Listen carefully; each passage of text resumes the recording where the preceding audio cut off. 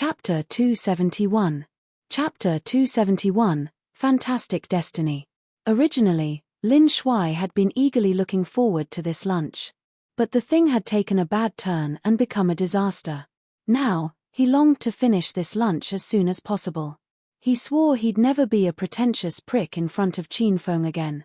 Finally, after the small band finished performing their fifth song, Qin Feng and Rao Shaman had had their fill. Both of them stood up and walked from the restaurant holding hands, leaving Lin Shuai to pay for the meal. The blonde beauty was sad at Qin Feng's departure. She handed the receipt to Lin Shuai and said, "Mister, the total cost for today is 270,000 yuan. Would you like to pay by bank card or cash?" Lin Shuai was stupefied when he saw the row of zeros on the receipt. Minus the 50,000 yuan that would be reimbursed by Royal Group, Lin Shuai would still have to pay the remaining 220,000 yuan out of his own pocket. "I spent 220,000 yuan on a single meal, yet I get nothing. I only helped that Qin Feng enhance his relationship with Rao Shaman." When he thought of his own idiotic action, he had the urge to bang himself to death on the table corner of this Western restaurant. 220,000 was still manageable for Lin Shuai. After he swiped 3 of his bank cards, he'd squandered all his hard-earned savings. By the time he came out from the restaurant and boarded the Benz, Lin Shuai's mood had fallen into the abyss. When Lin Shuai saw Qin Feng grab Rao Shaman's hand and tickle it under the guise of fortune-telling through the rearview mirror, he really wanted to step hard on the accelerator and ram the 3 of them to death on a tree. Although Lin Shuai's heart was filled with resentment, how could he show it in front of them? He pasted a smile on his face, turned his head, and asked, "Miss Shaman, since we've done our shopping and had our stomachs filled, why don't we go back to the company now?" He didn't want to go anywhere else at all. He completely realized his identity now, a driver and someone with more money than sense. He didn't want to help Qin Feng pick up girls anymore. "Qin Feng, I don't want to go back yet. Since we just had our lunch, why don't we have a walk at Lotus Lake?" The relationship between Qin Feng and Rao Shaman had become a lot closer within a morning's time.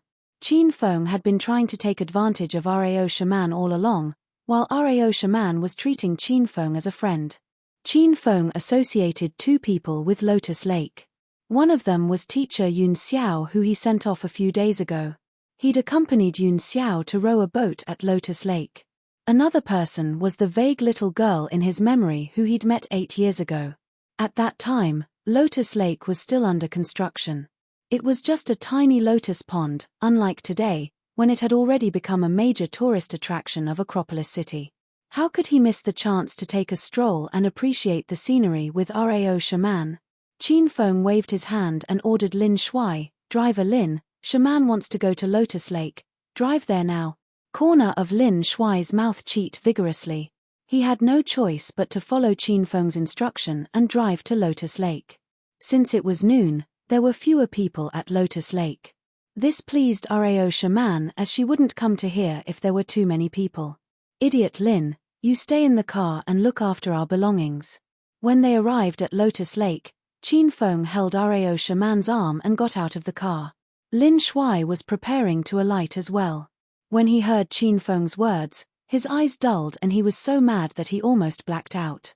It was a blazing hot sunny day in September, by a lotus pond. Rao Shaman had a flashback, time bridging an 8-year gap within a second. Now that she was standing by the lotus pond again, Rao Shaman had a feeling that she just time traveled. Holding an umbrella, Qin Feng stood beside Rao Shaman. Their shoulders were touching slightly. The surroundings were filled with Rao Shaman's youthful vigor. A slight breeze blew past the handsome man and beautiful woman standing by the lotus pond. The sight of them evoked a yearning within the spectators. It was such a mesmerizing and charming scene. "This lotus pond has changed, it's no longer the same as before." Rao Shaman sighed, a hint of disappointment emerging on her gloriously youthful face. "Yeah, it has become larger, more beautiful, and a better place for people to enjoy the magnificent scenery. However, what is done cannot be undone. This lake is no longer the one we're familiar with." Qin Feng was deeply moved by the changes as well. He extended his arms and lightly embraced Rao Shaman's arms with his own. Rao Shaman's lovable body trembled slightly as she sensed Qin Feng's movement. But after she heard Qin Feng's words, her heart swelled with an indescribable familiar sensation. It was like the lotus pond that disappeared 8 years ago had returned along with that handsome sunshine boy. So Rao Shaman didn't struggle for her freedom. She just stood quietly in Qin Feng's arms and gazed calmly at the ripples on the lotus pond. Her thoughts hazed. After she'd met the handsome big brother 8 years ago, Rao Shaman had been searching for his whereabouts ever since. It was just that the way Qin Feng appeared then was too innocent and she was in a hurry. Both of them didn't even know each other's names. China had a population of 13 billion. Searching for a person she'd met only once was like dredging the sea for a needle. Rao Shaman's efforts were wasted even as she desperately searched for him for 8 years. Qin Feng, what are you doing? Her recollection stopped abruptly. Rao Shaman's distant and hazy expression faded away and she became vigilant all of a sudden. She glared at Qin Feng's close face and yelled, "Get your dirty face away from me." Qin Feng sighed as his action was discovered by Rao Shaman. Her lips are within my reach. Just a centimeter more and I can kiss her sexy little lips. Shaman, we're now at the side of a lotus pond with beautiful scenery. We're both handsome and beautiful, a perfect ma made in heaven. In such a wonderful environment, I just want to kiss your lips and let your body blend into my warm and broad arms. This kiss will inevitably become a great legend and spread throughout the ages for eternity. I understand this is an excessively heavy responsibility, and you, Shaman, aren't ready yet. But don't worry. I'm here with you. I'll hold tightly to your waist and lead you to accomplish this peerless kiss. You don't need to speak or move. You just need to open your small mouth and let me show you how to seek the pinnacle in your life. Shaman, I'm going to kiss you now. Qin Feng started to act without any sense of shame again. He lowered his head and thrust his lips toward Rao Shaman's soft lips. Just before his lips could reach Rao Shaman, a clear and loud slap drifted over from his head. Slap. Rao Shaman opened her almond eyes as big as saucers and ferociously smacked Qin Feng's head. You scoundrel, are you asking for another punch? If you dare kiss me, I'll push you into the lotus pond and let the fish feed on you. Take your filthy hands off right now. I'll have you know that no other man, besides my father, has had the opportunity to hug me ever since I was born. Rao Shaman was mad as hell. She'd been overwhelmed by her emotions just now, so she allowed Qin Feng to hold her lightly in his arms. But this person wasn't satisfied and wanted to kiss her. Rao Shaman would never agree to this kind of thing. She wasn't a loose woman. Shaman, you seem to have something on your mind, Qin Feng asked with a serious expression after he accepted that his attempt to kiss her had failed. He had to change the topic to avoid awkwardness. Rao Shaman scornfully rolled her eyes at Qin Feng. This man changes his face faster than flipping a book. He is really shameless. I've been to Lotus Lake before and since I'm now here again, it woke my memories of that person. He had a large impact on my life. Unfortunately, we lost contact. I'm not sure if he lives a good life now or not. Also, will he be the same as me? Will we inadvertently think of each other? Rao Shaman mused gently. Rao Shaman never told anybody that she had met a young boy at the lotus pond before. Not even her closest friend, big sister Qing Shui. This memory belonged exclusively to her and that young boy. She didn't want to share it with anyone else. She just wanted to hide it deep within her heart and reflect on it once in a while. That's such a coincidence, Shaman. I met a little beauty by the lotus pond long time ago and give her a hand in her life, Qin Feng said, deadly earnest. But he was interrupted by an unhappy Rao Shaman before he could finish his sentence. Qin Feng, I've never told anyone else about the thing I told you just now. That is a real incident that happened to me and I cherish this memory a lot. Although it's just a short memory, but I'll never forget it. Can you not just make up a story with your womanizing skill? You're insulting my wonderful memories and I'll be very angry at you. Rao Shaman knew Qin Feng too well. This person was frivolous and shameless. He could say anything just to flirt with a girl. She thought Qin Feng intentionally made up the story just to ingratiate himself with her. Fine, fine. I'm the seducer sage of Acropolis City. You will never believe any of my words anyway. Qin Feng replied with a smile, waving his hand indifferently. Destiny is like that, fantastic and wonderful.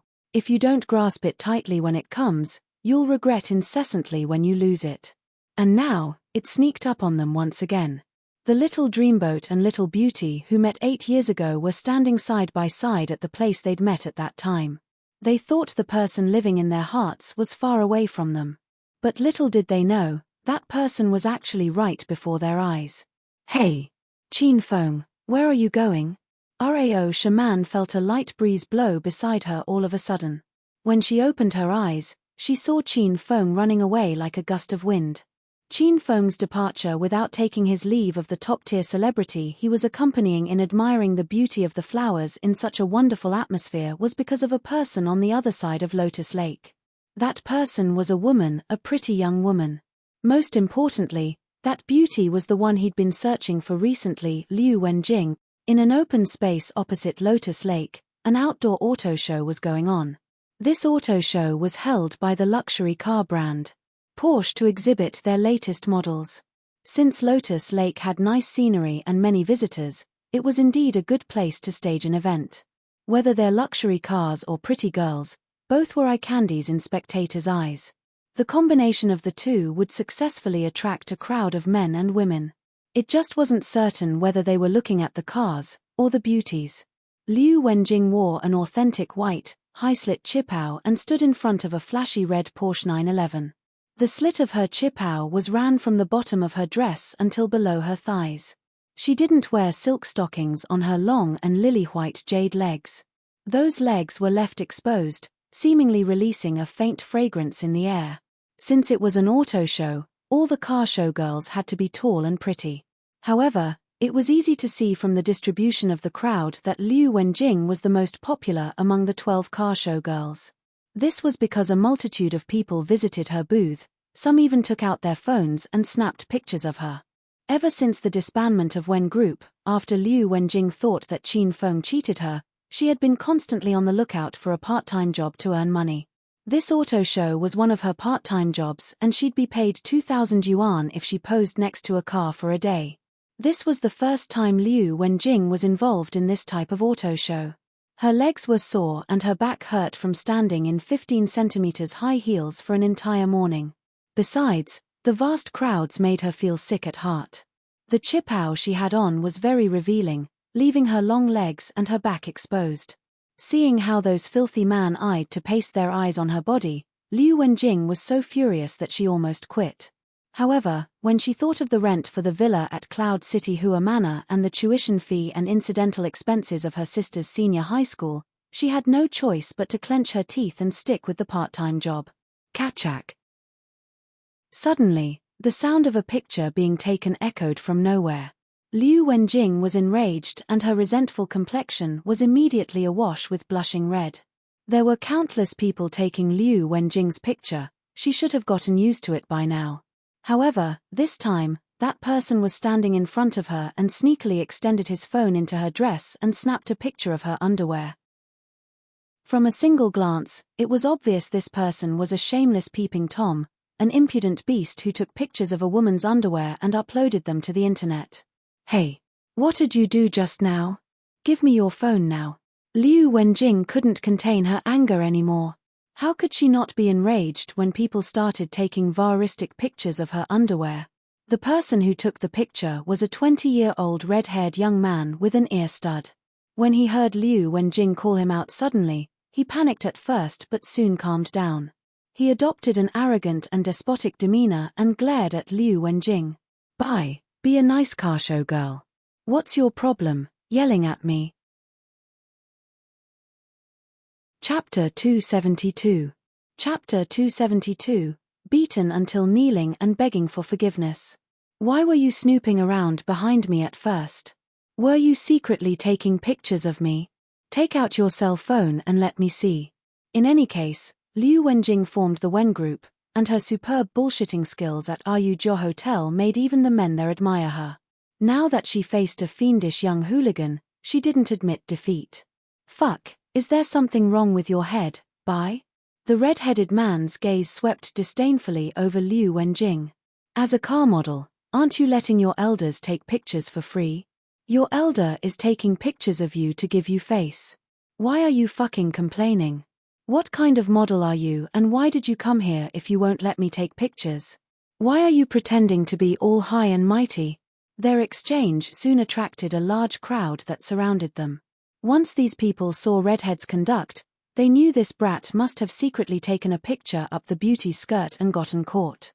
However, these things happened all the time, so other than gathering to WA the excitement, no one spoke up for Liu Wenjing. Liu Wenjing was so angry that tears almost fell out of her eyes. She was also a girl, so whether it came to fighting or arguing, she was at a disadvantage. And she'd been standing for an entire morning as a car model, so she was completely exhausted. Her waist was sore and her back hurt. She almost didn't have the energy to speak. Hurry and give me your phone.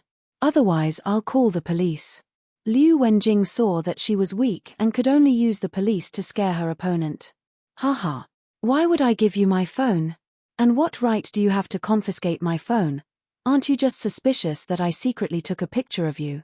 I'll tell you what, your elder doesn't think anything of you. Even if you take off all your clothes and let me take pictures of you, your elder doesn't even want to take them. I've seen plenty of women like you that sleep with a different man every night for money. And you're even acting pure in front of me? You're crazy. Slap. Right after Redhead finished speaking, a crisp slap was heard. Liu Wenjing's clear and moving eyes held in tears. She had never been so humiliated by someone. In her anger, she'd rushed up and slapped Redhead.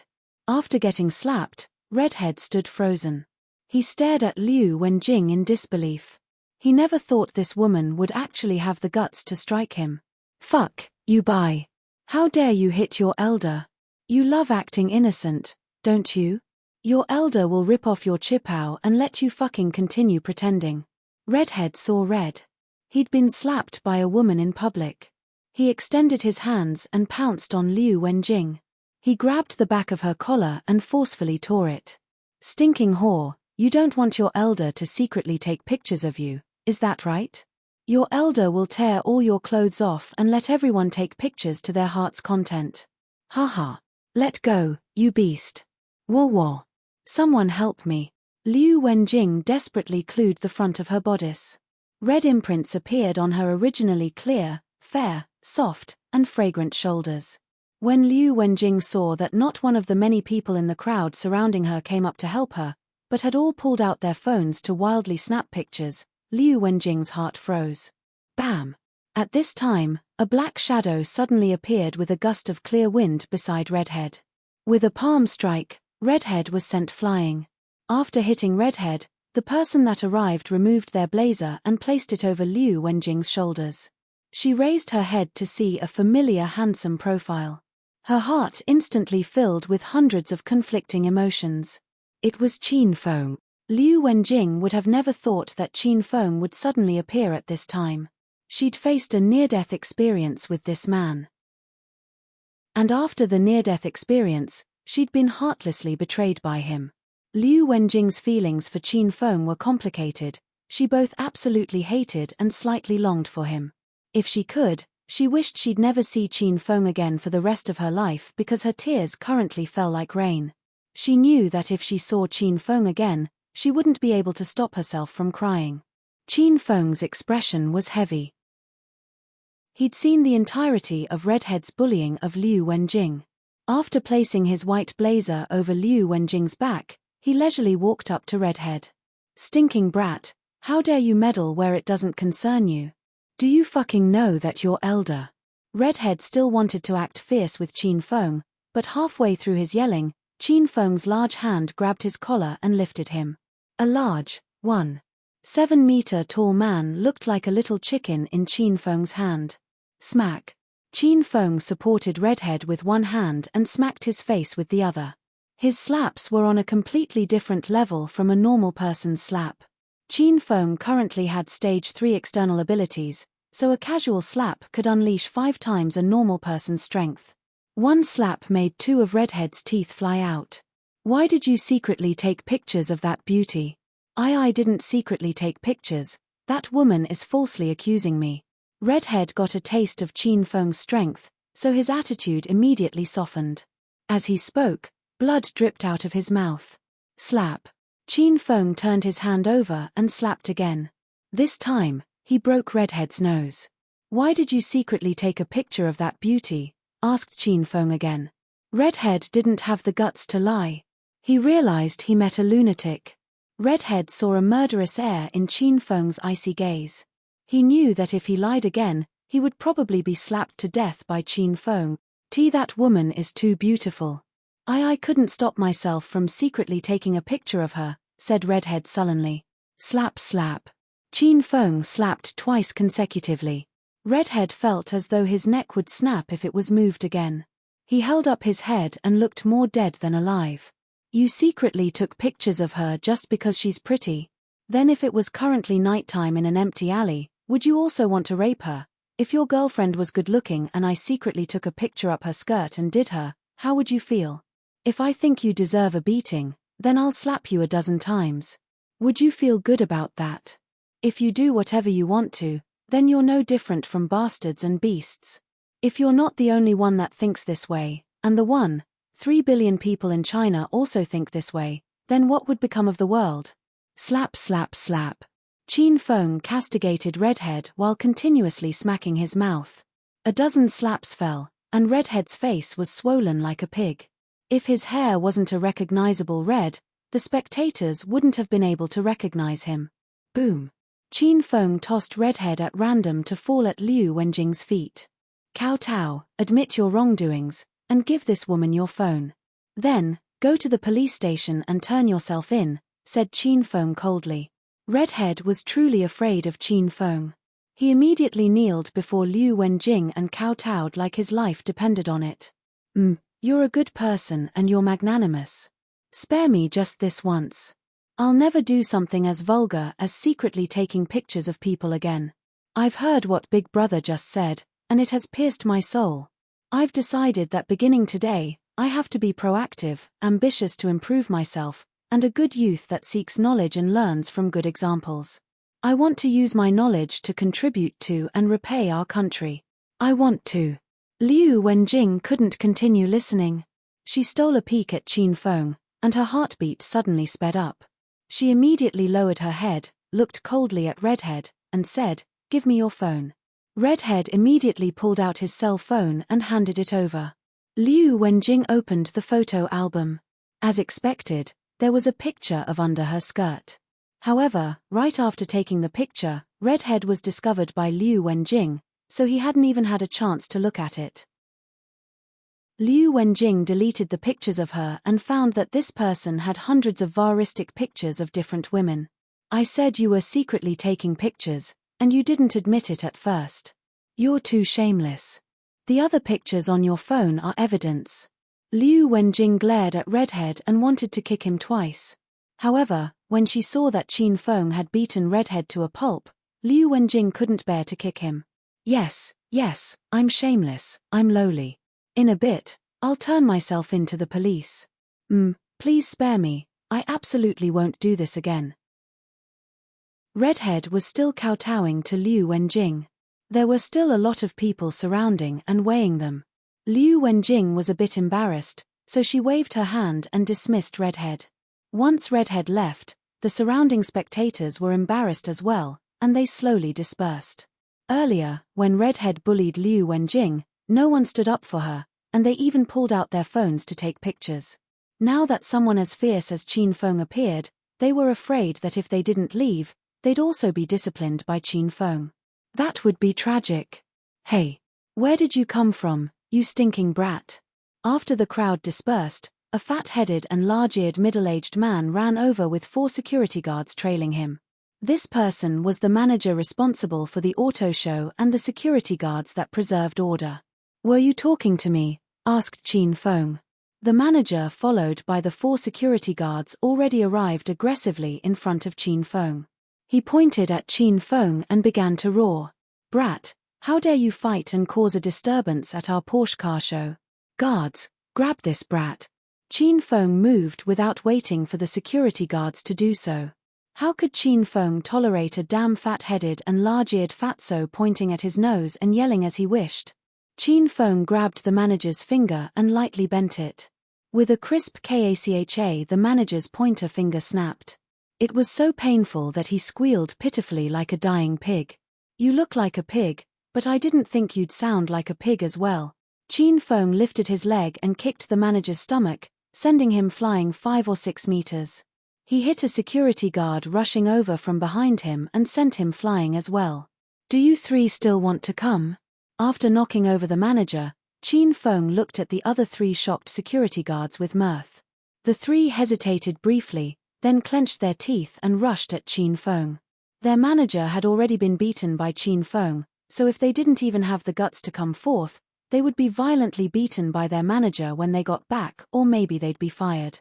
Stinking brat, how dare you cause trouble at a Porsche car show? See.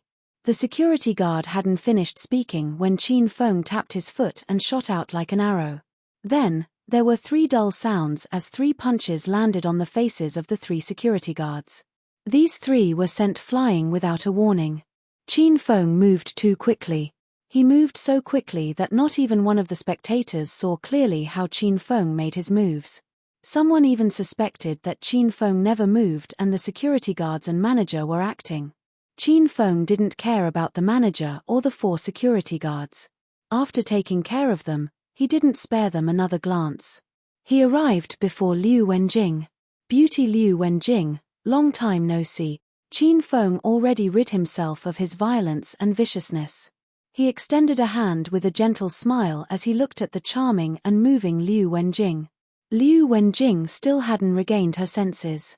After seeing Qin Feng's valiant actions, she suddenly remembered the time they were at the square behind the pedestrian walkway and the image of the fierce battle involving over 100 wild wolf gang hooligans. At the time, the already completely dejected and hopeless Liu Wenjing had been filled with hope upon seeing Qin Feng's abilities. And the 2 fought shoulder to shoulder and defeated the hooligans. That was such a beautiful memory. If she hadn't found out afterward that Qin Feng tricked her, Liu Wenjing had no doubt that the Wen group would have flourished, and she and Qin Feng might also have come together. Slap. Liu Wenjing suddenly regained her senses, and her expression was abnormally cold. Once she thought about Qin Feng's betrayal and how he'd used her, Liu Wenjing was so angry that she clenched her teeth and harshly slapped Qin Feng's hand away. Chapter 273. Chapter 273, Devil and Sex Demon. Ha, you scoundrel, you still have the face to look for me. The thickness of your face knows no boundaries. Otherwise, you wouldn't have been so shameless and betrayed me. Liu Wenjing sneered at Qin Feng. Her face was awash with red from anger. She then twisted her head sideways, refusing to look at Qin Feng's handsome face.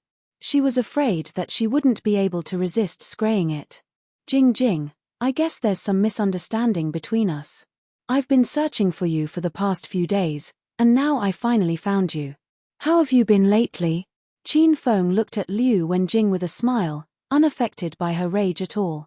There's no misunderstanding between us. This was simply because we don't know each other. Go away now, I still have work to do. Liu Wenjing furiously took off Qin Feng's blazer and threw it back to him. She fixed her Chipao's collar and went back to her booth. Qin Feng followed her, pulled her hand, and tried to bring her away. Jing Jing, let's find some quiet place first and I'll explain slowly. Liu Wenjing shook off Qin Feng's hand and panted with rage. I'll call the police to arrest you if you dare to get fresh with me again. Jing Jing, do you want to leave or not? Qin Feng put on a solemn expression. Not, Liu Wenjing replied sternly, I won't follow you. You lecher, pervert, put me down. As soon as Liu Wenjing finished her words, she felt her body became lighter all of a sudden and she was pulled into Qin Feng's arms. Liu Wenjing desperately thumped Qin Feng's back and head. However, this man wasn't afraid of pain at all. Qin Feng. I still haven't gotten my pay yet. Liu Wenjing pouted her mouth in frustration.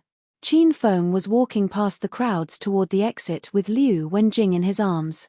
When he heard Liu Wenjing's words, he spun around and headed back to the auto show's booth. Hey, Weren't you the manager for this show? Qin Feng went in front of the big fatso he'd kicked just now. The big fatso very much despised Qin Feng in his heart. However, this fellow's skills were out of his league. Seeing him rush back all of the sudden, that manager was so frightened that his blubber quivered vigorously. Why yes, I am. Pay my woman her wages right here and now. Qin Feng locked Liu Wenjing tightly in his arms and sent an icy glare at the manager. The manager didn't dare to go against Qin Feng and get beaten by him once again for a mere 2,000 yuan. He wasn't that stupid. Big brother, here is the 2,000 yuan. Please check. Slap. Qin Feng slapped the manager in the face and said coldly, 2,000 yuan? Are you fucking kidding me? Big brother, I made a deal with your woman before the event, it's really 2,000 yuan. The manager felt aggrieved as he was slapped for an unknown reason. As soon as he finished his sentence, Liu Wenjing gave him a big slap in the face too. What nonsense are you saying? Who said I'm the woman of this beast? That manager felt even more insulted after the slap. Now you listen to me carefully, 2,000 yuan is the pay for my woman. She worked for your show as a car show girl. When a person snuck a picture of her, your organization didn't step forward to help her and protect her reputation and her personal safety. As a result, my woman was frightened. Shouldn't you compensate for her mental damage? Darling, how much do you want for the compensation? Qin Feng looked at Liu Wenjing abruptly and asked. Liu Wenjing was slightly stunned. This was because not even she herself thought of compensation for mental damage.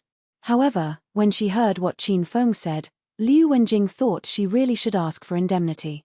She worked the Porsche Auto Show as a car show girl. When a sex maniac sneakily took a picture of her during the event, the security guards of the auto show just waited at the sidelines with their arm crossed and didn't step forward to stop that redhead. These people really sucks. Then, this much should do. Liu Wenjing put on an angry face and extended 5 fingers at manager Liu. Qin Feng promptly reined in his anger, his expression turning chilly, and said, Did you see that? My woman wants compensation of 50,000 yuan as her indemnity for receiving mental damage. I'll give you 1 minute. Transfer the money to my woman's card now or I'll demolish you. Liu Wenjing was dumbstruck at Qin Feng's words. She was so freaked out that she didn't even care anymore that Qin Feng called her his woman. Liu Wenjing needed money fast. Otherwise, she wouldn't join Qin Feng in extorting money from this abhorrent manager. Liu Wenjing just wanted 5,000 yuan, but Qin Feng demanded 50,000 yuan, which was beyond her expectations. This fellow is indeed more ruthless than me. He is a shameless rascal. However, when Liu Wenjing took a look at Qin Feng's arrogant profile, she couldn't help but admire Qin Feng's domineering and handsome demeanor in her heart. 50,000? Why don't you go rob on the street instead? I dare you to kill me now. I don't have that much money even if you beat me to death anyway. After hearing that he had to pay 50,000 yuan to compensate for mental damage, the manager's face became dark. It was one thing to pay 5,000 yuan to not get beaten, but it really wasn't worth it to have to pay 50,000 yuan and get beaten. After all, this extra money would come out of the manager's pocket. Slap. Qin Feng gave the manager's face a huge slap. This person had a fat head and large ears and his face was jowly. When Qin Feng slapped him, those jowls jiggled non-stop with a tempo of their own. Seeing that this manager had some backbone, Qin Feng was going for another slap. Before his hand could reach the manager, a plop echoed and he saw the manager kneel in front of him with his hands clasped, pleading. Big brother, I'm just joking with you. Please stop hitting me, please don't hit me anymore. I'll pay the 50,000 yuan. Please give me your bank account number and I'll transfer the money to you now. The corner of Qin Feng's mouth cheated a little. He looked at the manager and shook his head as the manager failed his expectation. Liu Wenjing, on the other hand, excitedly gave the manager her bank account number. After 1 minute, Liu Wenjing received an SMS notification. She carefully counted the 4 zeros after the 5 and confirmed the figure was really 50,000 yuan. Originally, Liu Wenjing had been suppressing her resentment ever since Redhead snuck a picture of her. But now, She was very delighted and hoped more people would sneak pictures of her. This was because she didn't need to worry about her little sister's university tuition fees anymore. "Darling, have you received the money yet?" Qin Feng heard the SMS notification as well. "Yes, I received the money." Liu Wenjing acted like a little money grubber and grabbed Qin Feng's arms in great delight. She'd forgotten that she was still angry with Qin Feng. "Boneless." Qin Feng casted a scornful look at the manager kneeling in front of him. The manager choked on a breath all of a sudden and he couldn't spit it out. He was so angry he blacked out directly. Liu Wenjing realized something was wrong after she finished talking. She quickly wiped off her smiling face, released Qin Feng's arm, and sent an icy glare at him. "Who is your darling? Please mind your mouth. We don't even know each other." Once again, the corner of Qin Feng's mouth cheeked vigorously. So this was what they mean by kick away the ladder after you go on, burn the bridge after you cross the river. Rao Shaman had been weighing Qin Feng the whole time after he left Lotus Lake. She saw the entire incident that happened to Qin Feng and Liu Wenjing. She saw Qin Feng had a little beauty in his arms, who was no less beautiful than she was.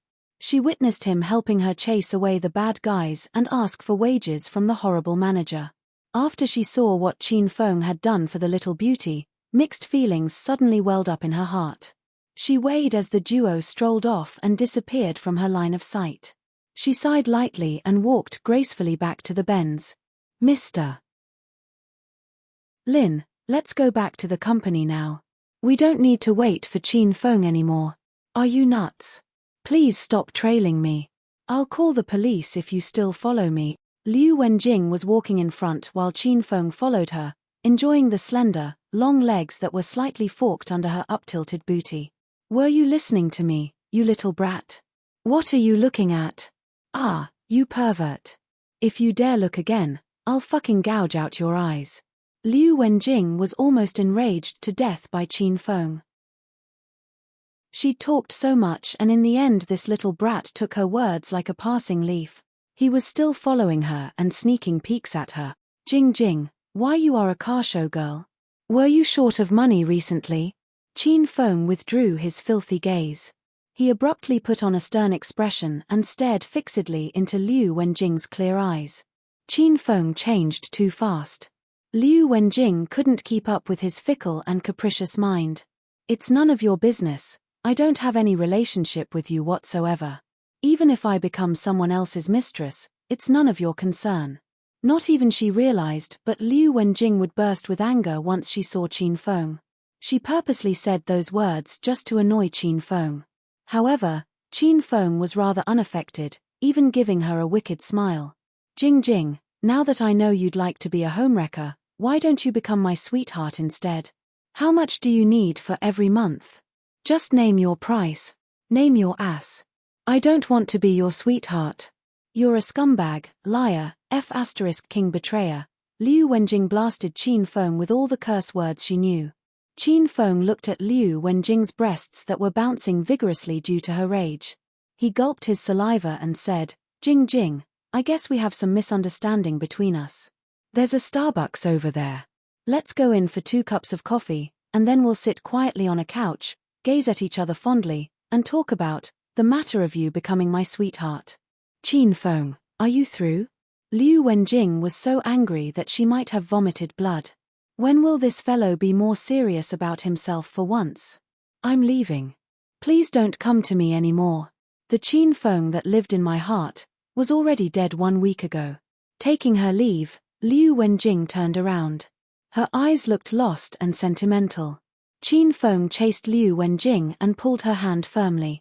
He then said with a serious expression, "Jing Jing, how about we go to my house? We can sit on my bed and look into each other's eyes.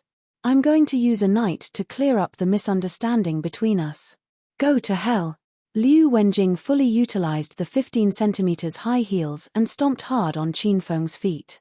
She quickly ran away while Qin Feng was moaning in pain. Liu Wenjing wasn't sure how long she ran. She just ran with all her might using her long legs. She stopped when her legs felt like they were about to break. Liu Wenjing looked behind her as she panted heavily.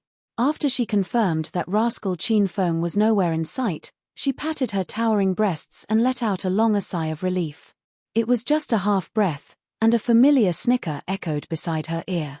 Jing Jing, how can you simply stomp on another's feet?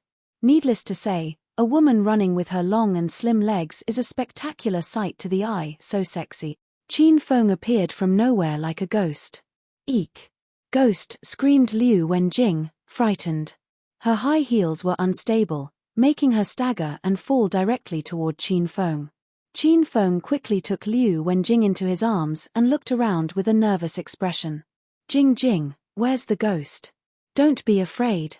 I'm the son of destiny, those ghouls and bogies will not dare come near me. I'm here to protect you, you'll be fine. Suddenly, Liu Wenjing felt a big hand fall on her booty and she screamed again, "Ah, you sex demon, I'm gonna kill you." Qin Feng hastily grabbed Liu Wenjing's jade hands and nervously looked around again. Just now it's a devil, then even a sex demon has come. Seems like the yin qi here is too strong and we shouldn't stay for long. Jing Jing, let's get out of here fast. Liu Wenjing cried. She cried because she felt hopeless at Qin Feng's shameless and knavish behavior. Hey, Jing Jing, why are you crying? Who bullied you? Tell me. I'm gonna kill him. Qin Feng was now pressing on Liu Wenjing's booty with one hand, covering her breasts with another, and looking seriously at Liu Wenjing. Liu Wenjing's cries were becoming louder and louder. Her tears made the makeup on her face run. She really wanted to bellow into Qin Feng's ears, "That devil and sex demon and the guy who bullied me are you. Kill yourself if you can." However, when she thought of Qin Feng's shameless demeanor, Liu Wenjing kept her mouth shut. She was afraid once she opened her mouth, Qin Feng might put his hand on some other part of her body.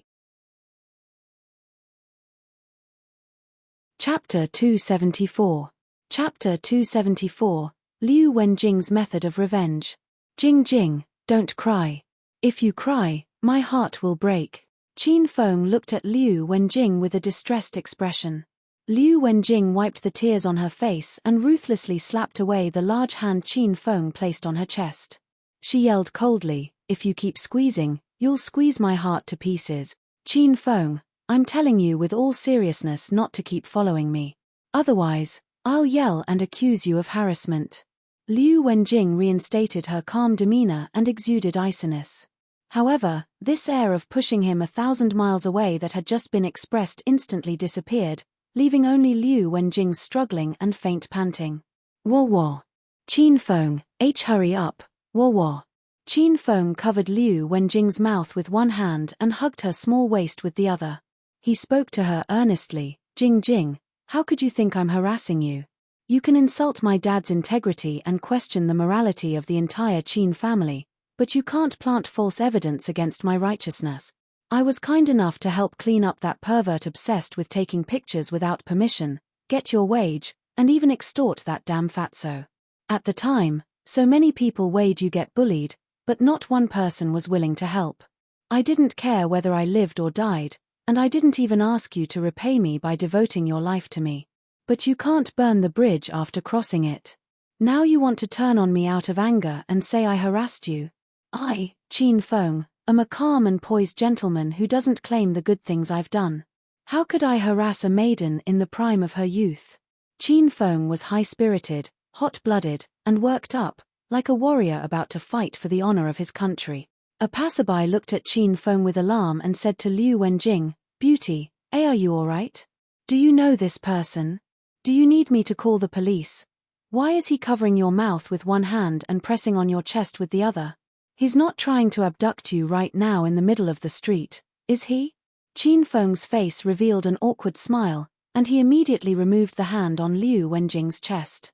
"We're lovers. We're just playing. Beauty, are you really all right?" asked the passerby with seriousness. He didn't think Qin Feng looked like a good person, and he pulled out his cell phone as if he was about to call the police at any moment. Liu Wenjing removed Qin Feng's hand from her mouth and smiled lightly at the passerby. "Thank you for your kind intentions, but I'm all right. Darn. I was trying to be the hero saving a beauty so I could leave the scene while hugging the beauty. Then we might have been able to roll around in the bedsheets. Who'd have thought that it was just a couple publicly displaying their affection? Public morals are degenerating every day. The passerby shook his head and sighed helplessly as he walked away. Qin Feng's and Liu Wenjing's mouths cheat, and they had the urge to run after that brat and give him a good beating. Qin Feng, what do you want? Liu Wenjing returned to the way she was before and struggled out of Qin Feng's embrace. She looked coldly at him. After tricking me with a scheme and tricking our Wen group into its demise, you've run back here to gloat in front of me and mock me for being an extremely dumb girl? Qin Feng, don't you think this is really pointless? Don't you think it's really tiring to live in a sinister and deceitful world? I've misjudged you, and I don't want to interact with you ever again. I'm begging you to spare me. Leave. Jing Jing, you've misunderstood me. Why aren't you letting me give a proper explanation? Qin Feng also became serious. Haha. Misunderstood? Explanation? Liu Wenjing laughed coldly. Then let me ask you, are you the boss behind the phone group? Qin Feng nodded. Then when the Wen group went to fight the phone group, did you scheme and trick the Wen group into fighting the Wild Wolf Gang while your phone group's core individuals used the opportunity to take down the Wild Wolf Gang's strongholds in the northern district? Qin Feng nodded again. Now, the Wen group is no more, and your phone group's power has increased significantly, becoming one of the 3 powers in Acropolis and the number 1 power in the northern district. Everything you've said is correct, said Qin Feng. He thought he would look too stupid just nodding the whole time. Then what else is there to explain, stinking brat? Bam! Qin Feng had just finished speaking when Liu Wenjing punched his chest. However, Qin Feng was completely fine, and Liu Wenjing yelped in pain and nursed her soft, elegant pink fist with a grimace. Jing Jing, are you alright? If you want to touch my chest, be more gentle. My pecs are as hard as rocks, so how could it not hurt if you hit it? Qin Feng took Liu Wenjing's elegant fist and rubbed it lightly. Liu Wenjing allowed Qin Feng to take advantage of her hand. Qin Feng forced her to the brink of insanity, and she didn't even have the strength to resist. She hadn't known Qin Feng for long, but she already experienced Qin Feng's shamelessness and vulgarness many times. And now that Qin Feng looked for her, harassed her, and refused to leave, a flash of something different went through Liu Wenjing's icy and beautiful eyes. She knew she wouldn't get Qin Feng to leave today. This person is shameless and perverted, he probably wants to take my body. Someone as evil as him is as annoying as a housefly. Liu Wenjing wanted to teach him a proper lesson. However, Liu Wenjing wasn't worthy of being Qin Feng's opponent. She decided to call in reinforcement. Qin Feng, you really have something to explain to me? Liu Wenjing's attitude changed completely. She went from being bone-chilling to charming and moving. Of course, Jing Jing. I have lots and lots of things to tell you. Qin Feng's touch drifted from Liu Wenjing's small hand to her shoulder. Liu Wenjing lightly shoved Qin Feng's hand away and said with a smile, then take me back to school, okay? The chipao I'm wearing is too eye-catching. Wherever I go, people stare at me, and I'm a little embarrassed. Of course. Want me to carry you back? You've stood for half the day, so your feet must hurt. No, I can walk. Liu Wenjing immediately dodged the hand Qin Feng extended and turned to stop a taxi. Liu Wenjing was a junior in Acropolis Normal University, and was a golden campus beauty.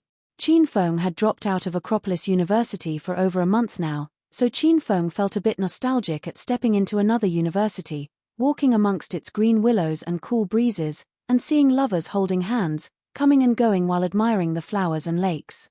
Jing Jing, your normal university is pretty nice. It's even a bit better than the Acropolis University that I miss. A hint of disdain flashed in Liu Wenjing's eyes. She didn't believe Qin Feng ever went to university. He was clearly the big boss of an underground power, so he had to pretend to be scholarly and refined. Who knew how many pure young girls were tricked by this wolf in sheep's clothing? The two of them walked on the campus's grassy path shoulder to shoulder and hand in hand.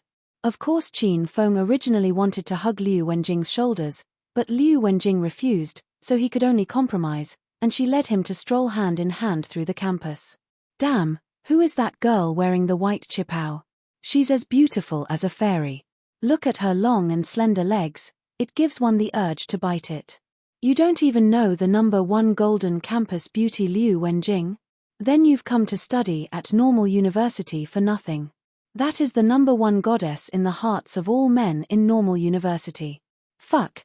Then who is that man holding Liu Wenjing's hand? Why haven't I ever seen him on campus? Wasn't Liu Wenjing always single? Why does she suddenly have a boyfriend? And she even found such a vulgar man. She must be blind. That brat is in deep shit. I've already posted a picture of him with Liu Wenjing on the school's discussion forum. If Liu Wenjing doesn't have over 1,000 suitors, she at least has 800. How would those people feel, seeing this scene? Haha. This brat won't be able to leave NU on his feet today. Qin Feng and Liu Wenjing walked extremely slowly because Liu Wenjing intentionally walked slower. How could Liu Wenjing not hear the spectators among the passers-by who stopped, looked at them with astonishment, and began to discuss them behind their backs? She came to normal university, firstly, to bring Qin Feng to Lover's Bridge. Lover's Bridge was a very famous spot in normal university. It was surrounded by mountains and water, and the woods were overgrown. The bridge was at the end of the crushed rock path. Legend had it that as long as a man and woman walked holding hands across Lover's Bridge, they could become a couple. And if a couple walked across the bridge, they'd be together forever and always. Everyone knew the legend was a myth, but Lover's Bridge was still normal university's most popular spot because it was a very good flirting place in the daytime, and a good battlefield at night. Liu Wenjing took Qin Feng here because there were a lot of people and news would spread quicker. She saw someone taking a picture of her and Qin Feng and heard someone say this picture was already on the school forum. Liu Wenjing secretly chuckled to herself. She was waiting for countless suitors to run up and clean up Qin Feng. Jing Jing, what are you thinking about that's making you smile so happily? Qin Feng suddenly looked toward Liu Wenjing with a smile. Liu Wenjing's heartbeat sped up. She immediately forced herself to be calm and said, nothing. Did you know that the bridge before us is normal university's famous Lover's Bridge? Legend has it that people who walk across it while holding hands all become couples. Liu Wenjing quickly changed the topic. It's that mysterious, huh? Qin Feng asked with seriousness, then if 2 girls or 2 boys walk holding hands, they can also become lovers. Liu Wenjing frowned. It was such a good atmosphere, and it was shattered with one line from Qin Feng. Jing Jing, do you believe the legend? Qin Feng appeared not to notice Liu Wenjing's disdainful expression. He suddenly grabbed her hand and walked toward Lover's Bridge. I don't believe it, said Liu Wenjing flatly. Then have you walked across this bridge with any other man? Qin Feng already held Liu Wenjing's jade hand and stood by the bridge. No. Liu Wenjing shook her head with a bit of disappointment and yearning. She was a young lady in the prime of her youth.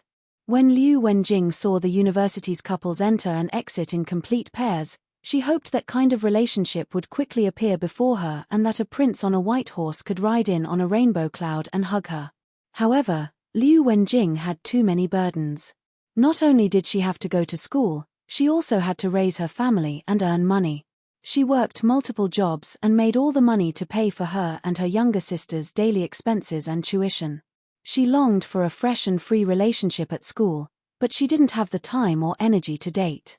Jing Jing, actually I don't believe the story about how walking across Lover's Bridge will make you a couple. Why don't we hold hands and cross it to prove our hypothesis? Qin Feng smiled at Liu Wenjing. Liu Wenjing's heartbeat instantly increased.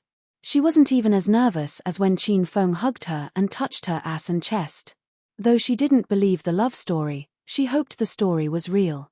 Women, no matter what age, have childish hearts that fantasize about fairytale situations. Liu Wenjing was afraid because she wasn't Qin Feng's girlfriend. Other than her hatred for Qin Feng, she also thought of him a little. However, with that, could she so easily hold Qin Feng's hand and walk across Lover's Bridge with him? What if Cupid suddenly appeared, and when she walked across the bridge with Qin Feng, he mischievously shot them with an arrow and set her up with Qin Feng? What then? Stinking brat, let go of our goddess Liu Wenjing. Before Liu Wenjing could respond, An angry shout came from behind them. Chapter 275. Chapter 275. A man whose shamelessness knows no bounds is invincible. Stinking brat, let go of our goddess Liu Wenjing. Stinking brat, let go of our goddess Liu Wenjing. After a bellow of rage, more and more roars resounded one after another. In a blink of an eye, both ends of Lover's Bridge were crowded with two groups of hot-blooded youngsters.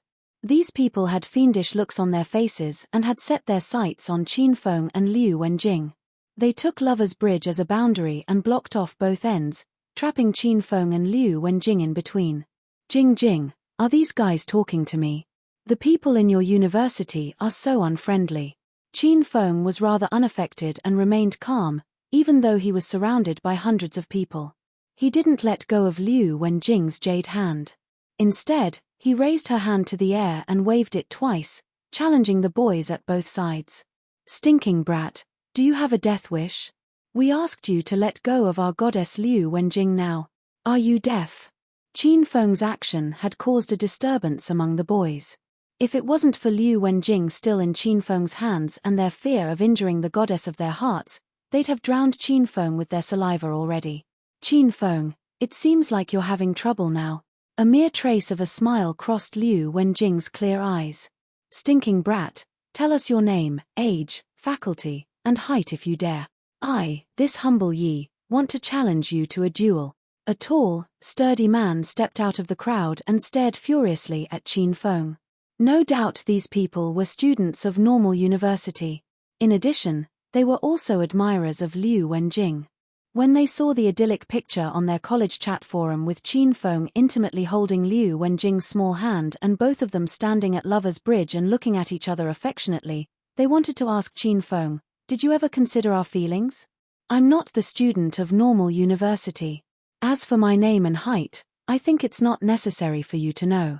However, if Brother Yi wishes to challenge me, you may as well come forward and I'll treat you to a feast of punches, Qin Feng answered with a faint smile.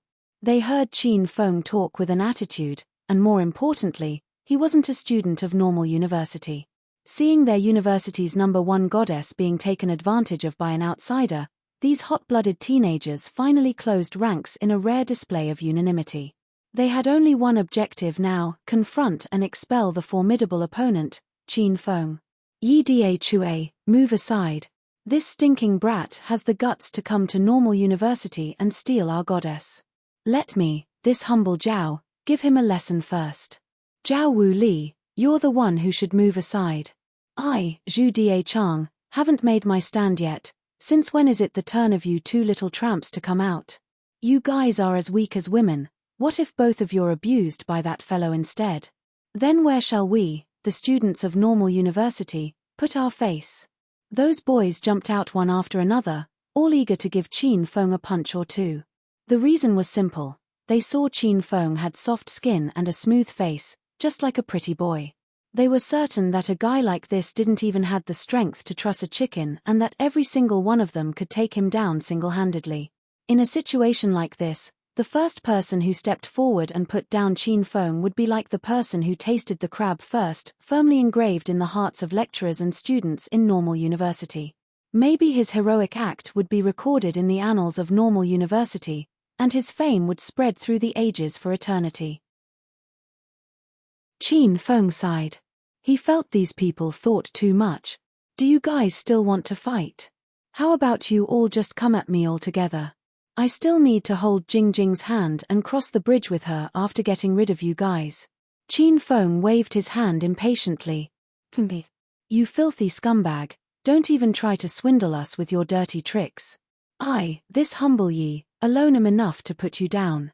If we, the students of Normal University, do as you say, then we'll really fall into that crafty plot of yours. Even if we win at last, the reputation of our Normal University will be soiled. The Yi Da Chue who stood up first and yelled at Qin Feng just now stepped forward. He lowered his head and slowly undid the buttons on his white shirt one by one.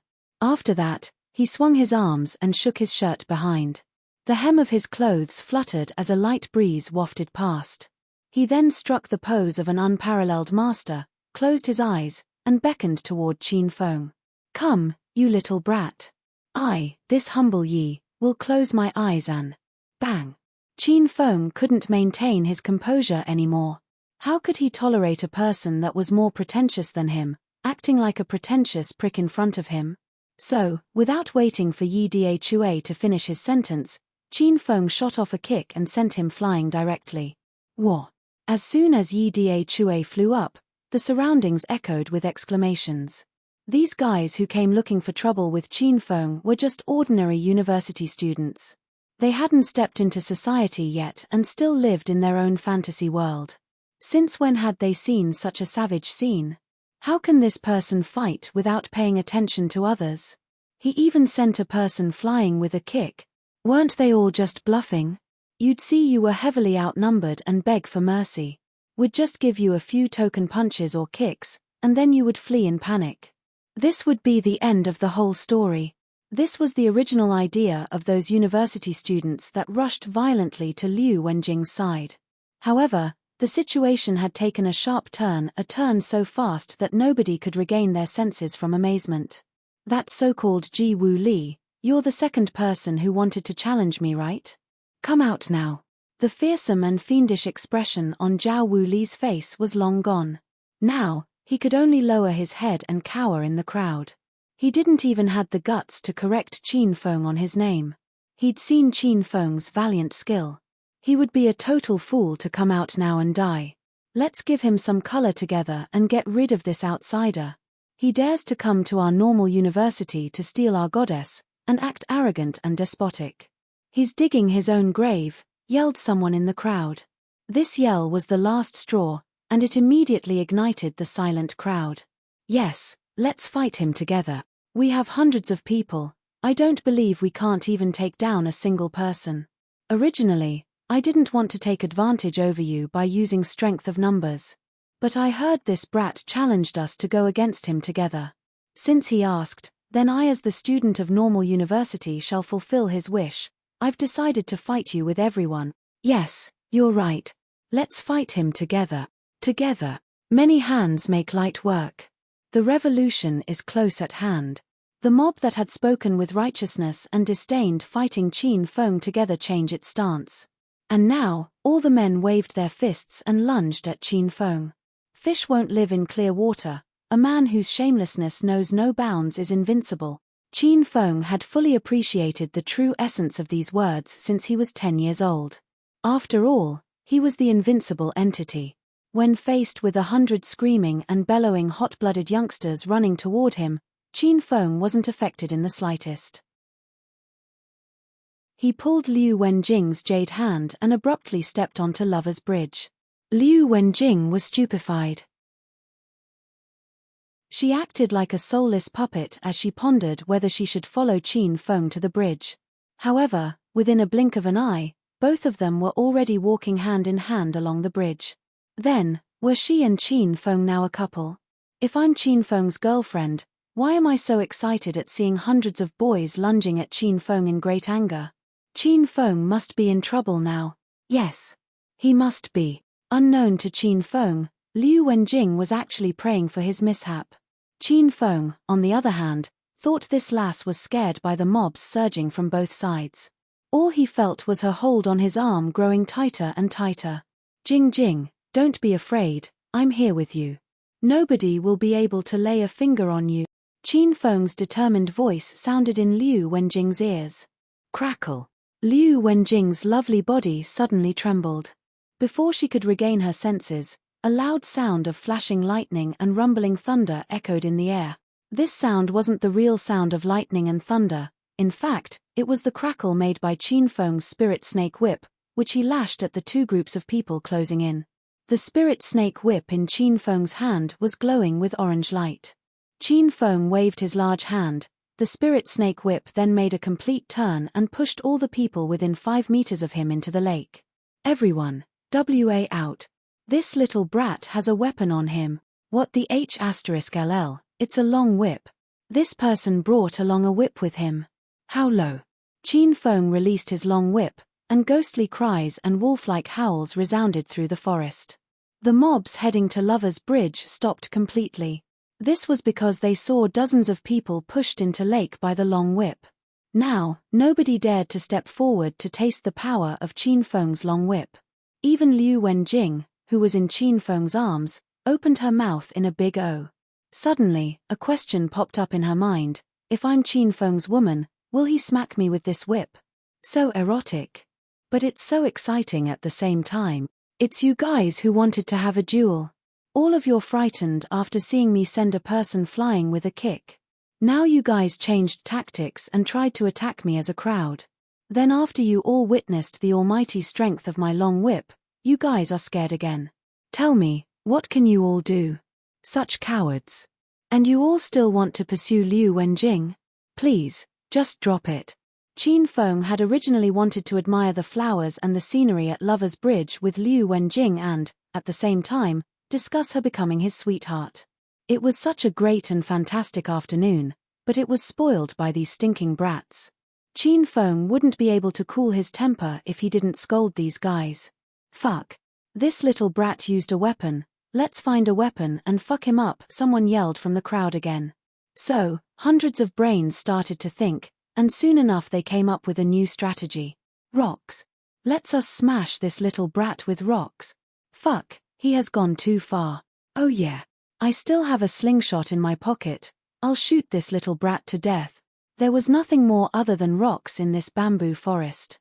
When Qin Feng heard someone suggest smashing him with rocks, he turned grim. By the time he regained his senses, a dozen rocks of varying sizes were raining down mercilessly on him. Looking at the hail of rocks, Liu Wenjing was so frightened that her delicate face became pale white. Did these stinking men think of me before they threw the rocks? Are they really my suitors? Crackle. Flashing lightning and rumbling thunder resounded once again, the spirit snake whip in Qin Feng's hand dancing elegantly and wildly in the air. This whip was an orange mid-grade spiritual equipment. Usually he would use this whip to defend himself against those experienced martial artists. It was a bit of an overkill to use the long whip to give a little color to these ordinary university students.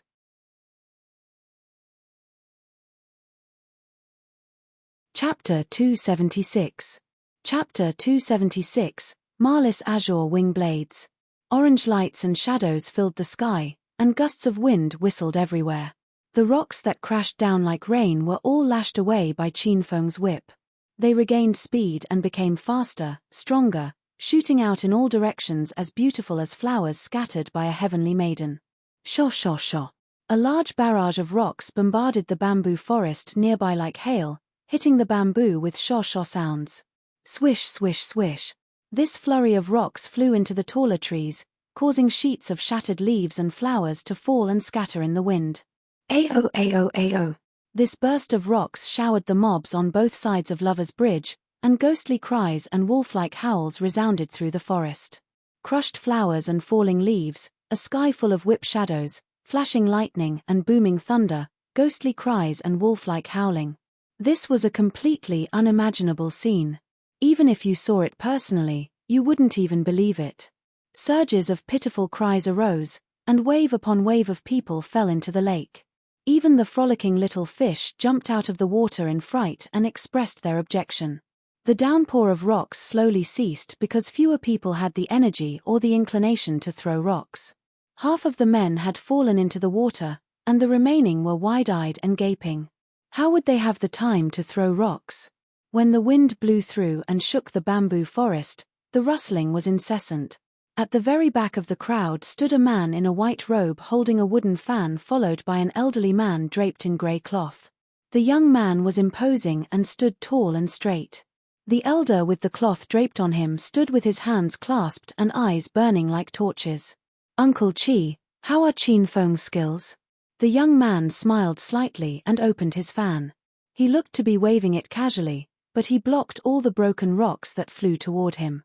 Among his peers, he has superb power, but in the martial community, he's not worth mentioning. The elder's deep black eyes were swift, fierce, and pinned to Qin Feng, who was brandishing his long whip not far away. He didn't have a folding fan in his clasped hands, but when the broken rocks were about to get close to him, he automatically used some strength and swept them away.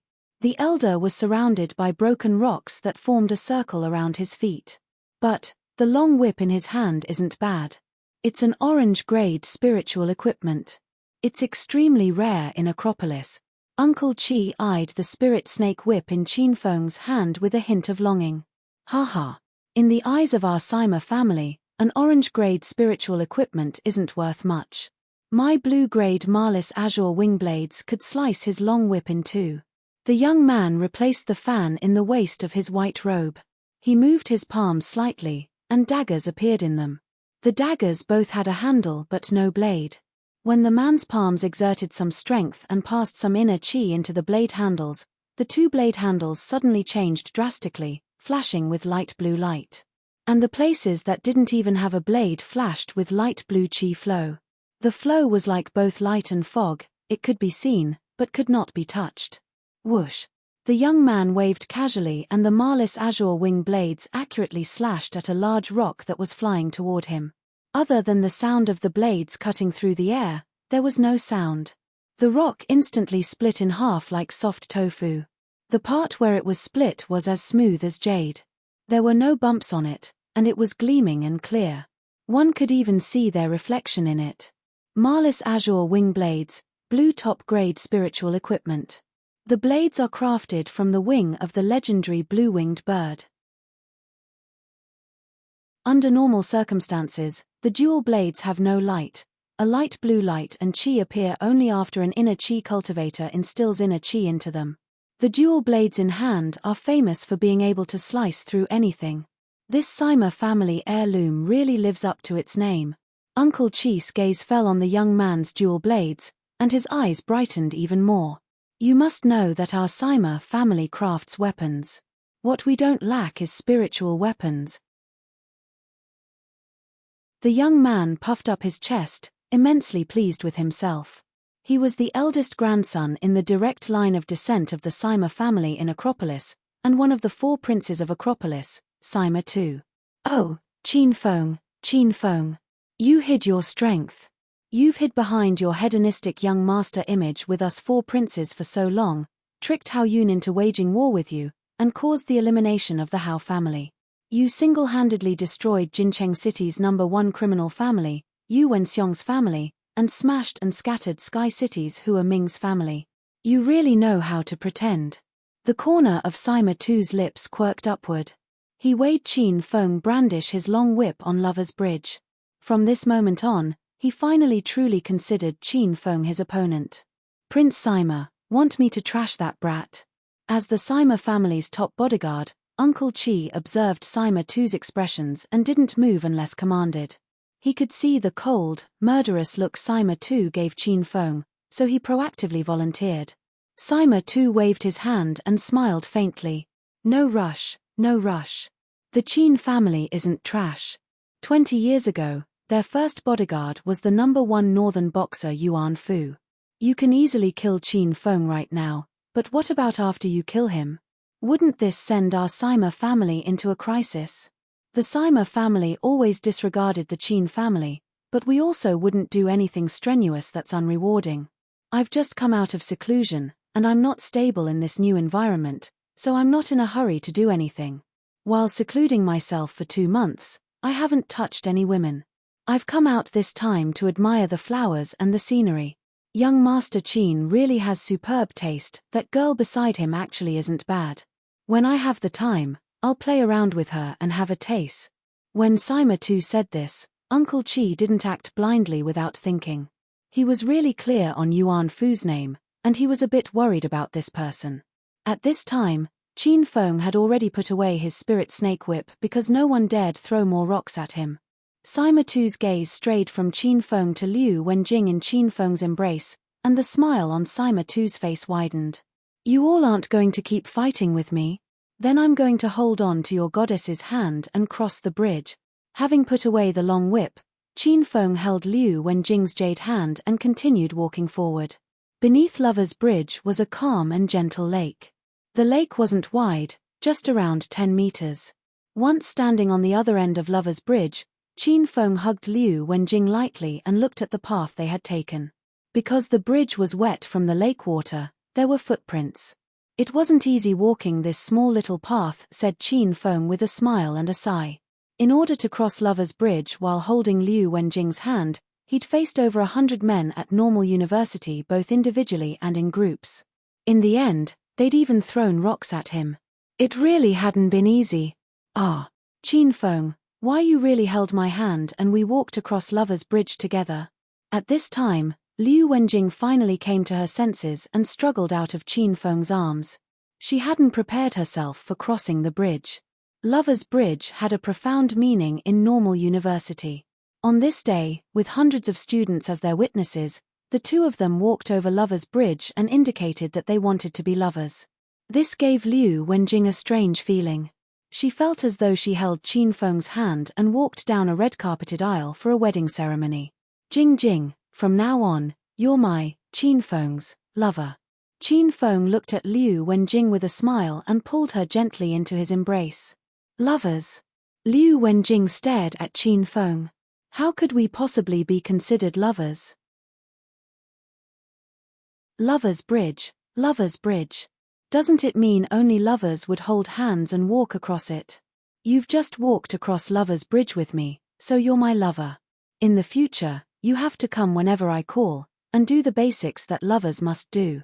Small leather whips, shaking cars, boats, and horses, battling in the wild, you have to do your best to cooperate with me, said Qin Feng earnestly while looking at Liu Wenjing.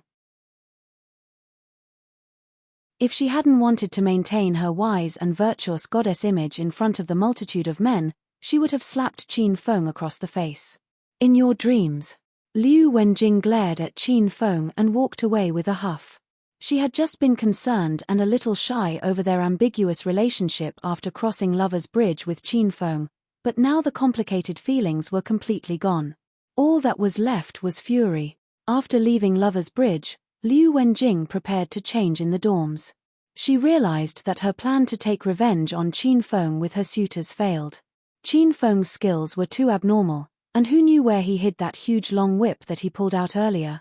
Liu Wenjing couldn't find it even after they had gotten all the way to the entrance of the dorms.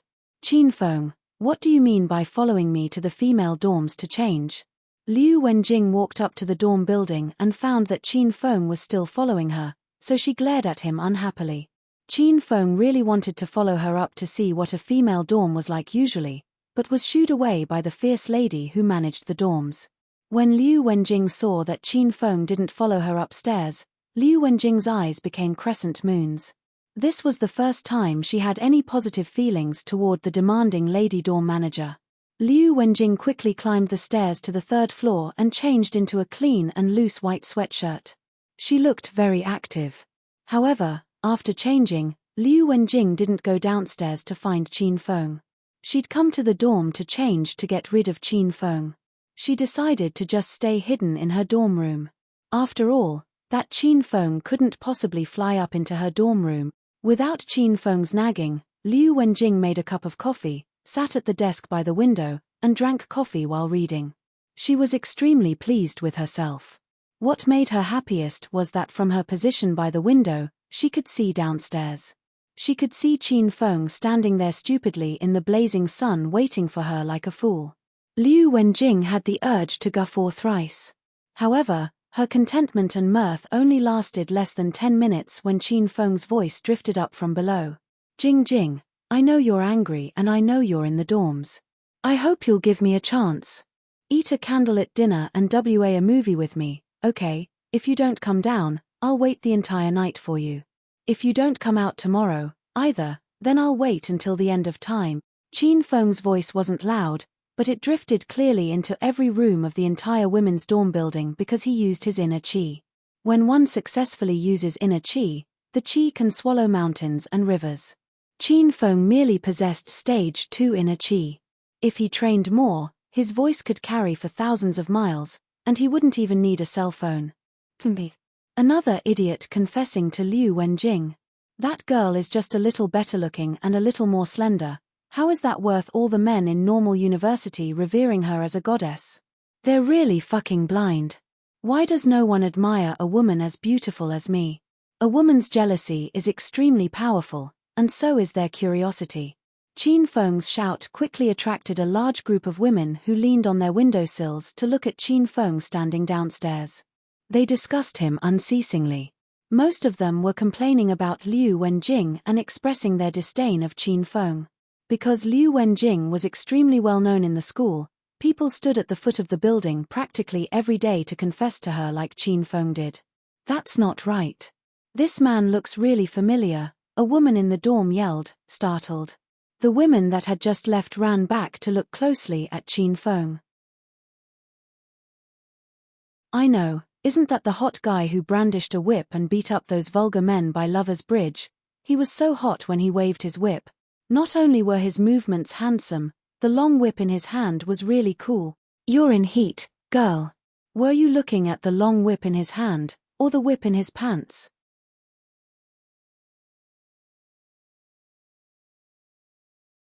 Chapter 277. Chapter 277, Qin Feng is popular. Don't ever underestimate the evil within a woman's heart. Even a man would tremble in fear should she become evil. When Qin Feng saw the windows were crowded with more and more girls, the corner of his mouth lifted slightly. He knew Liu Wenjing was deliberately hiding inside the dorm and refusing to come out. Now he was trying to force this lass to come down voluntarily. At this moment, Liu Wenjing was sitting by the window. With a pleased expression on her face, she took a sip from the cup of coffee in her hand and looked at Qin Feng standing below the window. Her water-clear eyes were filled with a smile. Stinking brat, trying to force me down with such an old approach? Ha, you're such a hilarious nitwit. You know what, the everyday sight of men confessing to me at the foot of this building is as magnificent as students queuing up for food in the canteen. I've gotten used to it. You just keep screaming and shouting for all you're worth, I won't heed you. Jing Jing, what's the name for the man standing downstairs? Is he the handsome guy who walked Lover's Bridge with you? Jing Jing, since you've walked Lover's Bridge with him, why would you ignore him, then? I think this guy is fine. Handsome and tall, straight and impressive looking, even his skin is softer and smoother than mine. He must come from a rich family. He's better and finer than the bunch of guys who came to confess to you before. Jing Jing, I'm so jealous of you. Jing Jing, give him to me if you don't like him, then, I'm mad about him. I've seen the video in the forum of him beating the vulgar men at Lover's Bridge, it's so awesome. One must feel secure having him as a boyfriend. The three roommates of Liu Wenjing were standing by the window. They took a look at the handsome and upright Qin Feng standing downstairs. Instantly, the three of them were smitten by Qin Feng's handsomeness and they almost drooled on his head. It's fine. I can't thank you enough if you three can take him away. I promise, I won't be angry, Liu Wenjing said, a smile playing on her lips. Earlier on, Liu Wenjing had been very angry when any boys dared to confess to her at the foot of the building. Sometimes, she even had the urge to pour water on them, to turn them into drowned rats, and shoo them away. However, this time it was Qin Feng confessing to her, and Liu Wenjing had other feelings in her heart.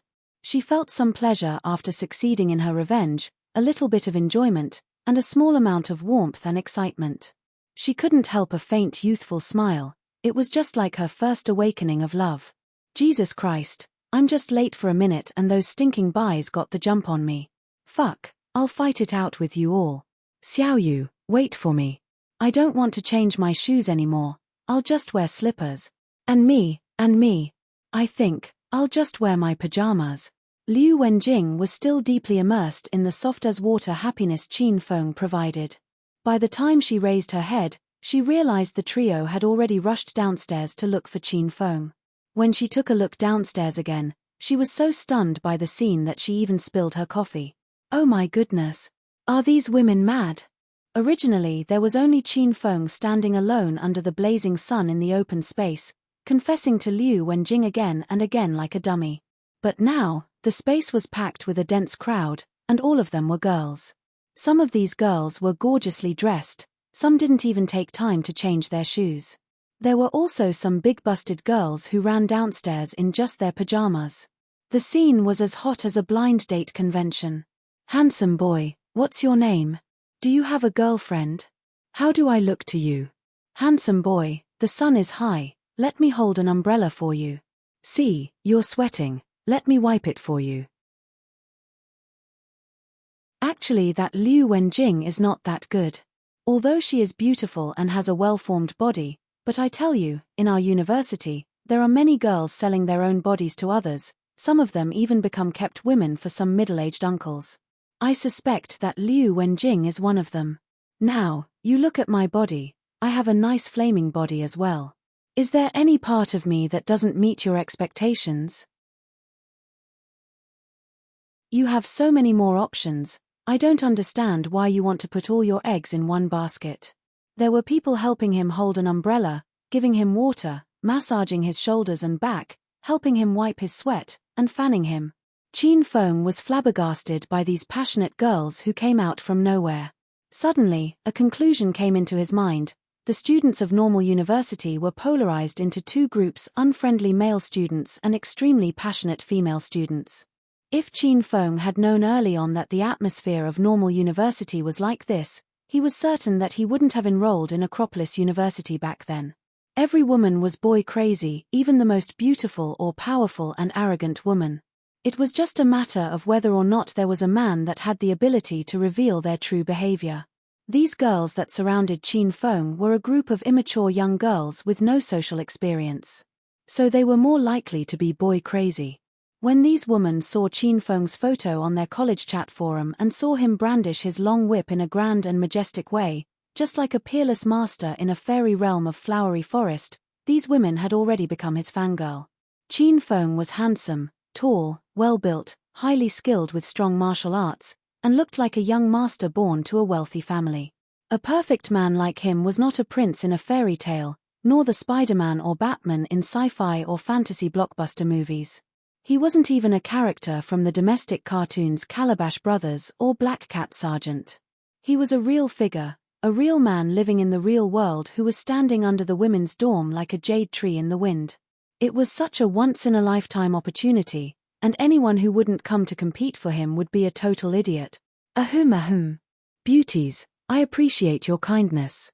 But today I only came for Liu Wenjing alone, please go back. Qin Feng felt if he didn't chase these people away, then the skin all over his body would be shredded by these lustful women. He hastily continued to yell upstairs. Jing, I know you're angry and I know you're in the dorms. I hope you'll give me a chance. Eat a candlelit dinner and WA a movie with me, okay? If you don't come down, I'll wait the entire night for you. If you don't come out tomorrow, either, then I'll wait until the end of time. Qin Feng didn't change his words. It was the same words he'd yelled for more than 10 minutes. Because of his persistence and consistency, these words became a classic line in Normal University's college forum. In the next 10 years, countless male students in Normal University would win the heart of the object of their affection using these words. If you don't come down, I'll wait the entire night for you. If you don't come out tomorrow, either, then I'll wait until the end of time. These were such romantic words that those women's hearts melted when they heard them. Even Liu Wenjing, who was hiding upstairs, experienced huge perilous waves in her heart at these words. Suddenly, she was scared. She was afraid that Qin Feng would be snayed by the dozens of women standing downstairs. Her mind became a mush as she didn't know what she was thinking. Qin Feng betrayed her. How could she be hurt once again by this scoundrel's flowery speech? Stinking brat, why are you yelling below the women's dorm at noon? Are you asking for a beating? A loud clamor drifted from afar. 3 beefy men approached with displeased expressions. Seeing the leader of the trio, those beauties who were quarreling and making a racket suddenly fell silent. All of them had different expressions, but all their faces showed a hint of nervousness and fear.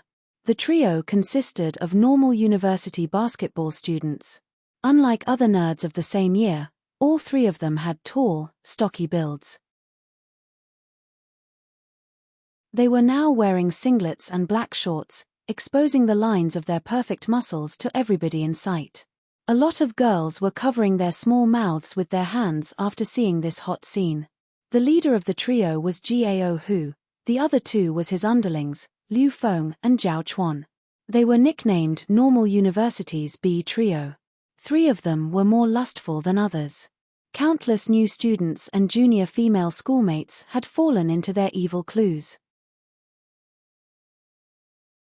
Due to their beefy physiques and fighting prowess, nobody dared to get rid of them even if they tyrannized and oppressed people in the university. Students were afraid to stand up to them while the university chancellors were unwilling to get rid of them. This was because the head of the trio, Gao, who had some background in Acropolis City. The Gao family was considered a small family clan in Acropolis City, and had many connections with the university. As long as they didn't kill or burns, nobody dared to contain them. "Fuck, I'm talking to you. Are you deaf or are you dumb?" Gao, who crossed his arms and stood aside with a cold expression. However, both of his underlings went into the crowd and started yelling at Qin Feng. "Do you know me?" answered Qin Feng while smiling at the duo. He was completely unaffected by their yelling. "How could I know a trash like you? Who do you think you are?" Liu Feng shouted arrogantly. "Then why should I talk to you? If you see a dog barking at you on the street or in the campus, will you stop and talk with it?" Qin Feng answered him smugly. "Of course I won't. How can I talk with a—" Liu Feng stopped abruptly after he realized what was Qin Feng implying. His face sank and he bellowed at Qin Feng, "Fuck you. How dare you call me a dog?" "No, I didn't. It is you who considers yourself a dog." With a puzzled look, Qin Feng looked at Liu Feng and asked, "The guy who's standing there is your big brother, right? Then, doesn't that make both of you his dogs? Even if I say you're a dog, I don't mean to scold you. In fact, both of you should feel happy because both of you have done a great job in being dogs that one can see it with just a simple glance." Qin Feng scolded them without using a single vulgar word, but Liu Feng and Zhao Chuan were so mad that they wanted to vomit blood. The beauties surrounding them couldn't restrain themselves and burst into laughter. However, they feared this B group in their heart, so they could only muffle their laughter and laugh in secret.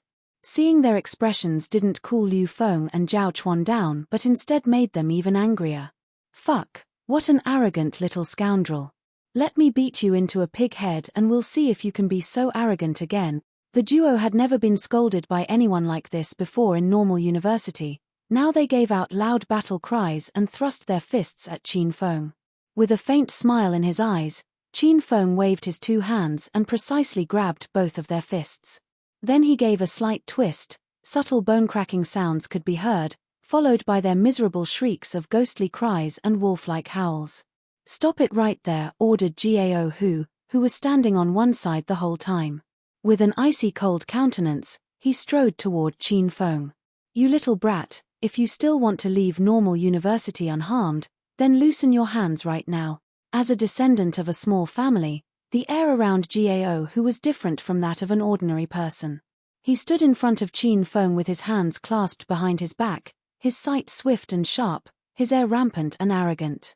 He looked at Qin Feng as if Qin Feng were a mere ant and every word of his was imperial edict. Once he opened his mouth, nobody would dare ignore him and could only follow his order. "What if I refuse?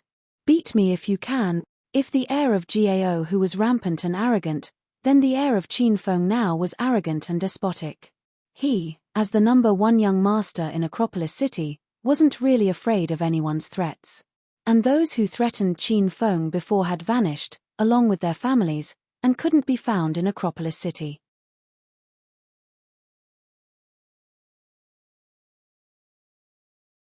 Chapter 278. Chapter 278. How do you want to play? Stinking brat. I just saw the video of you fighting on Lover's Bridge, and I know you have a bit of skill.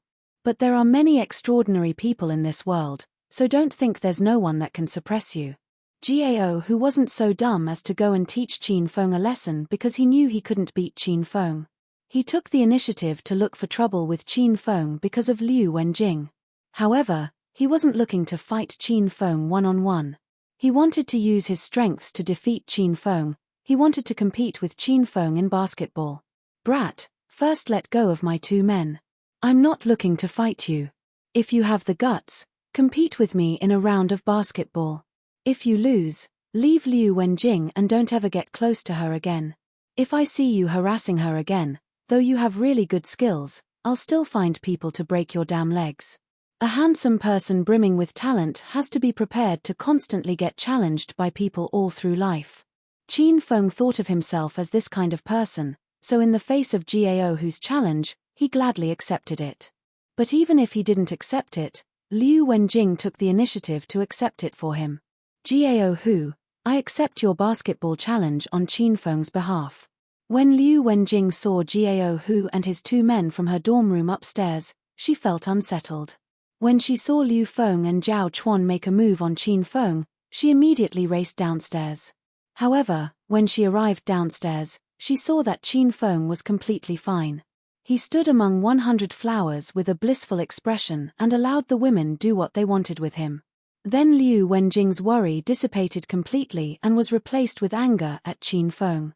She knew Gao Hu and his lackeys weren't good at much, but they were all really good at basketball. When Liu Wenjing saw that so many girls in her school liked him, she intended to embarrass Qin Feng once, so those girls would stop chasing him. However, Liu Wenjing didn't know why she had these thoughts and emotions. Very well. Then come with us to the basketball court right now and see how we clean you up, brat. Liu Wenjing accepted the challenge for Qin Feng, so Gao Hu was both angry and excited. He waved his large hand and left with his 2 lackeys.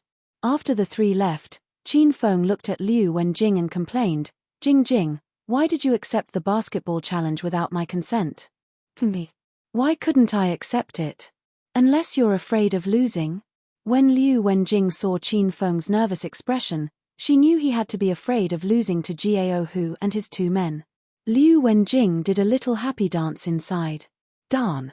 So many beauties at normal university were beginning to like me, making my head hurt. And now you've given me an opportunity to show off my skills and outstanding abilities. I didn't even have a chance to be low-key. It's so difficult being a handsome and talented man like me. You're so shameless. The whole way, Qin Feng hugged Liu Wenjing, smiling. Liu Wenjing unexpectedly didn't resist. She even snuggled into Qin Feng's embrace and occasionally helped him wipe his sweat to show off the sweet and loving affection between them to the close to 100 girls behind him. Very quickly, the procession arrived majestically at the basketball court. When Gao Hu and his 2 lackeys saw Liu Wenjing and the close to 100 women following them, they are so shocked they almost fainted. Were they preparing for a basketball game or a beauty pageant? We're having a basketball game, right? Hurry and tell me how we're competing, don't waste my time. After we're done, I have to bring my Jing to see the flowers and the moon. Hugging Liu Wenjing, Qin Feng arrived beside Gao Hu.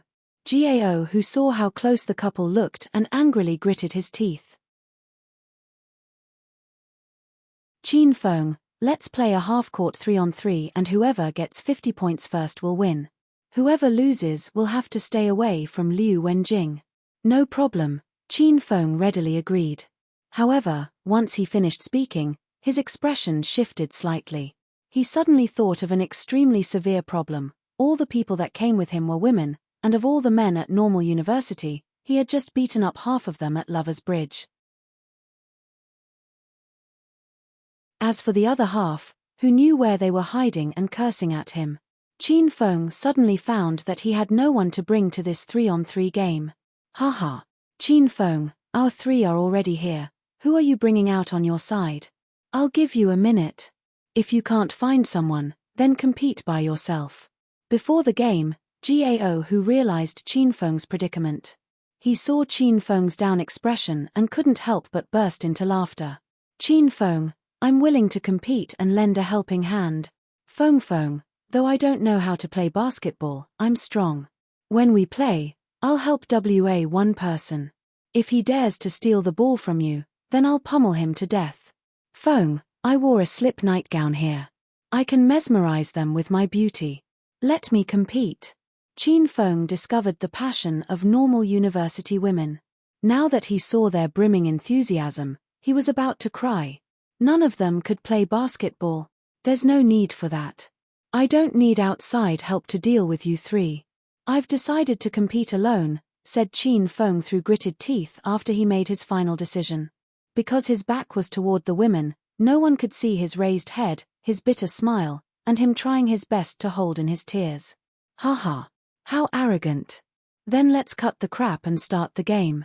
Gao Hu and his 2 men saw how Qin Feng was at a loss. When they saw him acting impressive, like he was really great. They all laughed uncontrollably. The 4 people now stood at the half-court line. Qin Feng stood alone on one side, and Gao Hu and his 2 men stood robust, tall, and sturdy on the other side. From the scene alone, there was a desolate feeling. Stinking brat, since you're competing on your own, your elder won't bully you. You can start with the ball first. Let's begin. Gao Hu tossed the basketball at Qin Feng.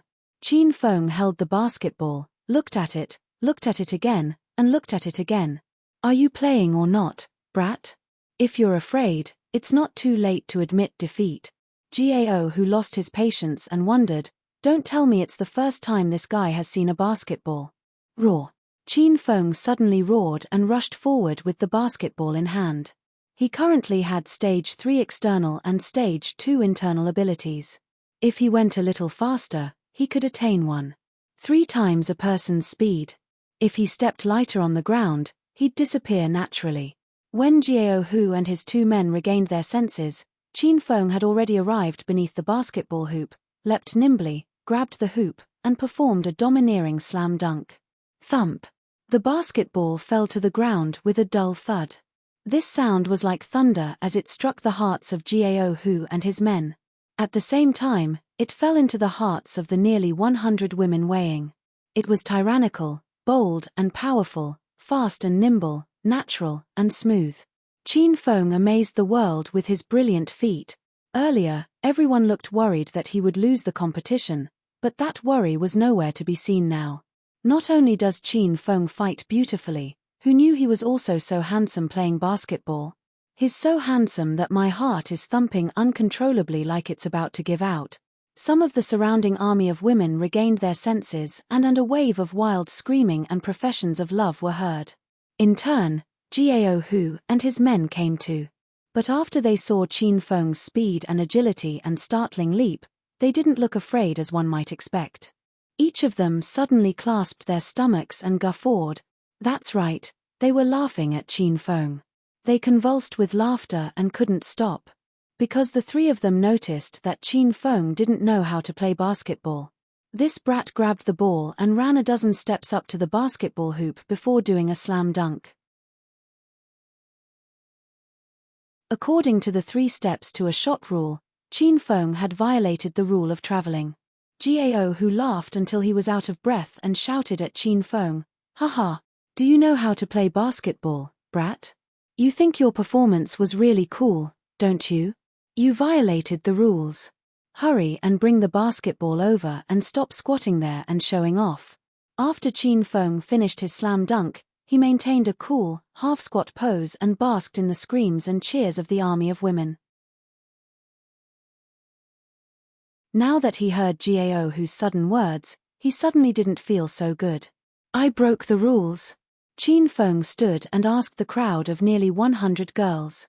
Among these love-struck women, quite a few of them came to WA basketball games to see the hot guys. Thus, they had a fairly good idea of the basic rules, and quite a few of them knew about the rule regarding traveling. Qin Feng saw around a dozen women look at him with flirtatious glances while nodding. Though he felt a bit helpless, Qin Feng could only toss the ball to Gao Hu.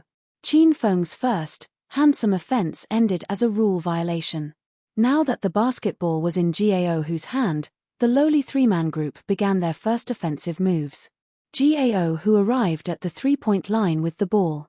He was tall, strong, and nimble, a born basketball player. Also, he was a first-string player of the basketball team and participated in basketball practice every day. His dribbling and shooting abilities were at a level that amateurs couldn't compare to. Your elder never bullies the few with many. Right now, my younger brothers don't need to help. Your elder challenges you to a one-on-one. See if you can steal the ball from me. Gao Hu bent over and dribbled the ball. Qin Feng stood facing him less than a meter away, but Gao Hu wasn't nervous or afraid at all. The ball seemed to come to life in his hands. No matter how he dribbled between his legs or behind him and what cool moves he did, he continued to stably bounce the basketball. He didn't need help from his 2 lackeys because Qin Feng didn't even know how to play basketball. He was intentionally provoking Qin Feng.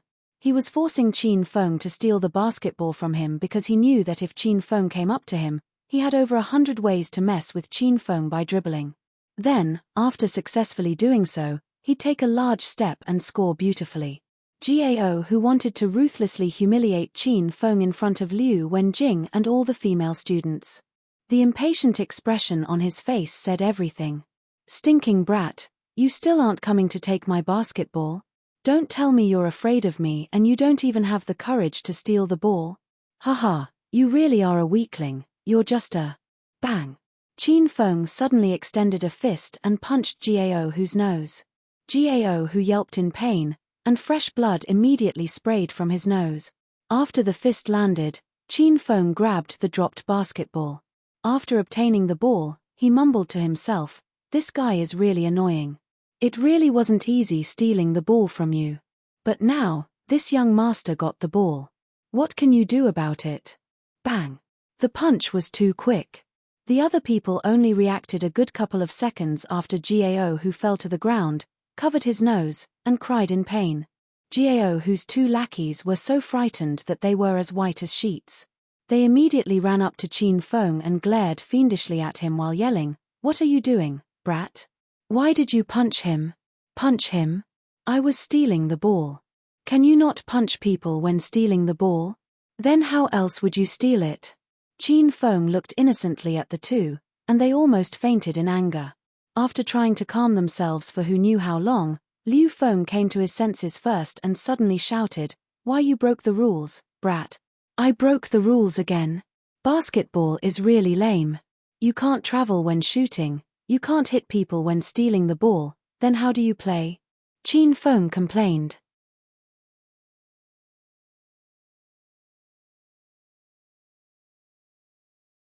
Chapter 279. Chapter 279, You're the cutest under heaven. Liu Feng and Zhao Chuan champed with rage. Even Gao, who was rolling on the floor, forgot the pain after he heard Qin Feng's words. He quickly sprang up to continue the game. The first offense from both sides concluded with Qin Feng's foul. Now, Gao, who was the starter. "Fuck, this scoundrel dares to play dirty. We can't fight him head on. Let's use tactic number 2. Dribbling the basketball." Gao, who gestured at his two underlings. 3 of them were part of the university basketball team, only they would understand the meaning of these signals. After Liu Feng and Zhao Chuan saw Gao, whose gestures, both of them nodded their heads. This time, Gao, who didn't try to get past Qin Feng to show off his skill. Qin Feng punched him earlier and Gao, who was afraid Qin Feng might punch him again.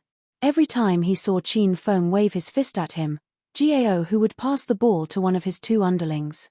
3 of them maintained a triangle formation, swiftly passing the ball to a teammate if Qin Feng tried to SNA the ball. After a few rounds, Qin Feng stopped moving around. He stood under the basketball hoop and looked at the trio indifferently. He realized they were playing him for a fool, like a monkey, and he was very mad about it. Seeing that Qin Feng stopped moving, triumphant smiles rose on the trio's faces. The basketball was in Gao, whose hand. He was standing near the 2 subline and he attempted to go for a shot. His shooting average at this distance was extremely high, he almost never failed. Shroom. Gao, who jumped abruptly. He deliberately stopped in midair for a second and performed a cool fadeaway shot. Looking at the arc the basketball was flying, the corner of Gao, whose mouth quirked even higher. He was certain that he would score the goal. Slap. The idea just popped out for a second, and a muffled sound echoed in the air. Qin Feng, who was standing under the basketball hoop, suddenly jumped into the air. It looked like a simple jump, but his head reached above the hoop. He then extended his arm and gave a pat at the basketball. The ball thrown by Gao, who was sent flying directly. Shroom. As soon as he landed, Qin Feng darted out like an arrow released from a bowstring, carrying a light breeze with him. Very soon, he caught up to the high-speed basketball. Both the 100-strong army of women and Liu Wenjing were flabbergasted. The BE trio was so stunned that their jaws dropped to the floor. Starting from jumping and intercepting the basketball to sprinting and stealing the basketball, Qin Feng completed all of these within just the time it took to breathe. Amazed by his incredible jumping ability and his lightning bolt speed, everyone in the basketball court couldn't do anything but only stare at him with their mouths open wide. At midcourt, Qin Feng was standing straight like a pine. He seriously looked at the basketball on his hand. He kept looking at it over and over again. It was exactly the same as when he first started the game. Everyone's gazes were focused on Qin Feng. All of them couldn't fathom the man's thoughts or what was he scheming right now. It seemed like time had frozen, and only the sound of beating hearts from the crowd could be heard. All of them knew, before a supreme master made their move, they stood straight like a pine and remained silent like a bell. Some of them even would made some odd motions. This was what Qin Feng looked like right now. This could only mean one thing: he was preparing for a huge move. Earlier on, this army of women and the B trio had weighed the video of Qin Feng beating male students of Normal University at the Lover's Bridge. They were well aware that this youngster had some formidable skill. If he ever became serious, even if the huge move he released couldn't shatter the ground, at least he could break the backboard into pieces. It would be an earth-shattering and majestic sight. The 100-strong army of women had already pulled out their cell phones, preparing to record this peak moment. Ahem. Ahem. In this hair-triggering, dignified, and solemn moment, Qin Feng suddenly cleared his throat. He had to do it because he was going to speak. Can anyone tell me the rules of a basketball game? So that I don't violate the rules again. Qin Feng was vexed, very, very vexed. As the #1 hedonist young master in Acropolis City, the sports he would play since he was young were either golfing at the big lawn or swimming at the big pool. Needless to say, rolling on a bed with a different woman every night was one of young Master Qin's favorite sports as well. Billiards, baseball, rugby, car racing, poker, mahjong. Qin Feng considered himself proficient in many sports since he was young. But when it came to a basketball game, he was totally clueless. This was because Qin Feng was spoiled and pampered since childhood. How could he possibly play a dangerous sport where he could easily get injured like basketball? He had always thought basketball was for losers. Yes, this was the first time Qin Feng touched a basketball and the first time he played a basketball game in a basketball court. Although he had an incredible jumping ability and lightning bolt speed, but he didn't even know the basic rules of basketball. He couldn't understand it. I can't travel when dribbling. I can't punch people when snaying the ball. Then how do you play basketball? Qin Feng couldn't figure it out by himself. So he looked at the 100-strong army of women to get some help from them. It was hard for the crowd to recover from Qin Feng's question. They felt Qin Feng was too cool. He dared to accept the challenge from the B trio when he didn't know how to play basketball. Where could you still find a person with such perseverance, who had the courage and spirit to break through the limits of oneself, in current society? Feng, playing basketball is easy. You don't need to move when you get the ball, just throwing the ball into the basket will do. A sweet and charming female voice resounded in the silent basketball court. Someone from the audience hastily answered Qin Feng's question. Shroom.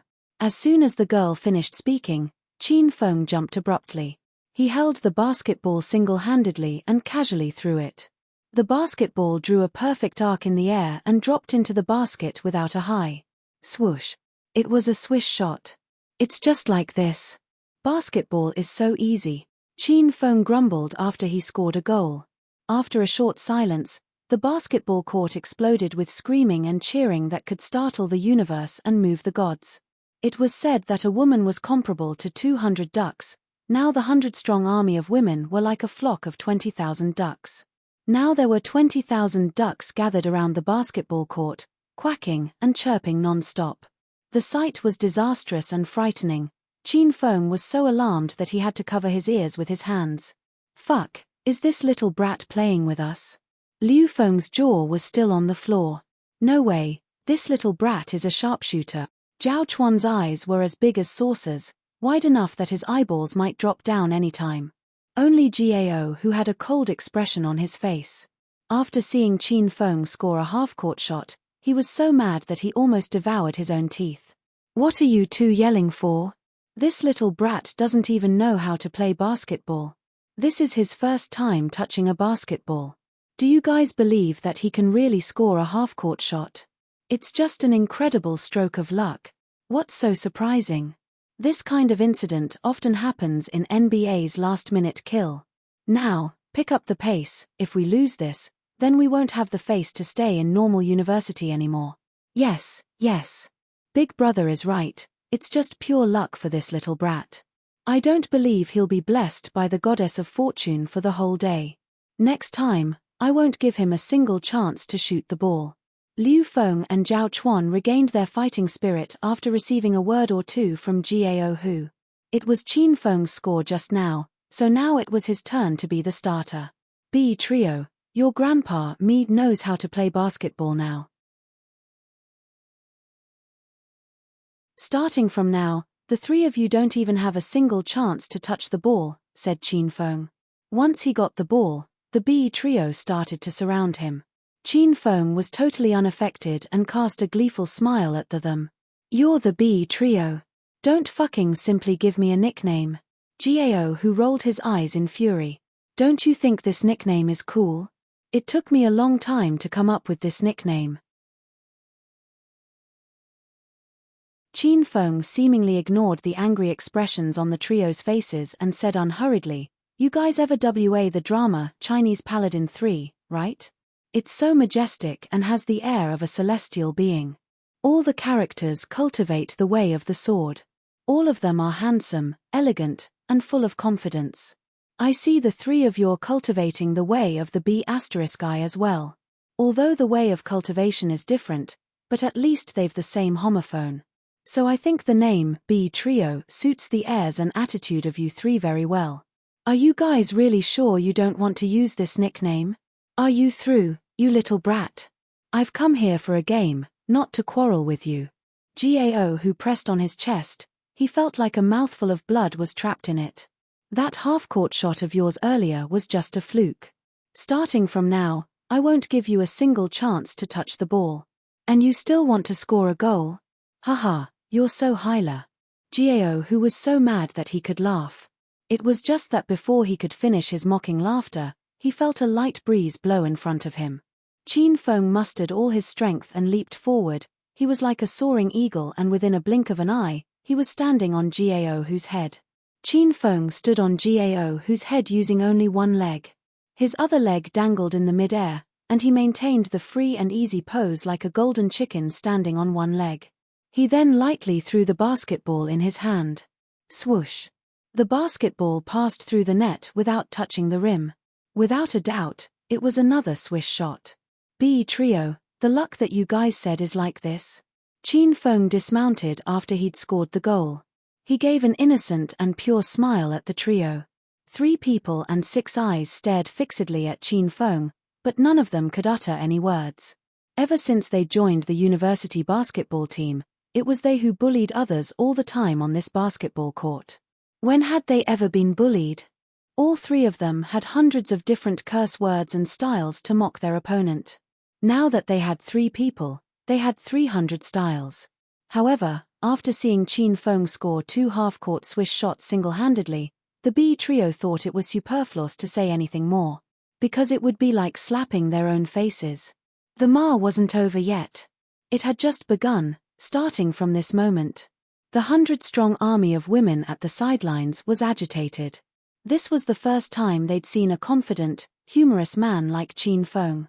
He was handsome, had good fighting skills, was a sharpshooter, and had a down-to-earth attitude. This type of man was a natural-born magnificent lover. He was renowned as the #1 hedonist young master in Acropolis City and was a seducer sage not only in name but also in reality. Feng Feng. Feng Feng. Little Feng Feng, I love you. Let's go for a movie and dinner date after you finish your game. After weighing a movie, I'll let you do whatever you want to me. Feng, I don't need you to take me to dinner or a movie. If you want it right now, I can do it at the basketball court. Liu Wenjing had regrets. She hated herself deeply. Why had she accepted the challenge raised by the B trio against Qin Feng? Why was it that every time she wanted to get revenge on Qin Feng, it ended with him stealing the show? Liu Wenjing was very sad. This wasn't her original plan. She longed for Qin Feng's loss and his loss of his face in front of hundreds of women. Could it be that the words were true? If a woman didn't dress provocatively, she wasn't sexy. If a man wasn't lowly, he wasn't cute. If this was the standard to define the cuteness of a man, then even Liu Wenjing would acknowledge in her heart. Qin Feng was the cutest under the heavens.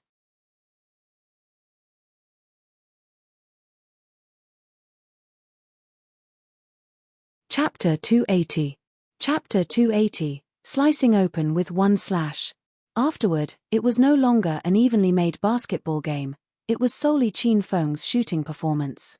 Once he knew that he would win the instant he got the ball and shot it, he knew that the results of the game was no longer cause for surprise. The power in his jumps was so startling that it made the B trio reverent. His shooting was 100% accurate, and it was a swish every time. He jumped and shot with one hand, stood in place and shot with one hand, and shot from half-court with his back to the basket. When he was bored, he'd shoot by bouncing the ball on the floor, and when he was tired, he'd shoot while squatting.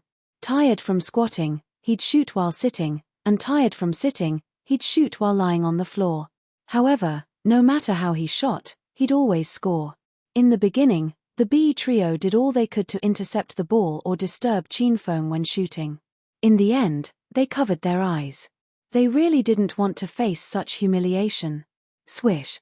This time, Qin Feng shot with his toes, and made a swish. Oh, I made 48 points without knowing it. If I make another shot, our competition will be over and you three will have lost. Qin Feng walked up to the B trio with a smile. The three of them lowered their heads and said nothing. If they said anything now, it would equate to getting another slap from Qin Feng. They were already afraid of Qin Feng and regretted challenging this abnormal monster in basketball.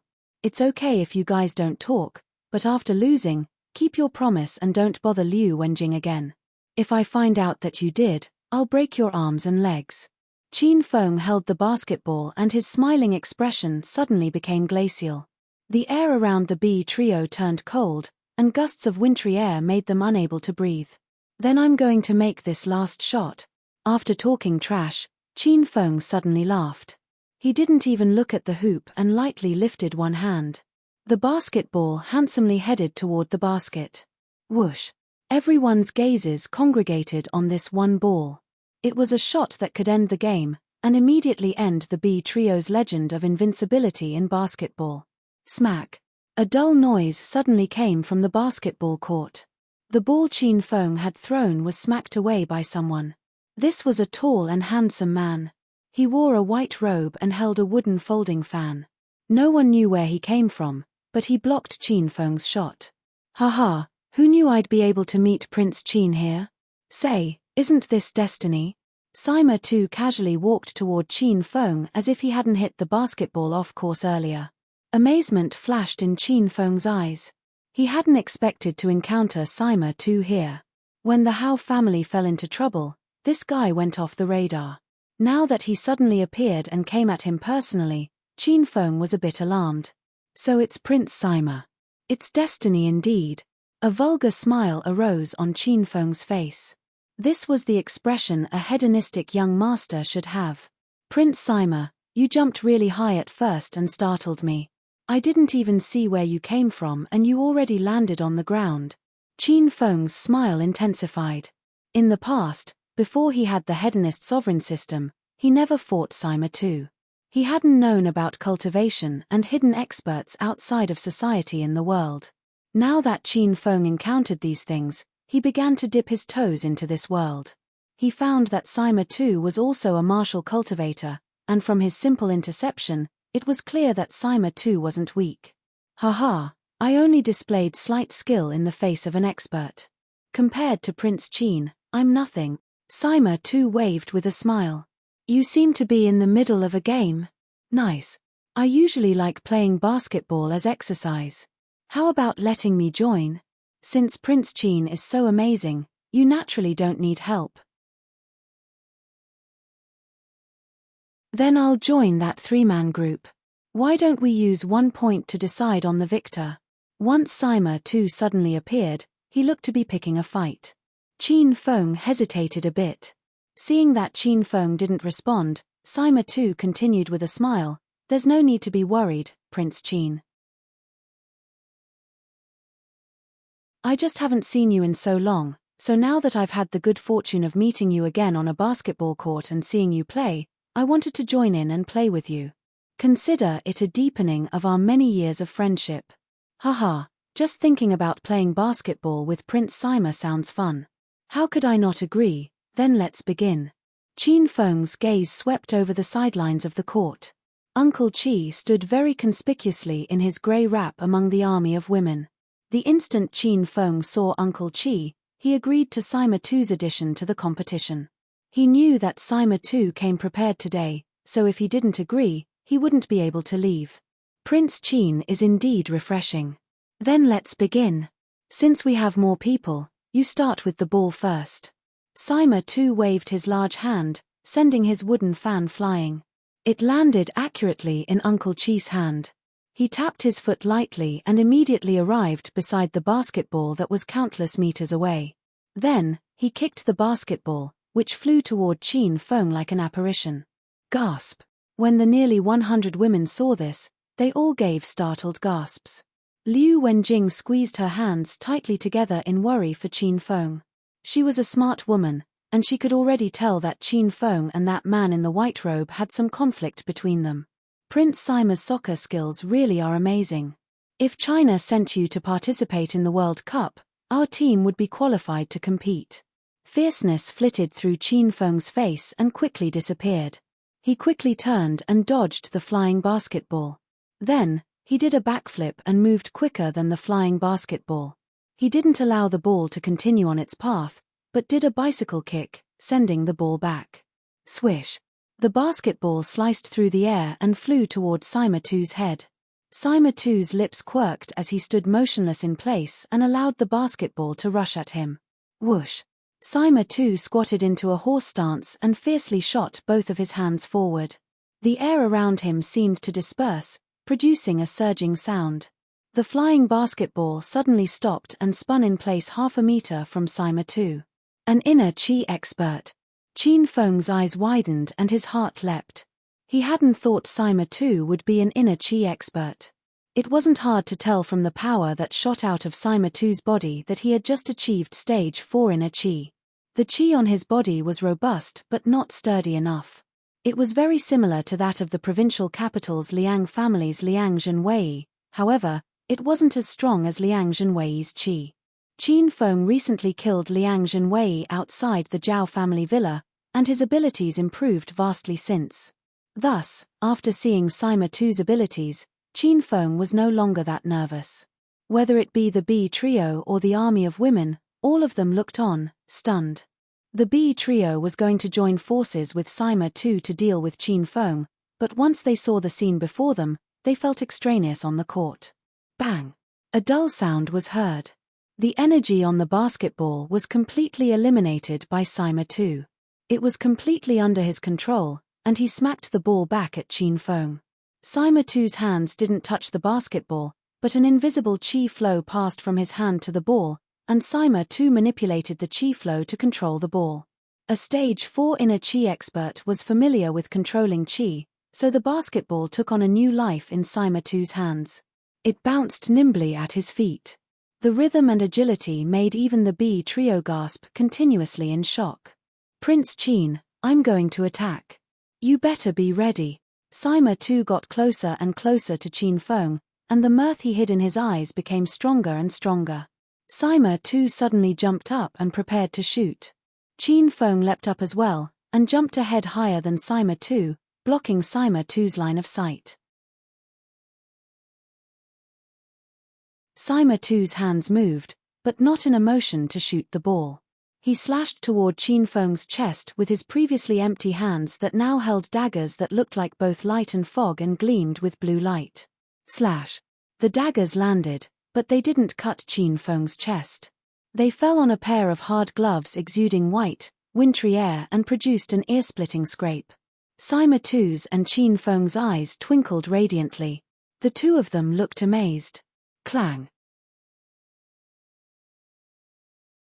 With one slash, the two men quickly separated and landed at the same time.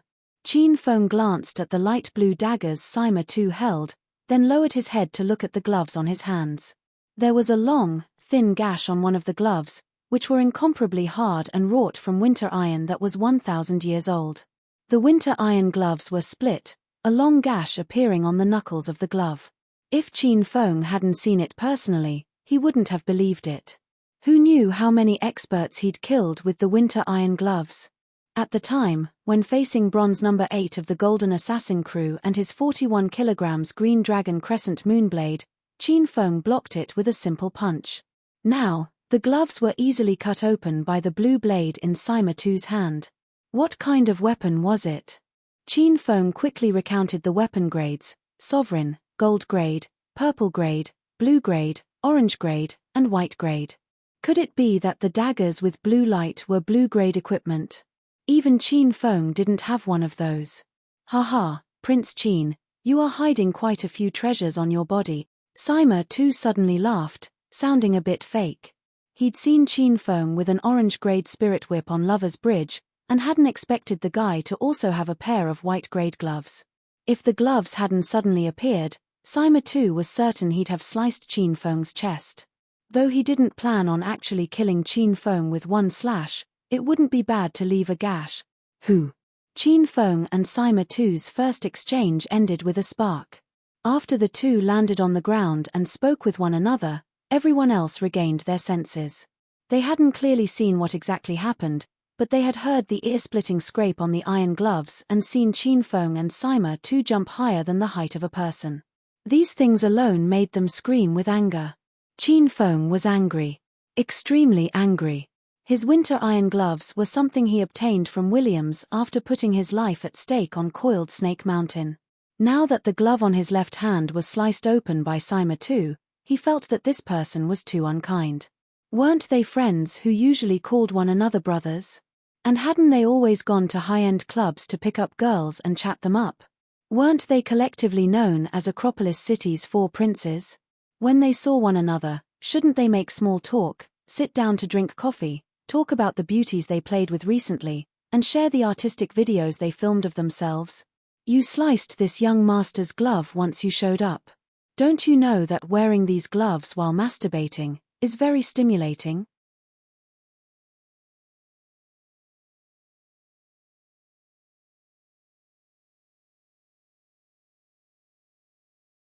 He was waiting for Sima Tu's signal, and then he would knock Liu Wenjing out and bring her away. This was Sima Tu's plan: wound Qin Feng to show off his strength and supremacy, then find a quiet place and enjoy Liu Wenjing's body to further humiliate Qin Feng. How can he be Acropolis City's #1 young master? For what reason is he one of Acropolis City's 4 princes? In Sima Tu's eyes, Qin Feng was nothing. Sima Tu swayed plans too quickly, making it hard to guard against. Qin Feng's expression turned grave. Haha, I say, Prince Qin, you really don't know how to play a basketball? How can you break the rules over and over again? This time, you even heavily wounded that little brother. Wait a second, aren't this little brother a descendant of Acropolis City's Gao family? No wonder you look so familiar. Ayaya. This will be big trouble now. Although the Gao family is just a small family clan in Acropolis City and their power isn't as great as Prince Qin's Qin family, if the Gao family learns it was Prince Qin who intentionally heavily wounded their eldest grandson in a basketball game, I bet they won't take this matter lying down. Prince Qin, you and I have known each other for a long time, but this time, you've gone too far. I can't ignore my conscience to speak up for you. Sima Tu stood with his hands clasped, his white robe fluttering in the wind. The whole situation seemed to be under his control. Only his gentle and warm laughter could be heard in the basketball court. Qin Feng frowned deeply, his brain racing to come up with a strategy to counter Sima Tu. On the other hand, Gao, who lying on the floor had a lot of things to say, but he was in too much pain to speak. Only now did he realize the identities of Qin Feng and Sima Tu. To his surprise, these guys were 2 of Acropolis City's 4 princes. Gao, who finally understood his position today, a mere pawn for Sima Tu to use against Qin Feng. Bang! Qin Feng suddenly moved. He went directly in front of Gao Hu and gave him a heavy stomp. Gao Hu vomited another 2 mouthfuls of blood. Everyone was dumbstruck by Qin Feng's abruptness. Even the confident Sima Tu was at a complete loss. Originally, everything was going smoothly, according to his plan. He was even prepared to cast a meaningful glance at Uncle Qi. He would swagger off after Uncle Qi brought Liu Wenjing away, and then the plan for today would be completed perfectly.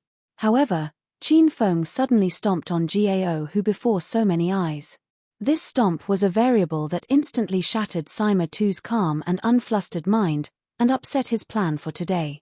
Jing Jing, come here fast. Qin Feng continued to stomp on Gao Hu.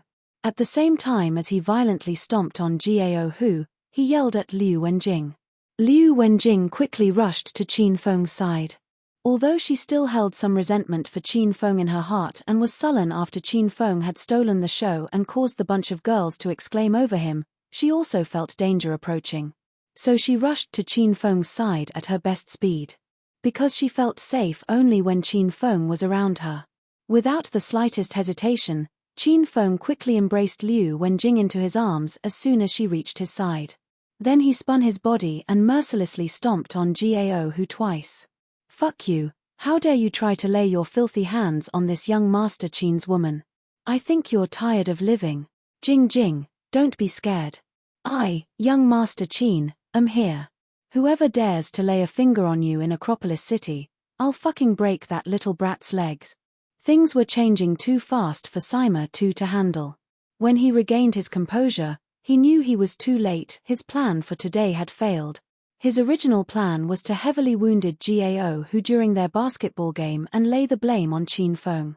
But now the situation was different. It became Gao Hu stealing Qin Feng's woman, and Qin Feng's ferocious beating of Gao Hu was right. This was because young Master Qin was that kind of person. He had destroyed other families for less reason than a woman. How had the Hao family, one of the 4 major families in Acropolis City, and the Yu family, the leading criminal family of Jincheng City, fallen? Either of these families was far more powerful than the Gao family. Qin Feng wasn't afraid even of them. What could a mere Gao family do to him? Should he beat Gao Hu to death in front of everybody, the Gao family wouldn't even dare to seek trouble for Qin Feng afterward. Instead, they'd have to put on a smiley face and help Qin Feng shrug off his crime. Who let this Gao Hu have no eyes, to dare to lay a finger on young Master Qin's woman? Bang! Sima Tu's face turned grim. He gave Gao Hu a hard kick, trying to release all his pent-fire rage on this little brat. Fuck, so it was you who dared to lay a finger on Prince Qin's woman. Don't you know that bottom line of Prince Qin is almost non-existent? His only bottom line is his own woman. Bang bang, bang bang bang. Using all their strength, Qin Feng and Sima Tu sent a few hard kicks at Gao Hu. Both of them were kicking and at the same time yelling at each other. Even though they were kicking Gao Hu and scolding Gao Hu, only the 2 of them understood the reality. Qin Feng, please stop. He's dying. Liu Wenjing couldn't keep silent anymore. She almost couldn't recognize the bloody battered person as Gao Hu. She was afraid that if they continued to kick him like this, Qin Feng might actually kill this man. Hehe, since my woman had spoken, then this young master will spare your life today. If you dare to lay a finger on my woman again, I'll annihilate your entire Gao family. Qin Feng suppressed his rage, pasted a smile on his face, looked at Sima Tu, and said, Prince Sima, I would like to convey my gratitude for your help in lecturing this little brat. For you to teach a lesson to a small creature like him will really sully your image. It's fine. This person dared to entertain filthy thoughts of Prince Qin's woman. It'd be light if I didn't chop his limbs off. What's our relationship? Please don't be so courteous with me, laughed Sima Tu as he waved his hand. Prince Sima indeed knows me well. I, Qin Feng, am not interested in other things. The only thing I care about is my woman. If anyone dares to lay a finger on my woman, I'll kill him and annihilate his entire family. I, Qin Feng, have always been faithful to and cherished my women. Even if a good friend like Prince Sima were to have such a filthy thought, I swear, I won't let you off easily. The atmosphere suddenly dropped below zero. Qin Feng and Sima too looked fixedly at each other, their eyes gleaming with an icy cold aura. Haha, of course, the last sentence was a joke. Prince Sima and I share a deep friendship. I expect you won't do such an unruly and monstrous thing. Qin Feng suddenly laughed. Am I right, Prince Sima? Of course, of course. How would I lay my hands on Prince Qin's woman? Oh yeah, I have some important tasks to do. I should excuse myself now. Next time, let's invite Ju Kai and Hao Yun for a get-together. It has been a long time since we, the 4 princes of Acropolis City, have assembled. Oh, yeah. What a forgetful person I am. I forgot the Hao family was destroyed by someone previously. Hey, the 4 of us will never have another chance to get together for the rest of our lives. I shouldn't speak any longer. I'll excuse myself now. After Sima too took his leave, Uncle Qi, who was standing at the sidelines, followed him and left quietly. Qin Feng left as well. He dragged along Liu Wenjing and left Normal University at once. All the male students in this university were secretly trying to seize the opportunity to get revenge on him. On the other hand, all the female students blatantly confessed and offered their kisses to him. They even tried to molest him. Qin Feng really didn't have the courage to stay in this university any longer. Qin Feng, release me right now. Where are you taking me to? I want to go home. After they exited the university, Liu Wenjing forcibly shook off Qin Feng's arms and eyed him warily. It was almost evening now and the sky was darkening. Liu Wenjing didn't dare to stay with Qin Feng any longer, otherwise, she would really become this big bad wolf's bed partner tonight. Jing Jing, please follow me to a place, then give me 10 minutes. I'm going to resolve all the conflicts between us. Qin Feng stepped forward and grabbed Liu Wenjing. This time, his expression was much more solemn. After he'd exchanged blows with Sima too, Qin Feng realized there were a lot of martial artists in this world. Even in Acropolis City, there was a person among his peers in Sima family who was a stage 4 Qi master. Then, how about those of his peers from the major families in the capital? What would their level of strength be?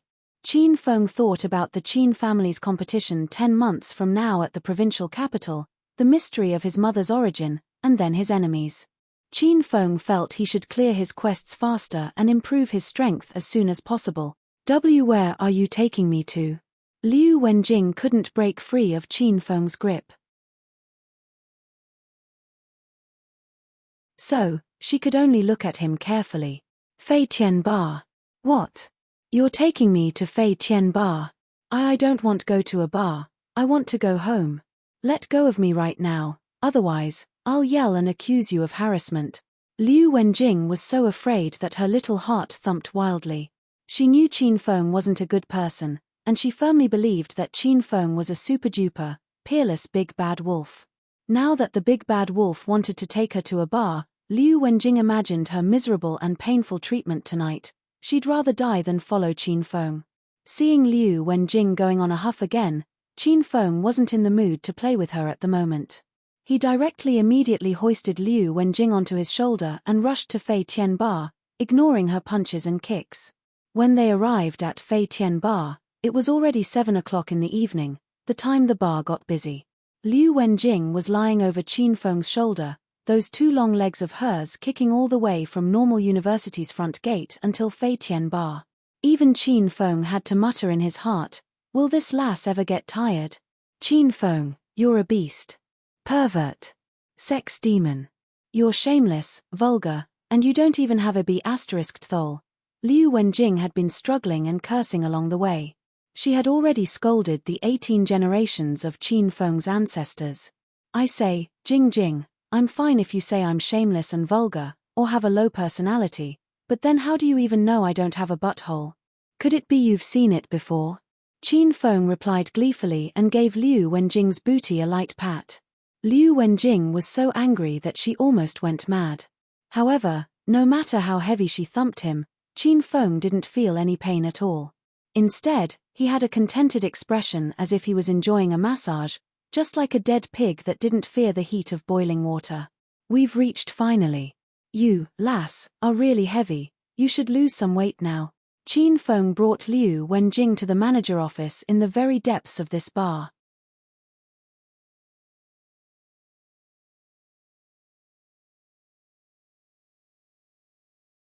Chapter 282. Chapter 282, Resolve the Conflict. When Liu Wenjing got her feet on the ground, she was ready to beat up Qin Feng. But once she heard Qin Feng call her fat, she placed her hands on her hips and glared at Qin Feng in a huff. Qin Feng, search your conscience and say that again. I'm fat. I'm as thin as a flash of lightning. Do you have eyes? When Qin Feng saw how cute Liu Wenjing was when she was angry, he patted her head, smiled, and said, since you know you're as thin as a flash of lightning, then why don't you eat more to replenish your strength? You're growing and maturing right now, so don't mistreat your body to maintain your figure or whatnot. It would be bad if you got a stomach illness like enteritis or something. Qin Feng pointed at the sofa and coffee table to the side. Go sit for a bit first. We haven't had supper yet, so I had someone bring something over. We'll eat while chatting. Liu Wenjing was stunned. She looked stupidly at Qin Feng and forgot her anger at him. Both of her parents passed away when she was young. In the beginning, she lived in an orphanage with her little sister. Then, when she was 14, they left the orphanage and lived on their own. The bitterness and hardships she faced during that time were still fresh in her mind. Since she was young, she lacked parental love, and she almost forgot how it felt to be cared for. Now that Qin Feng suddenly touched her head with such gentleness and said such caring words, Liu Wenjing's eyes became moist. I am not eating. I have to go back. My little sister is still waiting for me at home. Liu Wenjing quickly came to, and the moved and warm expression on her face instantly disappeared. She looked at Qin Feng with a guarded expression again. How could she not know that this pervert Qin Feng was probably treating her well and using flowery but insincere speech to cheat her of her body? You have a little sister as well. How old is she? Is she as beautiful as you? If so, then I must see her when I get the chance, said Qin Feng with a smile. Liu Wenjing suddenly rushed up and kicked Qin Feng. She seemed as though she would go completely mad. Qin Feng, I'm warning you, you can do whatever you want to me. But if you dare have any crooked thoughts about my little sister, I'll stop at nothing to kill you. Qin Feng rubbed his shin. This girl was wearing 15 centimeters high heels, so it did hurt a bit when she kicked him. I say, violent woman, I was just teasing you. I've never even seen your younger sister, so how could I have any inappropriate thoughts about her? Qin Feng stared at Liu Wenjing.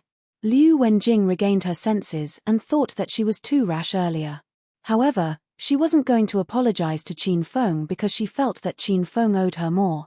I have to head back. Don't look for me again.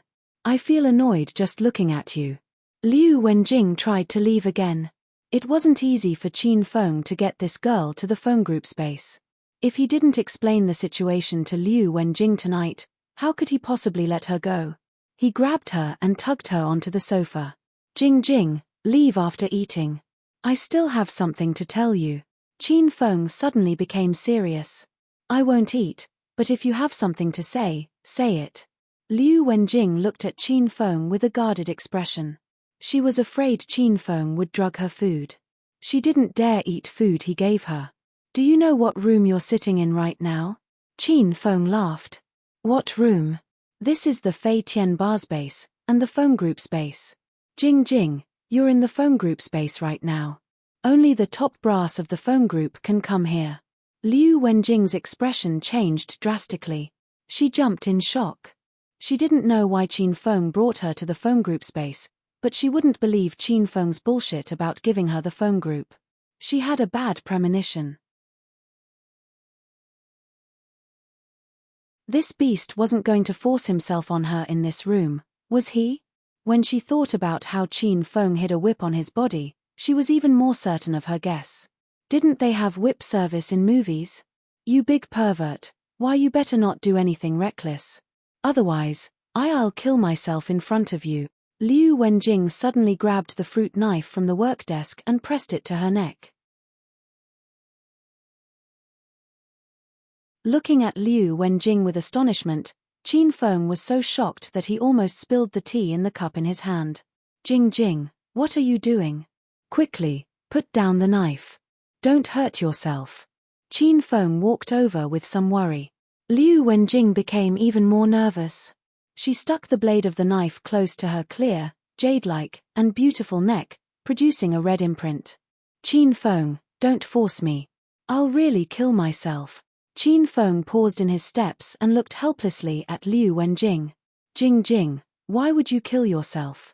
If you do a striptease or show me some moves in bed, I'll definitely really like it. Me. You stupid pervert. I knew you didn't have any good intentions in bringing me here. Move, I want to leave. Liu Wenjing glared coldly at Qin Feng. The knife in her hand stayed close to her neck, and she carefully walked toward the door.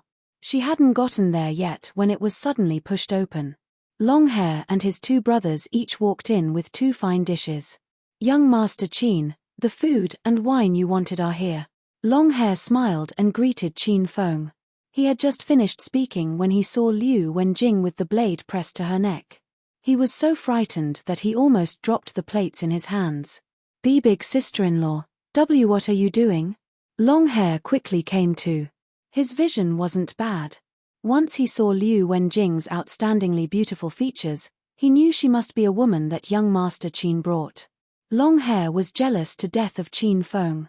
He had seen a good number of Qin Feng's women. In jail, he saw Han Yingying. Outside the Zhao family villa, he saw Zhao Lingxian, and not long ago, he saw teacher Yun Xiao at the bar. Today, he saw Liu Wenjing. They were each more beautiful than the last, and each had her own unique style. Big sister-in-law? Who are you calling big sister-in-law? Liu Wenjing glared at Longhair, but she was quickly stunned. Because she had heard of Longhair and his brothers. From the outside, these three were the bosses of the phone group. Liu Wenjing actually yelled at the boss of a gang. She currently trembled. She was afraid the three of them would suddenly rush over to beat her up. Longhair, put the dishes down, said Qin Feng. Jing Jing, put away the knife. Let's sit, talk, and eat. After seeing Longhair and his brothers, Liu Wenjing was in a bit of a daze. She didn't even notice when Qin Feng walked over to her and grabbed the knife out of her hand. Qin Feng hugged Liu Wenjing and sat her on the sofa.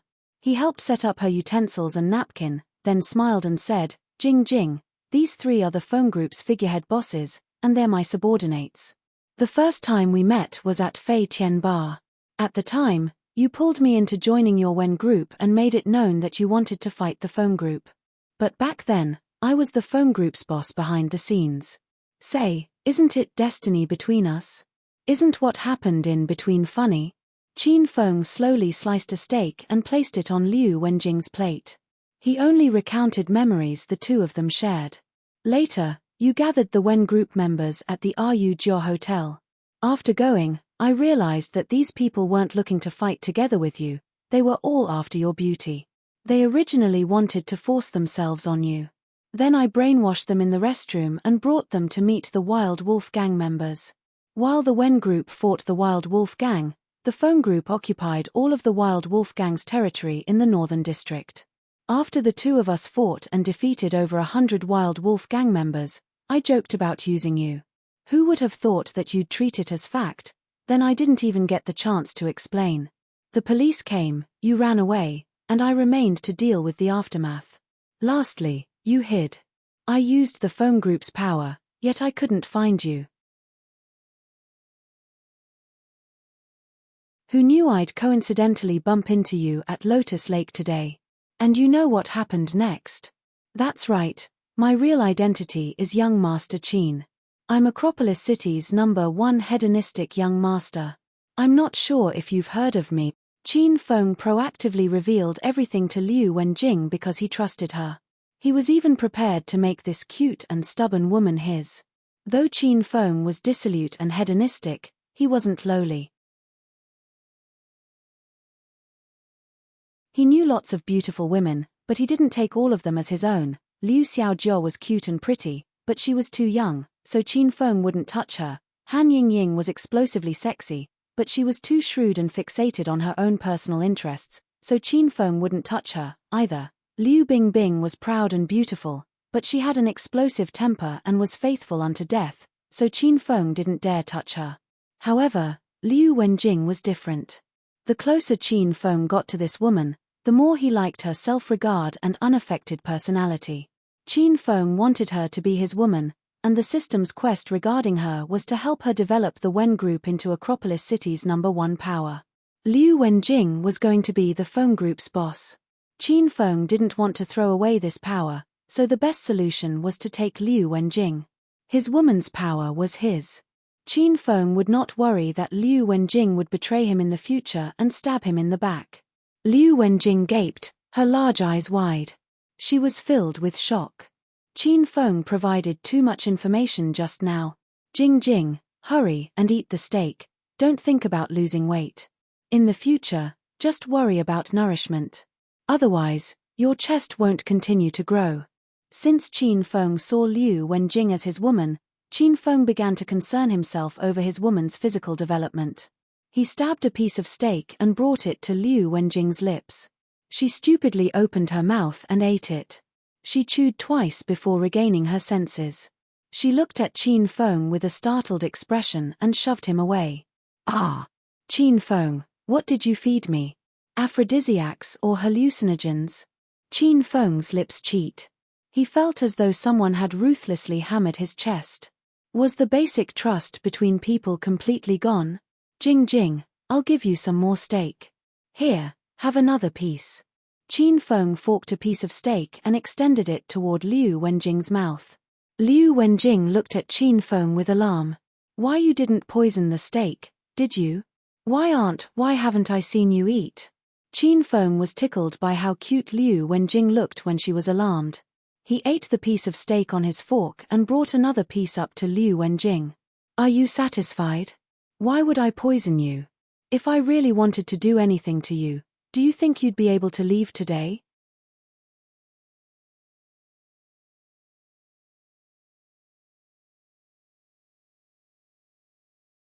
Chapter 283.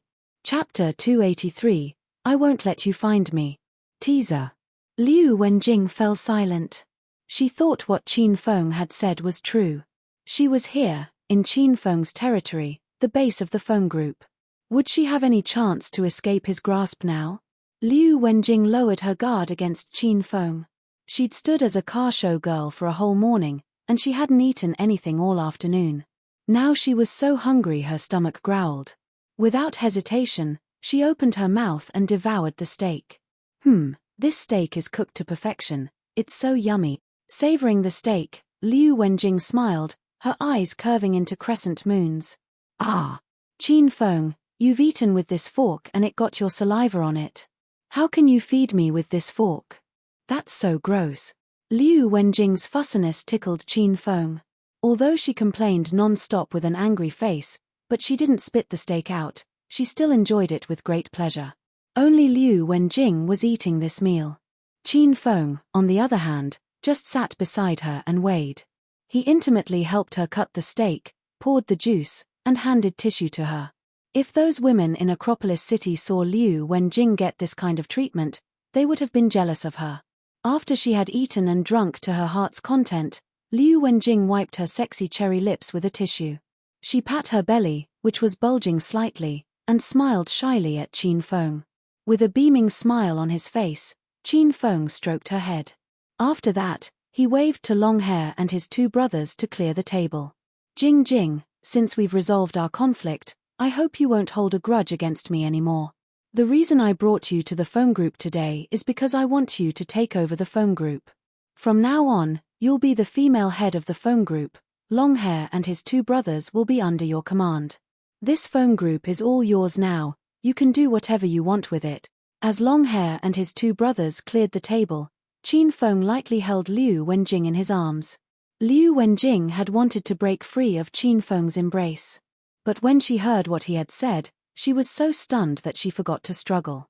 Qin Feng wants to leave the Feng Group in my hands. How is that even possible? After a brief moment of astonishment, Liu Wenjing swiftly regained her senses. She was fully revitalized now that she had her fill. Her brain was revolving fast and very soon, she realized Qin Feng's intention.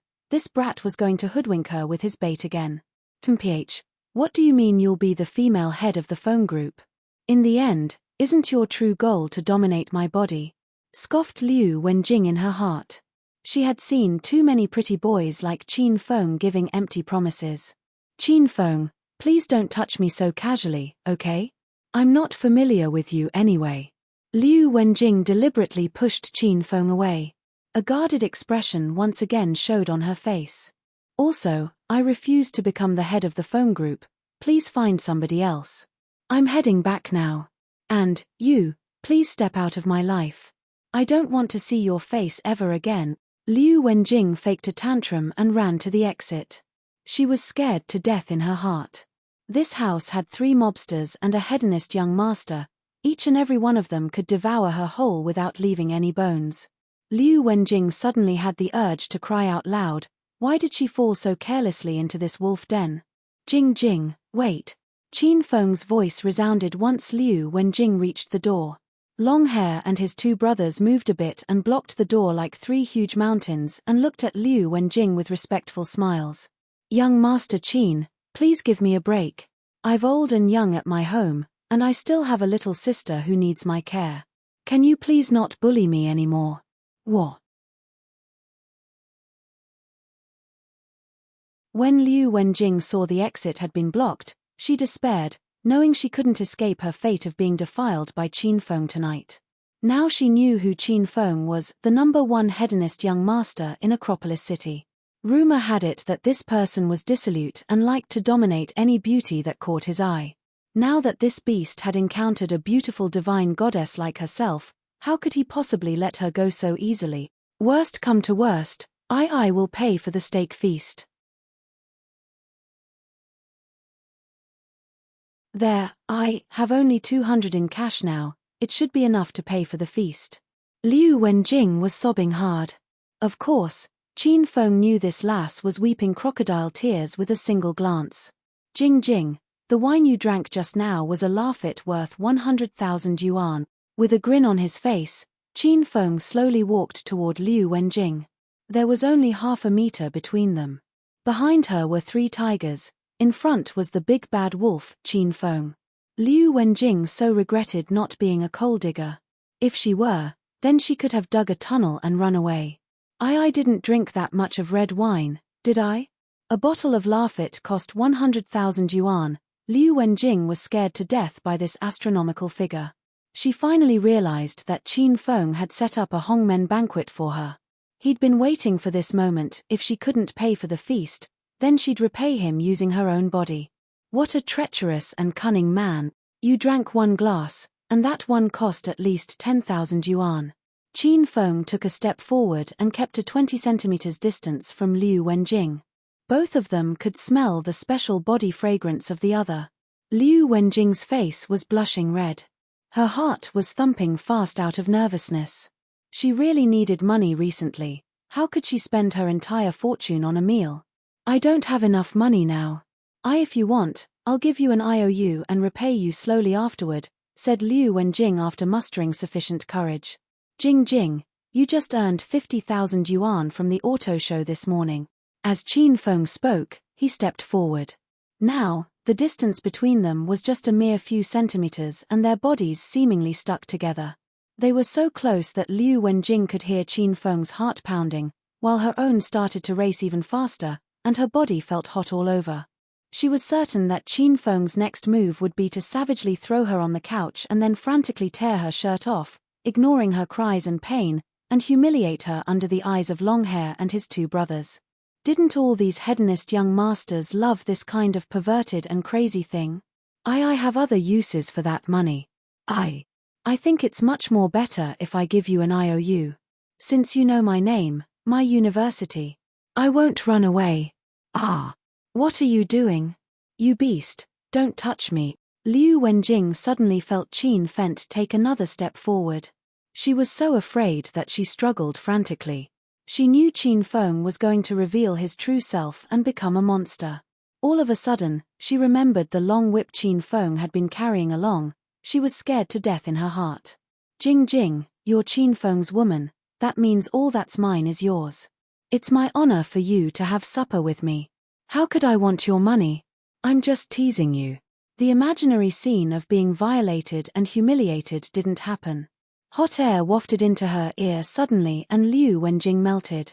She stopped struggling abruptly and stood mutely within Qin Feng's warm and comfortable arms. The inside of her head echoed with Qin Feng's words. You're Qin Feng's woman. Liu Wenjing was even more flabbergasted. Since when have I become your woman? I don't think I promised you before. You just treated me to a feast of steak and you want me to be your woman? Me. Not that easy. Let's go, Jing Jing. I'll drive you home. Qin Feng hugged Liu Wenjing for a while and then released her all of a sudden. Then, he held her hand and led her out of Fei Tian Bar. Qin Feng knew Liu Wenjing still didn't believe him. Since she wasn't ready to be the female head of the phone group, Qin Feng wouldn't force her. He would let nature take its course. After leaving Fei Tian Bar, Qin Feng drove Liu Wenjing back to her house in his Audi A6. Liu Wenjing hadn't regained her senses yet. She couldn't believe Qin Feng would release her and without doing anything to her in the office unless he changed his mind and planned to bring her to a remote area for car sex. After half an hour, the Audi A6 stopped at the gate of Jade Osmanthus residence. Beside Jade Osmanthus residence was the Stage 1 Cloud City Hua Manor Villa. Seeing the car had stopped, Liu Wenjing silently opened the car door. She couldn't believe Qin Feng hadn't ravaged her body at the office or brought her to a remote area for car sex. Jing Jing. Qin Feng suddenly pulled Liu Wenjing's arm. Liu Wenjing was alarmed. Is Qin Feng starting to make his move now? Regarding the matter of becoming the female head of the phone group, I would like you to give it further consideration. Also, here's a cash card for you. Please call me if you're free, I'll treat you to a meal or a movie. Qin Feng left in his Audi A6, whereas Liu Wenjing remained standing in the same place, unable to comprehend the current situation. She'd worried that Qin Feng had bad intentions in bringing her home. So she lied about her home address and they went to the Jade Osmanthus residence beside the Stage 1 Cloud City Hua Manor Villas. Liu Wenjing was afraid Qin Feng would force her to bring him into her house and then he'd notice her little sister, Xiao Jiao, who was at home now. Who knew whether a beast like Qin Feng would lay a hand on her sister or not? Liu Wenjing felt she had to protect her sister even though she herself might be defiled by Qin Feng. However, none of these happened. Not only did Qin Feng not do anything, he even gave her a cash card. Oh yeah, let's see how much money is on this card. Maybe it's a fake. Liu Wenjing rushed hastily to the ATM machine at the foot of the condominium. She inserted the cash card into the ATM machine. It was a passwordless cash card and the display jumped directly to the withdrawal query interface. Shush. After Liu Wenjing's slender jade fingers tapped the check account balance option, she suddenly gave a gasp of surprise. She pasted her ungodly beautiful, delicate face on the screen. She even used a finger to count the row of zeros one by one. 1 million yuan. It's a 1 million yuan bank card. Liu Wenjing covered her cherry lips in shock. She'd fretted about the house rent, tuition fees, and living expenses lately. Otherwise, she wouldn't be a car show girl. It wasn't her wish to wear an exposing chipao and be stared at uninhibitedly by those vulgar men and even worse, have them sneak photos of her. Now that she had a 1 million yuan cash card, Liu Wenjing didn't know whether she should be happy or sad. This was because she knew Qin Feng wouldn't simply give away that much money. She was certain that Qin Feng had given her this money for her upkeep. She suddenly remembered, that stinking brat Qin Feng wants her to be his kept woman. You fucking pervert bastard, who do you think I am? Am I a person who would sell my own body for money? As Liu Wenjing scolded Qin Feng, she carefully put away the cash card in her purse. Gentle and beautiful moonlight poured down on Liu Wenjing's delicate face. Suddenly, she giggled and bounced to her home quickly. Haha. I'm very rich now. Let's bring Xiao Jiao to buy some new clothes and then buy her some new plush toys. Qin Feng, You don't know my cell phone number or my home address.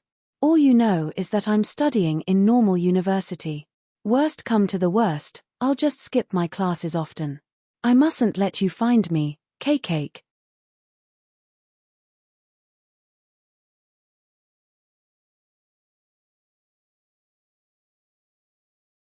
Chapter 284. Chapter 284, Beautiful Mutually Dependent Sisters. In a stage 1 Cloud City Hua Manavilla. Liu Xiaojia wore pink chibi Maruko-chan cartoon pajamas and pouted cutely as she lay sprawled on her bed. She raised her 2 long, soft, and slender legs, lifting the bottom of her skirt and revealing a hint of her SpongeBob underwear. Liu Xiaojia scrolled through her phone while wrinkling her delicate little face in an unhappy expression. The pictures on her phone were those of her and Qin Feng. She started at the first picture from the first night they met and slowly scrolled through the rest. Soon, she got to the picture they took in front of Fei Tian Bar with the other girls by Qin Feng's awesome Batmobile.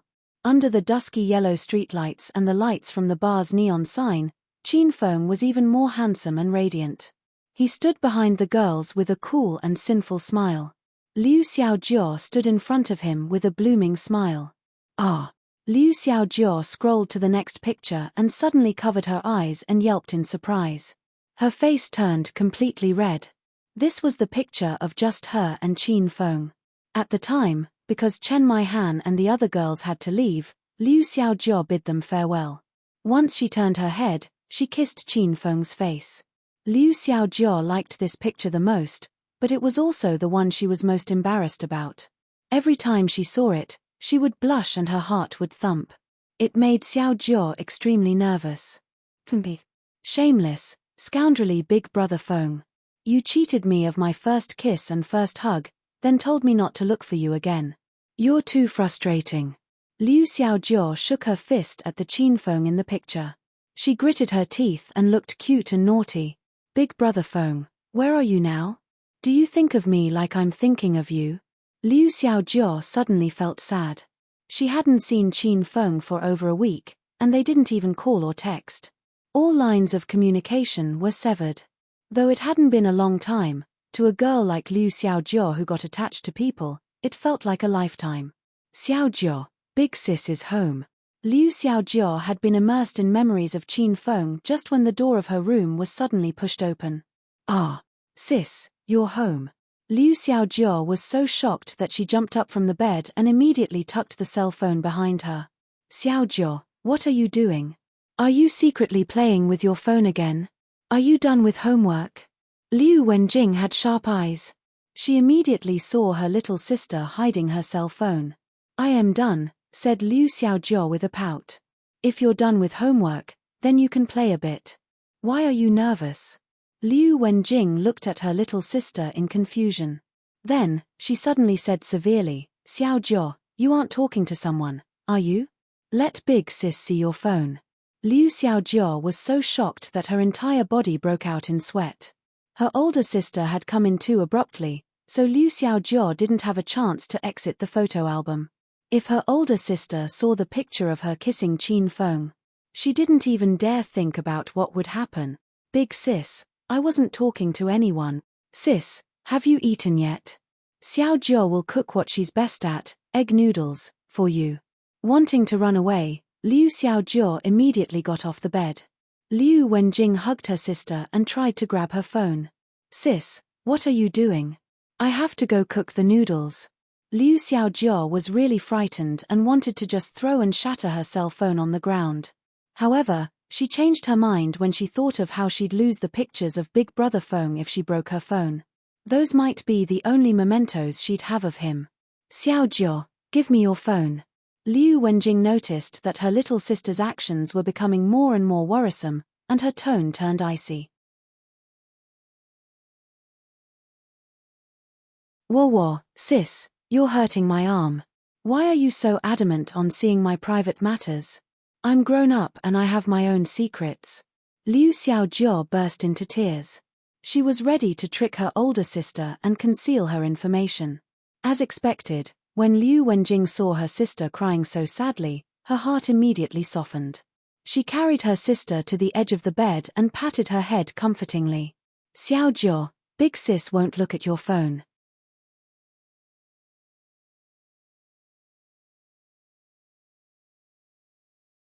Then, he smiled at Rao Shaman.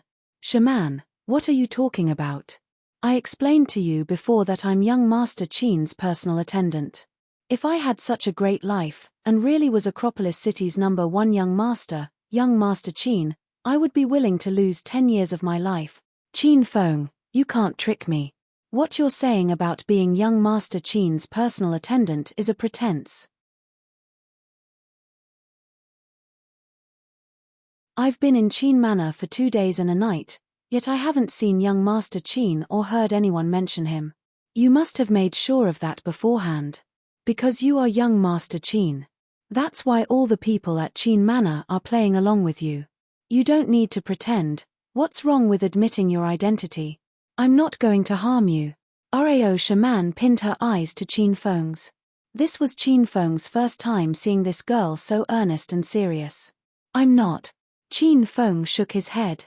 And there's nothing I can do if you don't believe me. You really aren't. Rao Shaman suddenly laughed. Her lips quirked, revealing 2 mesmerizing dimples. Then you're really unlucky.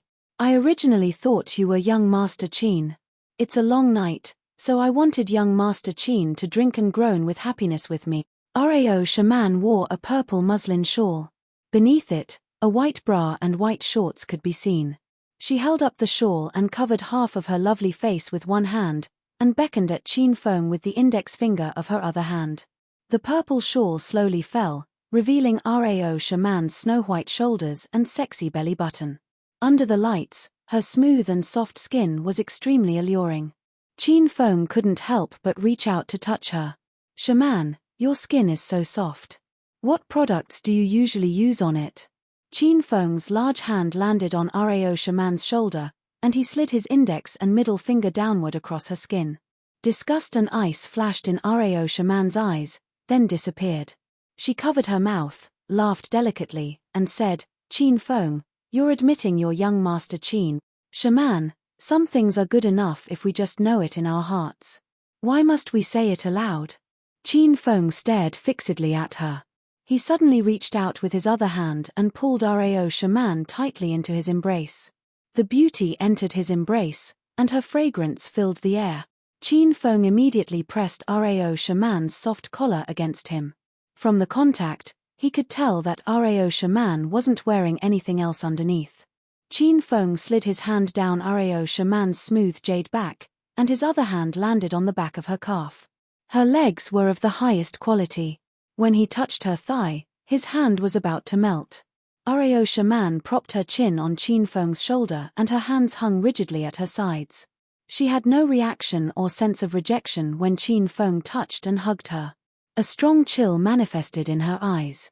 She looked as though she wanted to kill Qin Feng. Her clear and lovely eyes suddenly glanced toward the corner of the wall by the windowsill. A pinhole surveillance camera there was filming everything that occurred in the room. Ah! Young Master Qin, what are you trying to do? Didn't you say you came to my room to listen to me sing? How can you be like this? Let go of me, beast. You can't be this way. I am going to call the police. When Qin Feng was about to touch her neckline, Rao Shaman suddenly shoved Qin Feng away and escaped from his embrace. She lifted the blanket and covered her body as she looked at Qin Feng with alarm and a pitiful expression as if she had just suffered a scare.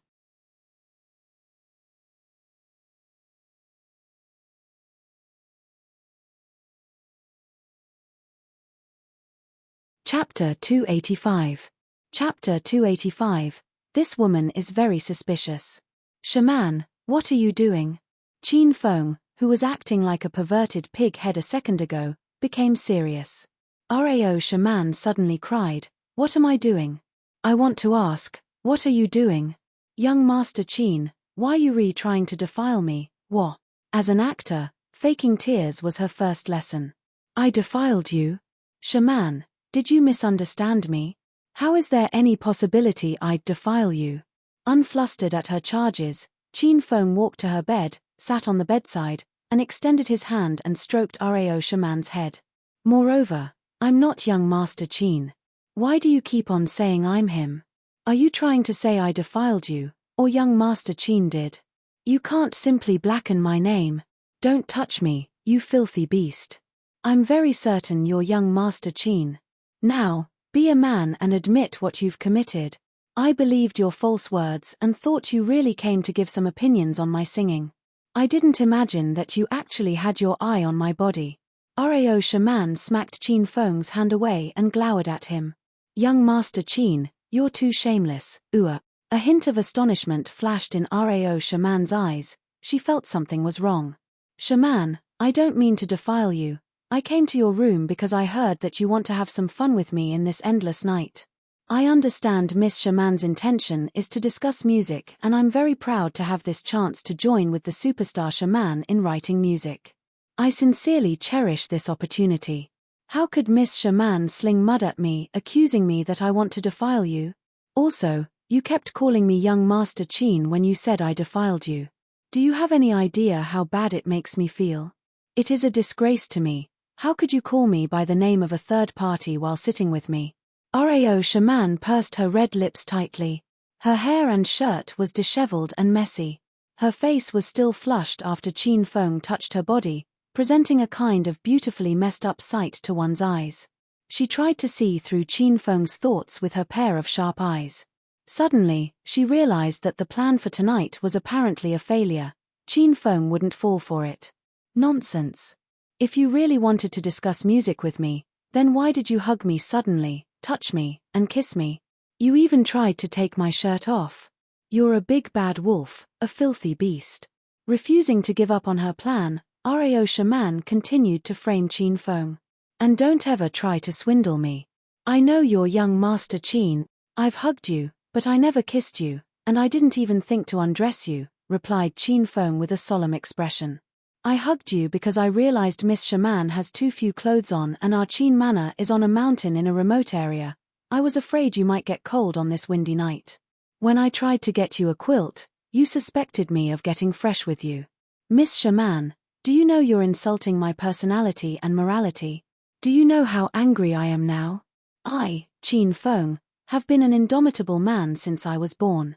I was a monitor when I studied in kindergarten, an honor student in primary school, a great young pioneer in junior high school, a champion in various kinds of Olympic competitions in senior high school, and even in university, I'm an elite officer of the student society.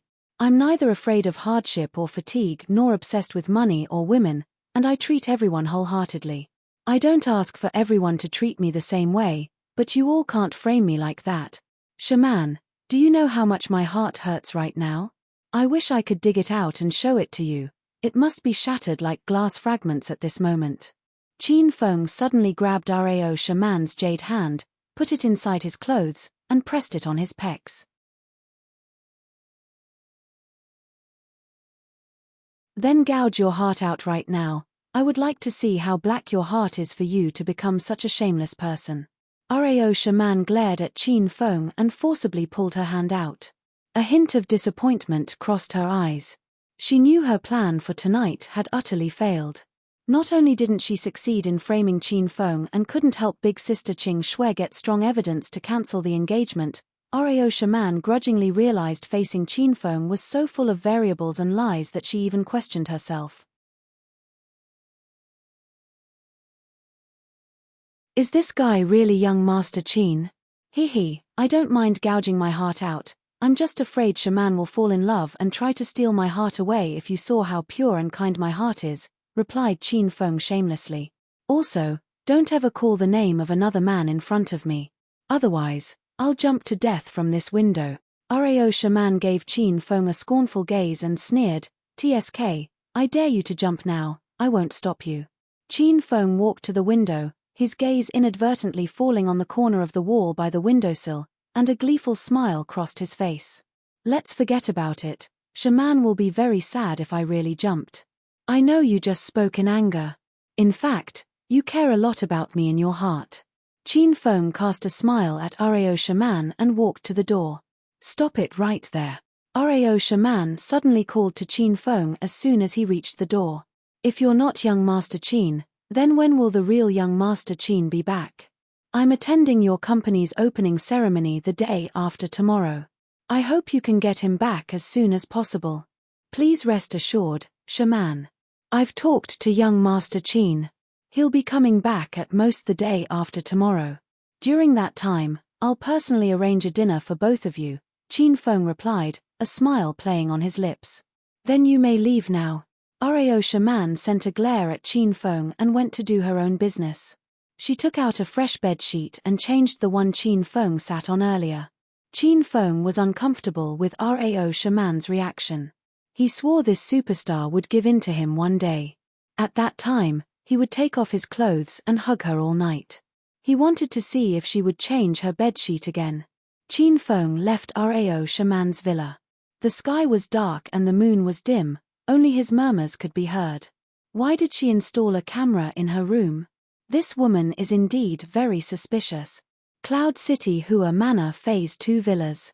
Today was a big day for Royal Group, the opening for Cloud City Hua Manor Phase 2 Villas, and most of the employees from the sales department gathered at the site. The entry to the residences was filled with various flower baskets, banners, and posters of Rao shaman. The atmosphere was as heated as a Stars concert. Qin Feng and Rao shaman were waiting in the VIP room for her entrance. As the manager of the sales department, Li Yuchen had the authority to be there as well. Shu Ruoru, on the other hand, was forced by Qin Feng into the room. This was because Qin Feng considered Shu Ruoru his lady. How could he leave her outside to be ordered by someone under the rain? Little sister shaman, you're so pretty today. The three women chit-chatted non-stop, casting Qin Feng aside like air. Rao shaman wore a bright red qipao with a long train dragging on the floor. She had light makeup on her delicate face as well, purple eyeshadow, a faint blush, and crimson lip gloss. She was as beautiful as a rose. Of course Lil Sis shaman is beautiful. Can't you see some pervert is eagerly pasting his eyes on Lil Sis shaman's body, said Li Yuchen while staring at Qin Feng. Her tone was sarcastic, carrying a hint of jealousy at the same time. Qin Feng quickly turned his gaze away and smiled embarrassedly. Manager Li, please mind your words.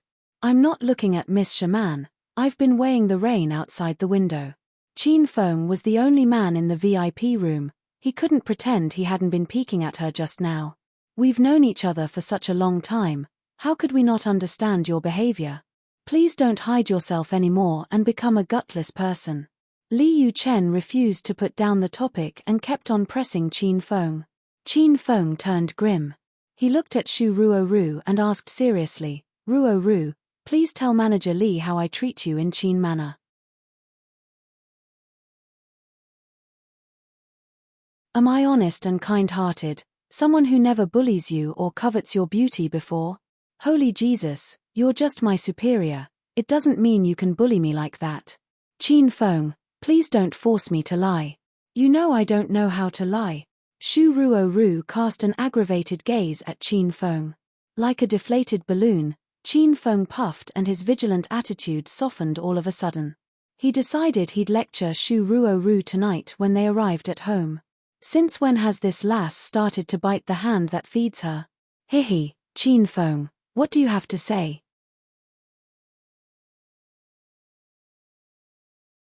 You truly are a big bad wolf. Li Yuchen laughed triumphantly. Qin Feng glared scornfully at Li Yuchen and thought to himself, is something wrong with this lass? Ever since she came back from Qingshui town after visiting her parents, she'd proactively looked for trouble with him. This kind of ungrateful behavior angered Qin Feng greatly. I admit I was peeking at Rao shaman's boobs and long legs. I even took a peek at Ruoru, who had her head lowered and was working seriously.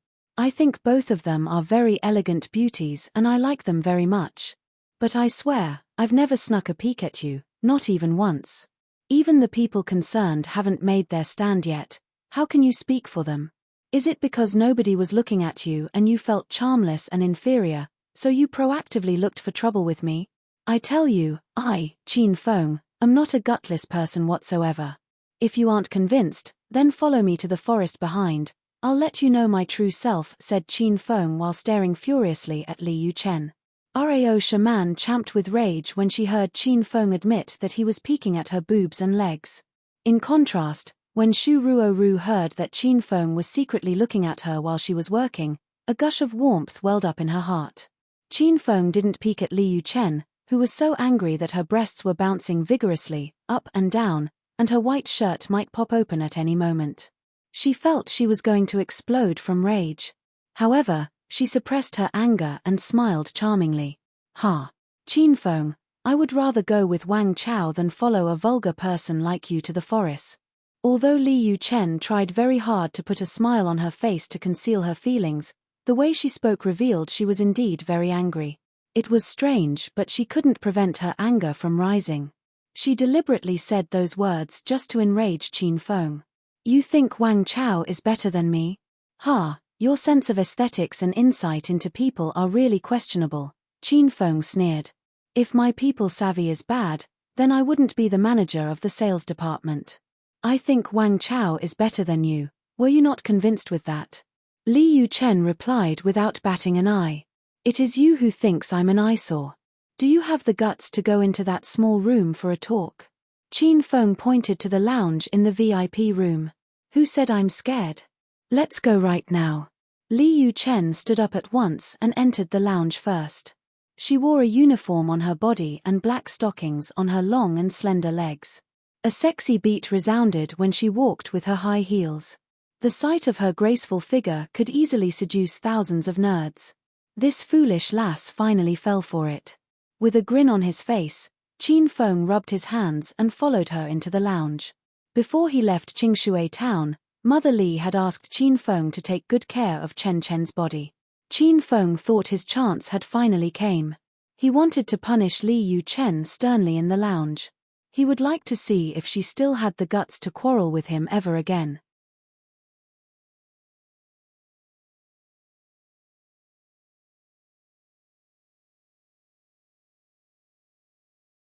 Chapter 286. Chapter 286, She Likes Me. Li Yuchen walked into the lounge. Her eyes were a bit red, and she felt unspeakably wronged. Even she didn't know what was wrong with her. Ever since Qin Feng pretended to be young Master Qin and met her parents, Li Yuchen felt like she was experiencing menopause. When she was at work, she couldn't really focus. The image of Qin Feng kept appearing in her mind, and she always attacked Qin Feng, purposely picking arguments with him. Li Yuchen felt that her affected and unreasonable behavior was both unfamiliar and annoying. However, she couldn't prevent herself from acting that way because if she didn't look to trouble Qin Feng, he wouldn't really bother with her. Li Yuchen couldn't help but want to speak with Qin Feng a bit more. Even if this meant arguing, it was fine. In conclusion, here they were. Li Yuchen felt extremely wronged and helpless. Bang! Li Yuchen was pulled out of her thoughts by the slam of a door. Qin Feng already strode in aggressively. Once Li Yuchen saw Qin Feng, she was suddenly angry. This person actually peeped on Rao Shaman and Shu Ruoru earlier, but he didn't even spare her a glance. What was wrong with his eyes? Was she that much worse than those two women? Qin Feng, I came into the lounge with you. What do you want? What can you do to me? I know you're part of Qin Manor and you are associated with some people in upper management, but I'm not afraid of you. I don't think you'd dare do anything in broad daylight. If you have the guts, try and touch me. I'll bet you don't have the guts. Once Li Yuchen opened her mouth, the unhappiness she held in for half a month came surging out. Right after the words came out of her mouth, she regretted them. What was she saying? If Qin Feng really got mad, then he wouldn't bother with her in the future. When he saw her, he'd be annoyed. Then what? Qin Feng was briefly stunned. In the past, Li Yuchen was wise, farsighted, and calm in the office. She did things in a clear and orderly manner and treated people with courtesy and kindness. Qin Feng rarely saw Li Yuchen so unreasonable. He suddenly pounced on Li Yuchen. This stinking woman said he didn't have guts. Qin Feng was ready to let her get a taste of them. Qin Feng, what are you doing? Whoa, don't touch. Qin Feng's actions were too quick and too ferocious. Li Yuchen cried out in shock. But, halfway through her cry, she felt her body pressed against a sturdy chest. She pursed her soft, little mouth and couldn't speak. Smack. Qin Feng gave Li Yu Chen's thigh a really hard slap. Stinking woman, have you taken the wrong medicine recently? Why do you keep butting heads with me? I haven't done anything to provoke you. Auntie was right, I should get on you as soon as possible and make you my lover. See if you'll have the guts to be fierce with me again. If you yell again, I'll lock you up at home and whip you with my belt. Qin Feng, you pervert. Wo, you're a beast. Li Yu Chen's felt hot pain course from her thigh. She felt both embarrassed and annoyed. She struggled in Qin Feng's embrace. However, Qin Feng was too strong. He hugged her tightly and refused to let go, so Li Yu Chen had no way of escaping. Smack. Qin Feng didn't hesitate to give her another slap. You're still yelling? So, you say I'm a beast and a huge pervert? Then today I'll let you experience what a real pervert is. Qin Feng picked up Li Yu Chen and threw her onto the bed. Then, he pounced on her with one hand on her thigh to prevent her from leaving while his other hand removed her pretty high heels. Qin Feng, let go of me. I'm going to scream for help.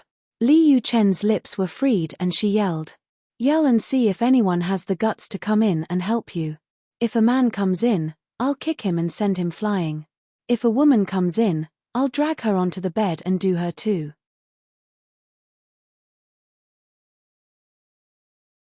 Qin Feng smiled evilly at Li Yu Chen's beautiful legs. When he had just joined Royal Group, he'd been taken with Li Yu Chen's exquisite thighs. He even tore her stockings to shreds in her office. Qin Feng squatted by the bed, while Li Yu Chen lay on it. From his angle, Li Yu Chen's lovely legs clad in black stockings were even longer and more alluring. He could even see up her skirt to the end. Qin Feng, if you dare touch me, you're done. Rip.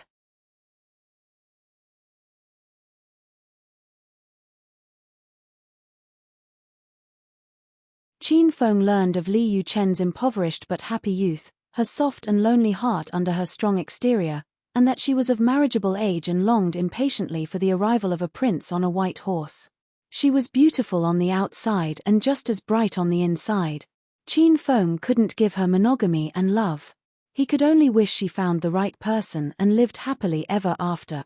Miss Shaman, everything is prepared and in order. Chairman Qin is on stage ready to begin at any moment. Come with us backstage.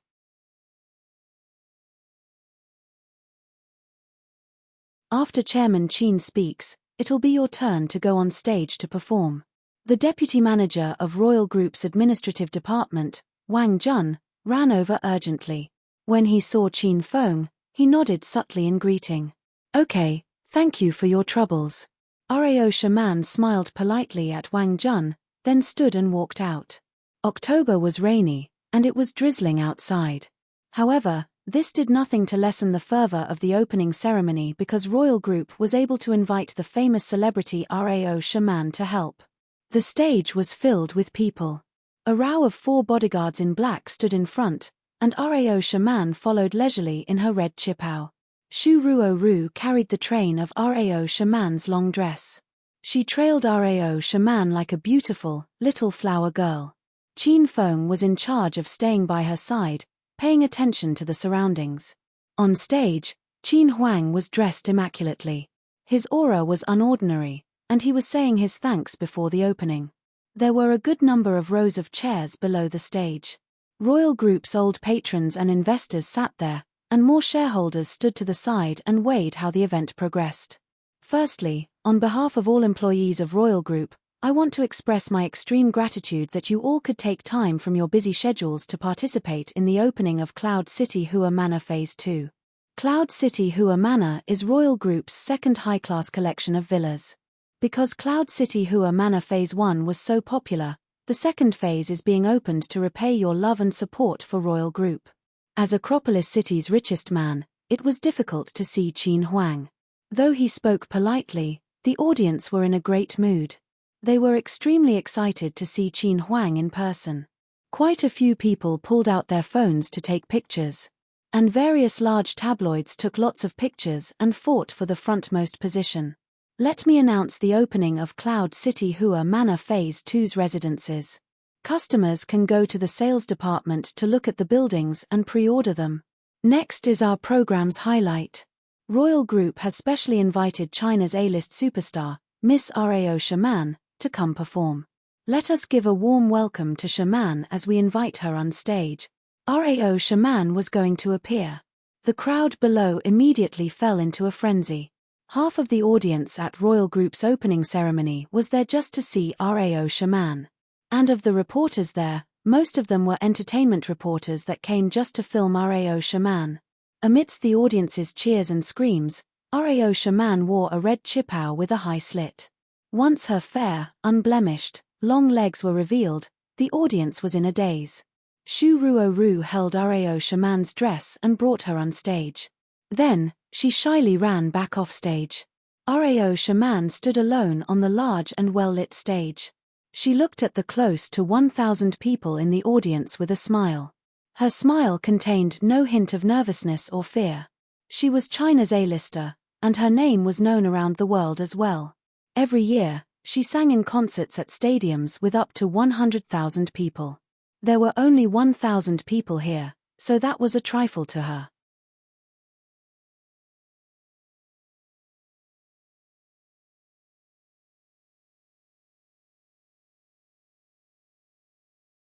Chapter 287.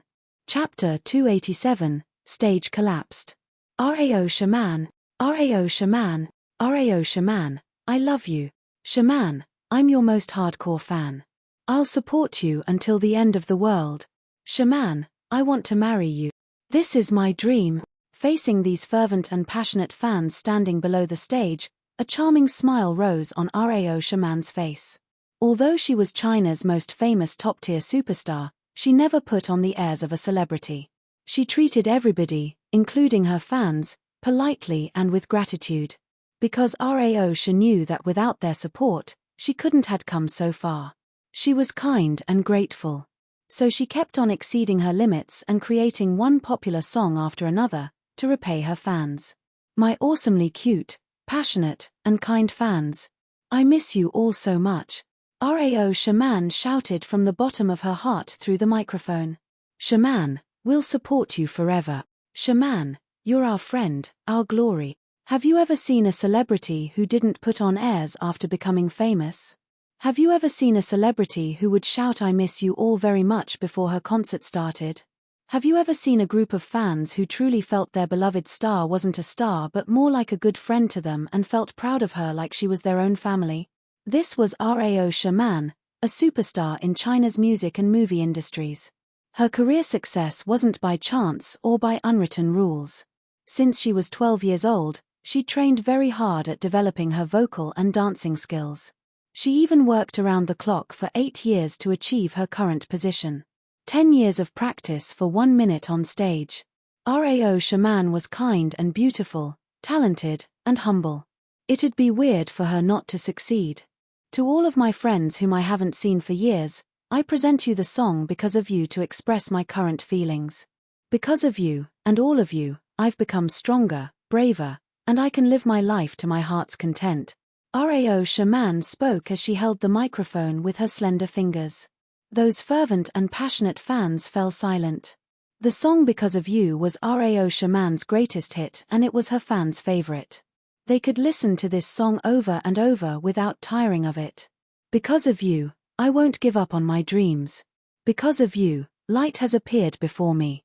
We met a summer day 8 years ago, the lotuses were in full bloom, and your smile was brighter than the lotus. In the blink of an eye, time flew by. I walked on the road of my dreams, completely because of you. And you, where are you?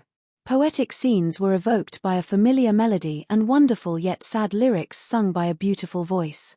Dusky sky, the rain dancing with the wind, even the gods were moved by Rao Shaman's voice and swayed along with her gentle and tranquil melody. The umbrellas of these fervent fans fell to the floor one after another.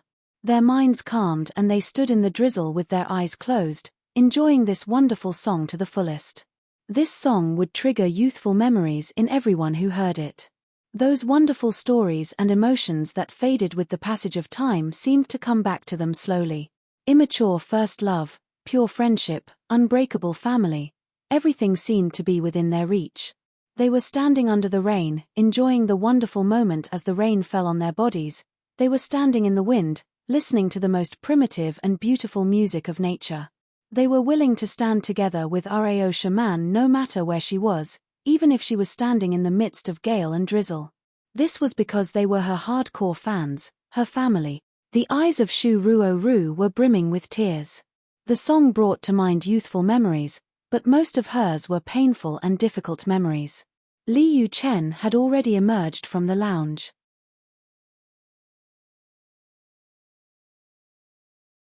She had taken off the black stockings shredded by Qin Feng and stood beside Shu Ruo Ru with her long and slender legs exposed. Her eyes were hazed and distant as she was immersed in the song as well, recalling her memories.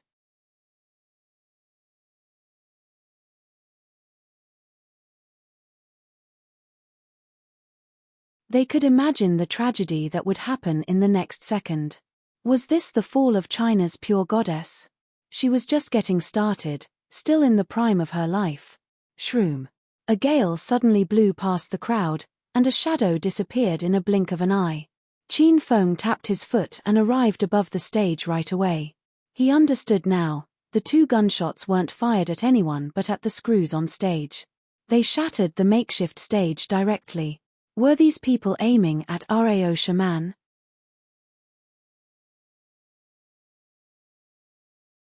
Why didn't they just kill her with a bullet?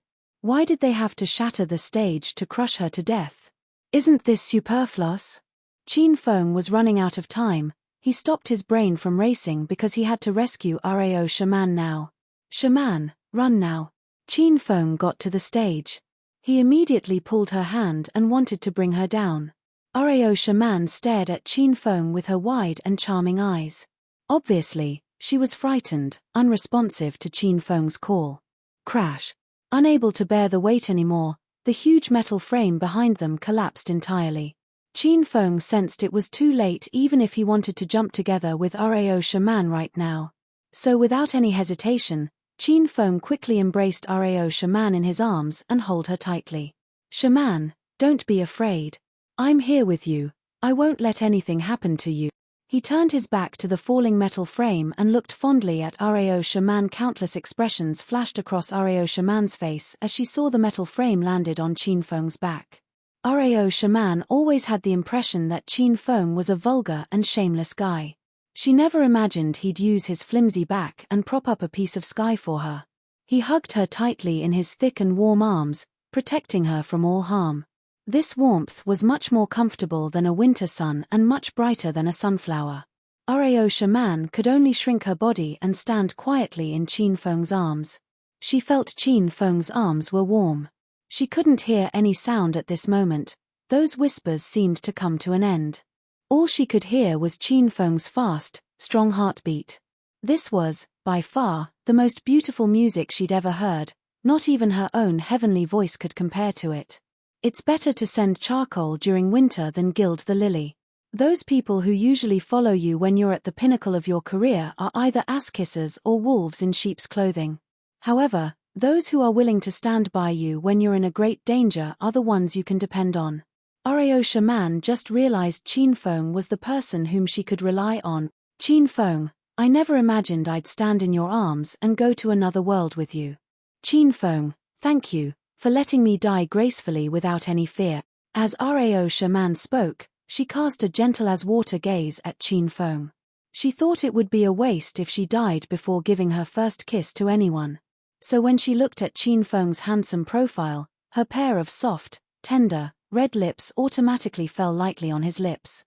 Qin Feng, this is my first kiss. I gave it to you as a compliment for your brave heart. I hope we can be friends in the afterlife. Rao Shaman was dazed as she kissed Qin Feng's thick and gentle lips.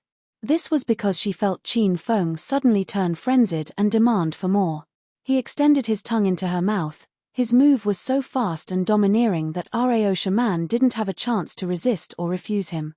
Both of their tongues were entangled together, but Rao Shaman didn't know how to kiss. It was Qin Feng who led her into exploring this mysterious zone. Since this was the first time Rao Shaman kissed a man, She was already overwhelmed by this stimulating and shy feeling. Nobody knew how much time passed when Rao shaman suddenly regained her senses. She widened her eyes as big as saucers and stared at Qin Feng. What's happening now? What's going on? Are we dead? But why did the kiss and the skin contact feel so real? Rao shaman forcibly pushed Qin Feng away and looked upward. The metal frame had already fallen, but a shocking scene appeared right before her. The huge solid metal frame stopped in mid-air and didn't crush her or Qin Feng. This was because Qin Feng used his thick, broad shoulders to forcibly lift the 500 kilograms metal frame. Not only Rao shaman was stunned, even the crowd that was being evacuated had stopped amazed by this sight.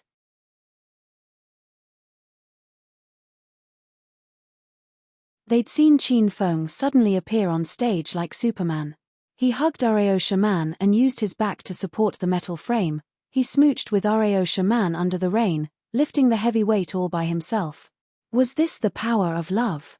The kiss of a goddess was so miraculous. Shu Ruo cried. She was weeping buckets as she thought Qin Feng and Rao shaman would be smashed to death. She shouted their names with all of her strength, just like a helpless little girl.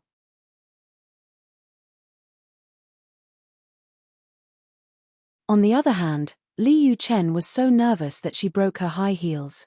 When she saw Qin Feng and Rao shaman crushed under the metal frame, her concern for them wasn't any less than Shu Ruo's.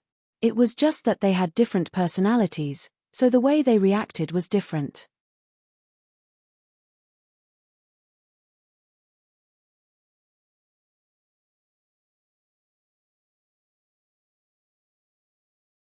Chapter 288. Chapter 288. Live and die together. Shaman, get down quickly. I can't hold on for much longer, said Qin Feng through gritted teeth. Rao shaman only now regained her senses from the shock and the passionate kiss. She quickly ran off the stage when she saw Qin Feng's completely red face. PFFF. Rao shaman had just gotten off the stage when a mouthful of fresh blood sprayed out of Qin Feng's mouth. He currently had Stage 3 external abilities and intermediate Thunder Tiger Fists, and could exert 7 times a normal person's strength. However, his body could only withstand 5 times the weight that normal people could withstand, around 300 to 350 kilograms. Though Qin Feng usually wore the 250 kilograms flying dragon armor and it helped raise his endurance, even when he exerted inner chi, holding up the 500 kilograms metal frame was his limit. PFFF. Qin Feng opened his mouth to spit another mouthful of fresh blood. Every time a mouthful of blood came out, his endurance dropped slightly. The metal frame felt heavier and heavier. Qin Feng's lower body had already sunk into the wooden stage, and he had no way of freeing himself. Qin Feng. When the 3 girls saw this scene, they ran to Qin Feng.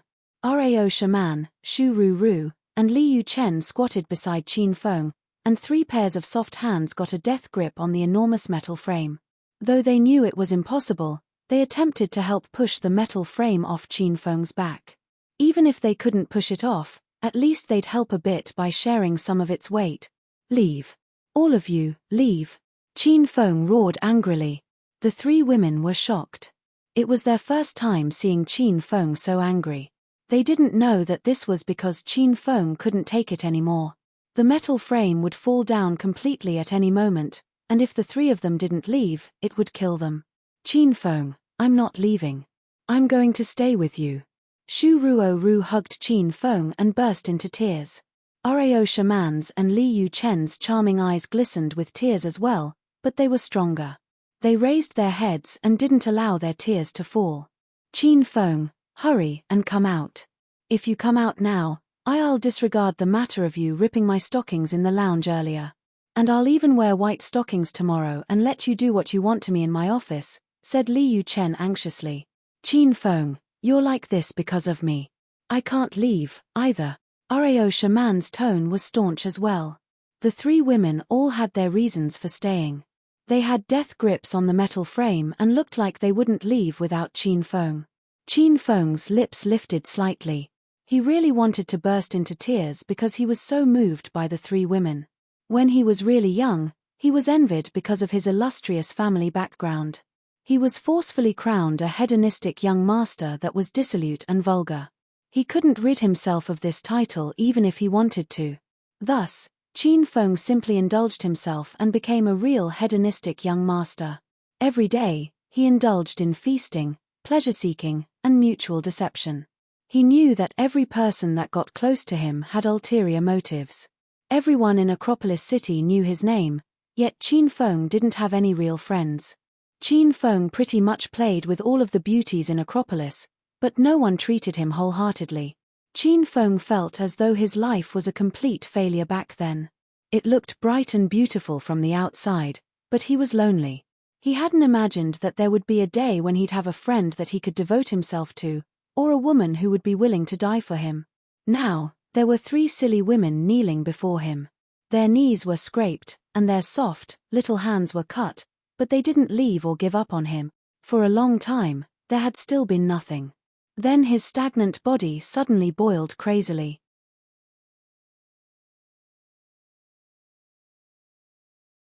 Qin Feng knew that he was about to break through his limit. He wore the 250 kilograms flying dragon armor every day, wildly trained himself, didn't give up, and continued to work hard when people weren't weighing. But breaking through always took some time. Now, the opportunity was right in front of him. Smack, smack, smack. Qin Feng suddenly smiled. His smile was really happy and bright. It was genuine, the pure smile of an infant.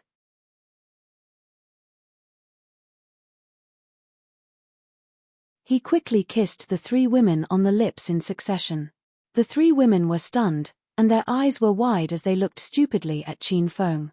He used the qi flow in his body to turn quickly. He felt his entire body heat up and he wanted to go crazy. The qi from his abdomen got stronger and stronger. However, he felt like he had to brace his body for an explosion at any moment. Oh my, look at those 3 beauties, they are so infatuated. It's not like there'd be no more men in the world if he dies. Since you want to live and die together, this big brother will inconvenience himself to take all 3 of you. In the future, Big Brother will satisfy you all. Silver number 26, we're here to complete the assignment. If I were you, I'd shoot now. In a Cloud City Hua Manor Phase 2 villa, 2 shadows lay on the top floor deck. One looked Chinese and wore a long white robe, while the other was a dark-skinned foreigner whose skin was as dark as his black clothing. Bronze number 1, you know that I'm responsible for directing our activities today. When I shoot isn't up to you. What kind of experts can there be in a godforsaken place like Acropolis that they called over someone from our silver group? I really don't know what the crew was thinking, said the black man in fluent Chinese. He had an arrogant expression as he stared at the middle-aged man in the white robe. Silver number 26, don't forget that this brat killed bronze number 8 and number 5. How could he be someone ordinary? The middle-aged man wearing a white robe had his gaze pinned on Qin Feng, and he was much more vigilant than the black man. Me. Don't you find it embarrassing to mention that? What kind of trash are you bronze group people that the 5th and 8th experts together were annihilated by that brat? This only means that your bronze group is too weak. In a bit, I'll show you the strength of the silver group. The black man stared at the middle-aged man in the white robe once more, then ignored him. He pointed his icy silver handgun accurately at Qin Feng and was ready to shoot and kill him at any moment. Whoosh! Silver number 26 hadn't locked down on his target yet when a flash of light flew toward him. Fuck, we've been discovered. How is that possible? Silver number 26 made a strange noise, did a backflip, and narrowly dodged the light. A flying dagger struck deep into the concrete wall behind him, leaving only a couple of centimeters of its handle outside the wall. I've spotted the target in the villa at 10 o'clock. It seems like a woman. Bronze number 1 pinpointed the assailant's position when silver number 26 dodged the attack. Fuck, that bye, she actually took the initiative to oppose our golden assassin crew? Wait until this elder captures her. I'll tear her clothes off and screw her to death. Silver number 26 cursed her incessantly, but he became vigilant. His black eyes flashed with the sharpness of a hawk, and he looked at the villa in the 10 o'clock direction. Ah, it really is a woman. Her figure isn't bad. Your elder is going to have her today. Silver number 26 quickly discovered the target. He swung his hand forward, and a shot flew out at the speed of lightning. Bang! Another gunshot was heard. Even though he had a silencer, the low and dull sound was not completely blocked. Swoosh swoosh. The whistles of flying daggers were heard at the same time as the gunshot. Shock flashed through silver number 26 and bronze number 1's faces because this time, their opponent threw 2 daggers, and it surpassed their predictions. There was actually someone who could dodge silver number 26 gunshot and have time to counterattack. That woman's abilities really couldn't be discounted. Fuck, where the hell did this girl come from? Acropolis City is so small, when did so many strong people appear? Bye, you're forcing your elder to screw you to death. Silver number 26 yelled.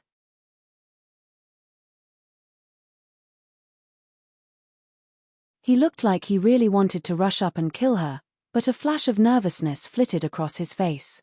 At this time, he hid behind a wall and didn't dare peek out. Between 1 gunshot and 2 flying daggers, it was clear that the girl would beat him. Across from them, at 8 o'clock, on the 3rd floor of a villa, a woman filled with an icy and murderous air half-squatted on the balcony by a wall. She had clean and neat, light purple, ear-length hair.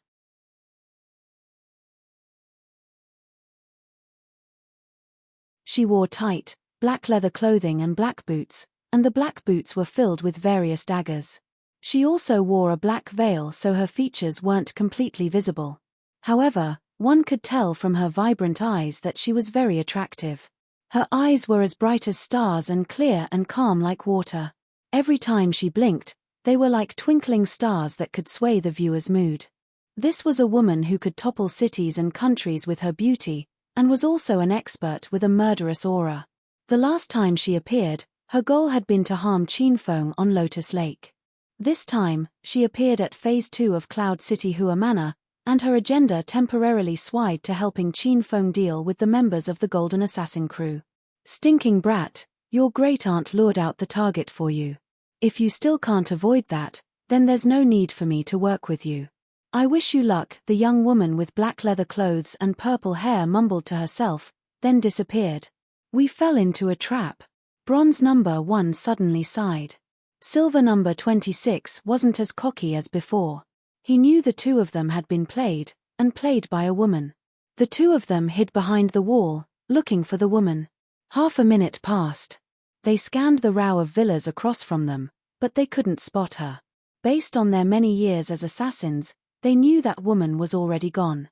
She suddenly appeared and disappeared, but she wasn't trying to fight them.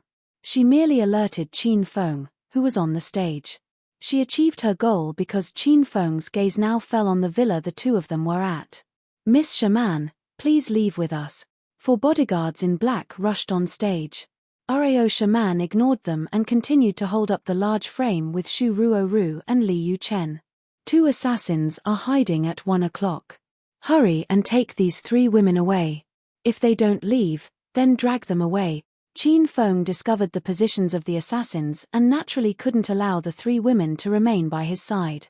After Qin Feng spoke, the expressions of the 4 well-trained bodyguards in black changed. 3 of them grabbed Rao Shaman, Shu Ruoru, and Li Yu Chen, and led them to safety. The last one handled the final details. He kept WA and reported the assassin's location into his walkie-talkie while trying to spot the assassins. Qin Feng, I'm not leaving. Don't touch me, let go. Don't worry about me. I can walk. Hurry and save Qin Feng, he can't hold out much longer. Qin Feng, you got in trouble to save me, how can I leave? I want to leave when you do. The 3 women were taken away by the bodyguards, and each of them fought to run back. Qin Feng looked on, and the boiling qi flow within him went berserk. He felt as though his body would explode in the next second.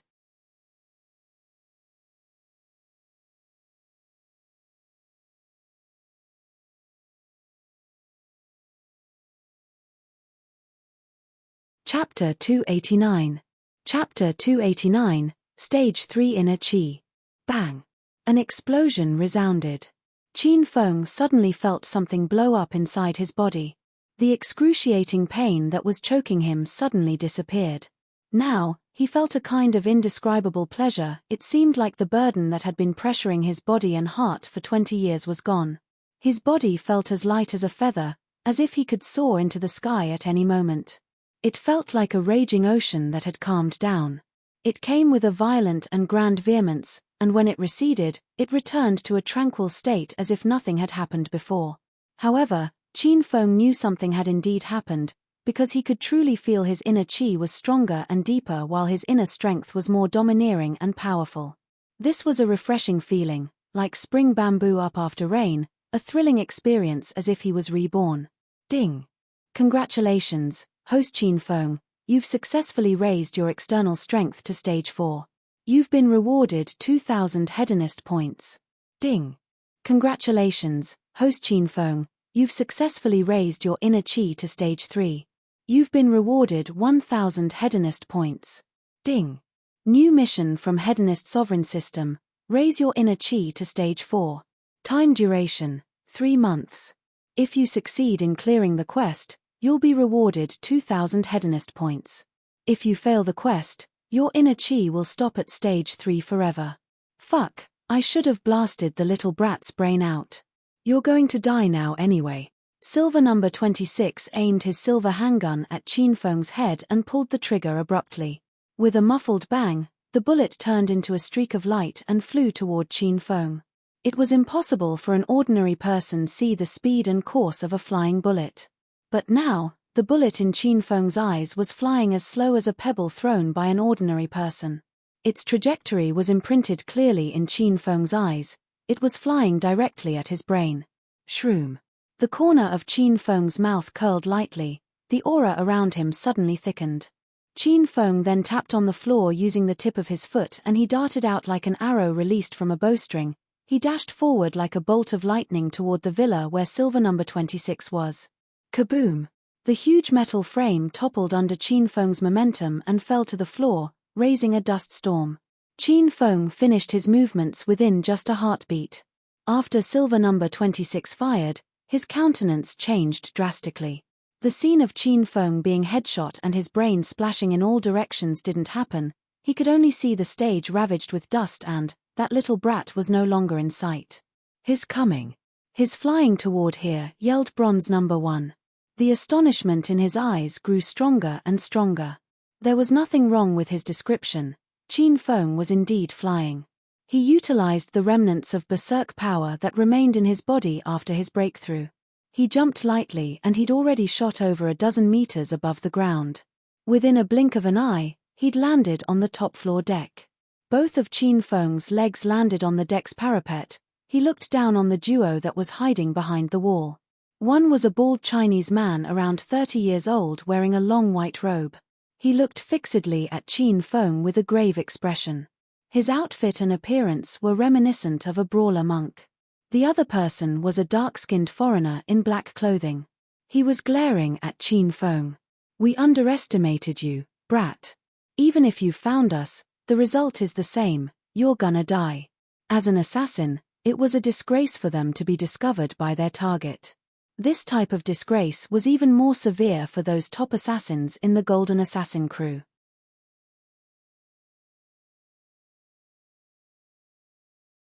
Silver number 26 then waved his big hand, pulled out his gun, and roared, "Bronze number 1, let's attack him using formation A." Bang! Silver number 26 was a highly skilled marksman. His shooting speed was incredibly fast. An ordinary person wouldn't be able to react and wouldn't even know he was actually shooting. This was because he utilized the shooting skill flick when he fired his gun. He'd swing his gun and aim at the target at the same time. After that, he'd use his fast reaction speed and do a pinpoint shot at the last tenth of a second.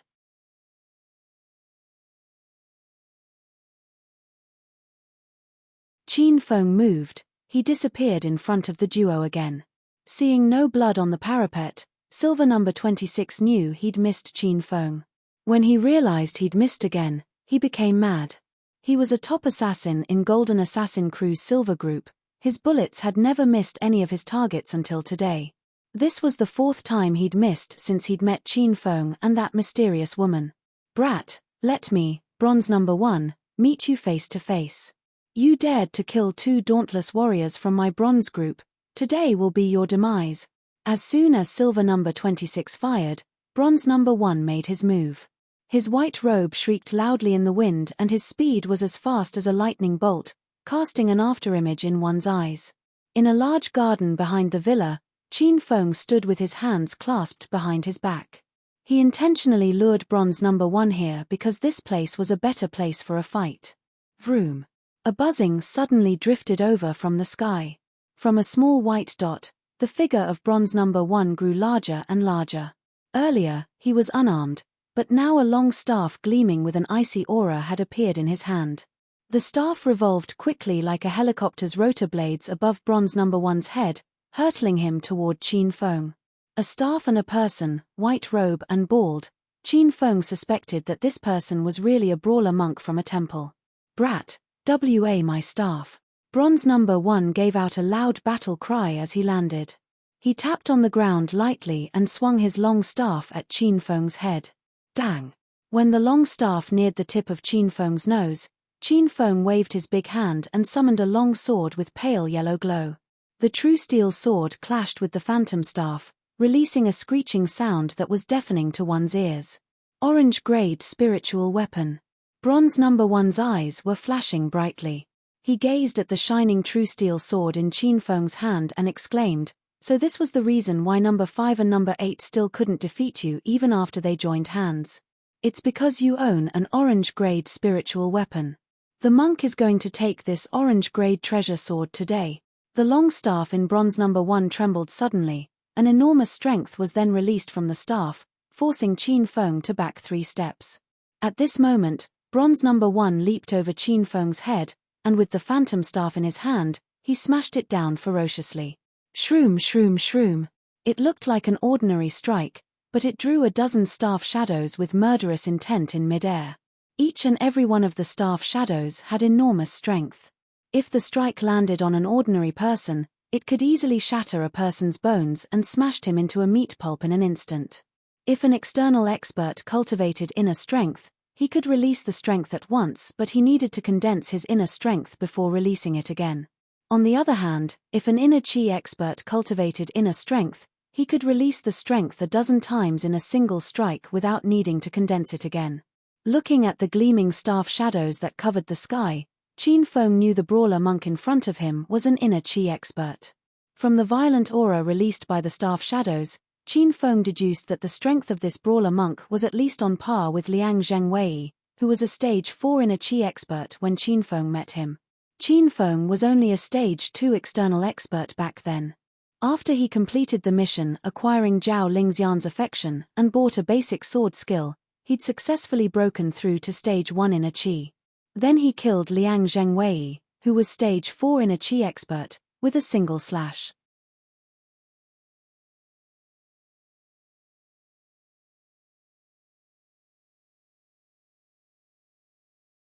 He remained in his original place and waved his left hand so fast it formed dozens of phantom shadows.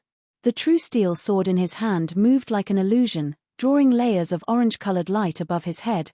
The sword auras instantly collided with the staff shadows, causing a series of explosions. Stinking brat, you're an inner chi expert as well? The countenance of bronze number 1 changed drastically as he refused to accept the fact.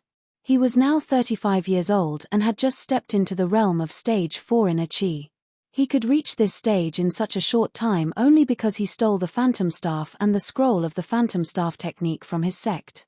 And now, Qin Feng was only around 20 years old, but the sword aura he released was easily a mar for his staff style. Bronze number 1 wouldn't have been surprised if this kind of genius appeared in the provincial capital, but how could a genius martial artist appear in a small city like Acropolis City? Shouldn't an assassin investigate his target first before killing him? Isn't a little bit too late for you to realize the truth now? Qin Feng sneered. He suddenly leaped forward and came to bronze number 1's side. He hadn't drawn out his full potential yet, using only around 70% of his strength to test the strength of bronze number 1. After Qin Feng was certain that his opponent was in the realm of stage 4 inner chi, Qin Feng had no more apprehensions about killing an expert of this stage again with his current strength.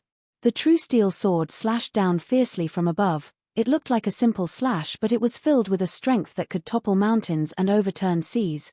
The airstream around it splashed wide, causing a dozen explosions. Bronze number 1 was frightened and planned to escape, but he realized his effort was futile. Qin Feng had cast his sword auras all over the place, blocking all the escape routes. Bang! A gunshot rang. Qin Feng, who wanted to slash bronze number 1, suddenly sheathed his sword and leaped backward, retreating a few meters away. On the ground where he'd just been, a bullet dug deeply into the soil. Bang bang! A hail of gunshots echoed. Qin Feng realized silver number 26 kept shifting positions because the bullets came from different places each time. Qin Feng, who'd had the upper hand just now, couldn't do anything but only jump around to dodge the barrage of attacks from silver number 26. What a talented youngster, but unfortunately, you offended the Golden Assassin crew and there's only one way out for you, die. Seeing a nimble Qin Feng dodge all of silver number 26 attacks, a hint of admiration flashed across bronze number 1's eyes. Only now did he realize the true strength of Qin Feng. This person's speed was faster than his and his inner chi was stronger and deeper than his. Luckily, the organization considered Qin Feng an extremely dangerous target and ordered him and silver number 26 to assassinate Qin Feng from both long range and close range. If not, bronze number 1 would already have been dead. The gunshots rang out continuously. Silver number 26 was sniping from a distance to obstruct Qin Feng's attack. Bronze number 1, on the other hand, was lurking around, waiting for the perfect moment to deal Qin Feng a fatal blow.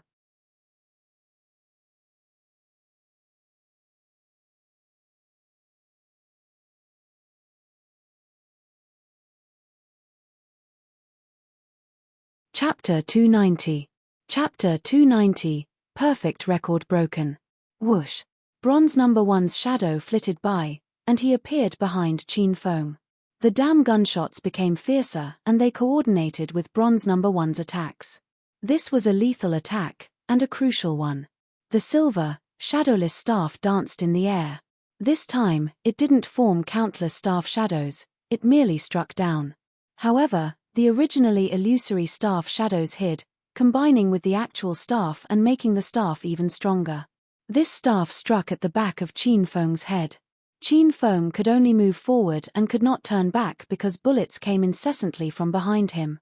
The speed of the bullets was such that he could only dodge them thrillingly. He couldn't spare any of his concentration to deal with bronze number 1. Whoosh whoosh.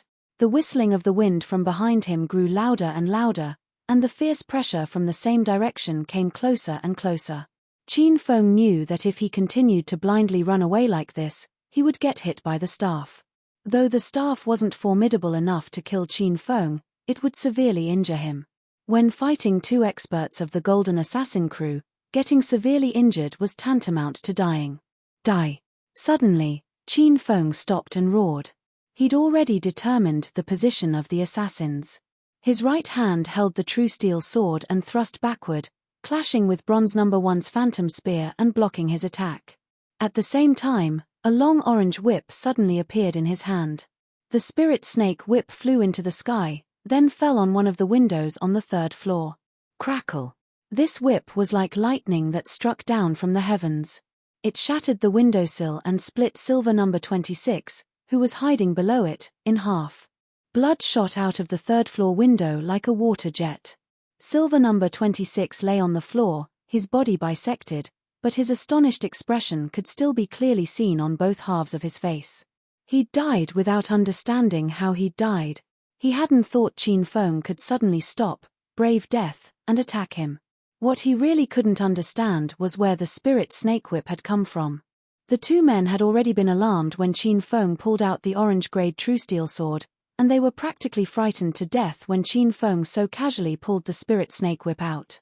Silver number 26 was killed by 1 whip. Bronze number 1 was stunned, and he looked completely shaken. By the time he regained his senses and looked at Qin Feng holding the spirit snake whip, the calmness in his face completely disappeared. At that was left was boundless fear. As a member of the top international assassin group, bronze number 1 had lost count of how many people he'd killed. He'd killed various types of people, martial artists, high officials, bosses, and normal people not worth mentioning. No matter which target he killed, as the leader of the Bronze Group, Bronze Number 1 had never been afraid. However, in the little Acropolis city today, Bronze Number 1 was terrified upon meeting a genius that was at least a stage 4 enrich expert. He wasn't like other assassins who gave no thought to life or death. He'd stolen his sect's secret treasures, the Phantom Staff and the Phantom Staff technique. Hunted by his entire sect, he only joined the Golden Assassin crew because he had nowhere else to run.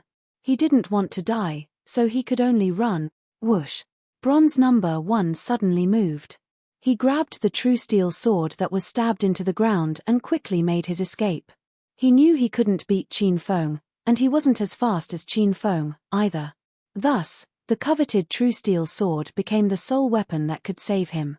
He really wanted to take this orange-grade spiritual equipment away, but if he did, he would die.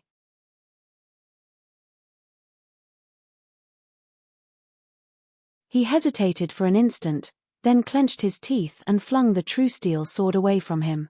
Qin Feng, who was chasing after him, furrowed his brows, hesitated for a brief instant as well, then stopped chasing after Bronze Number 1. He quickly dashed after his true steel sword. When the true steel sword was back in his hands, Bronze Number 1 was gone. Silver Number 26 was split in half, and he was as dead as a doornail. Bronze Number 1 escaped without a trace.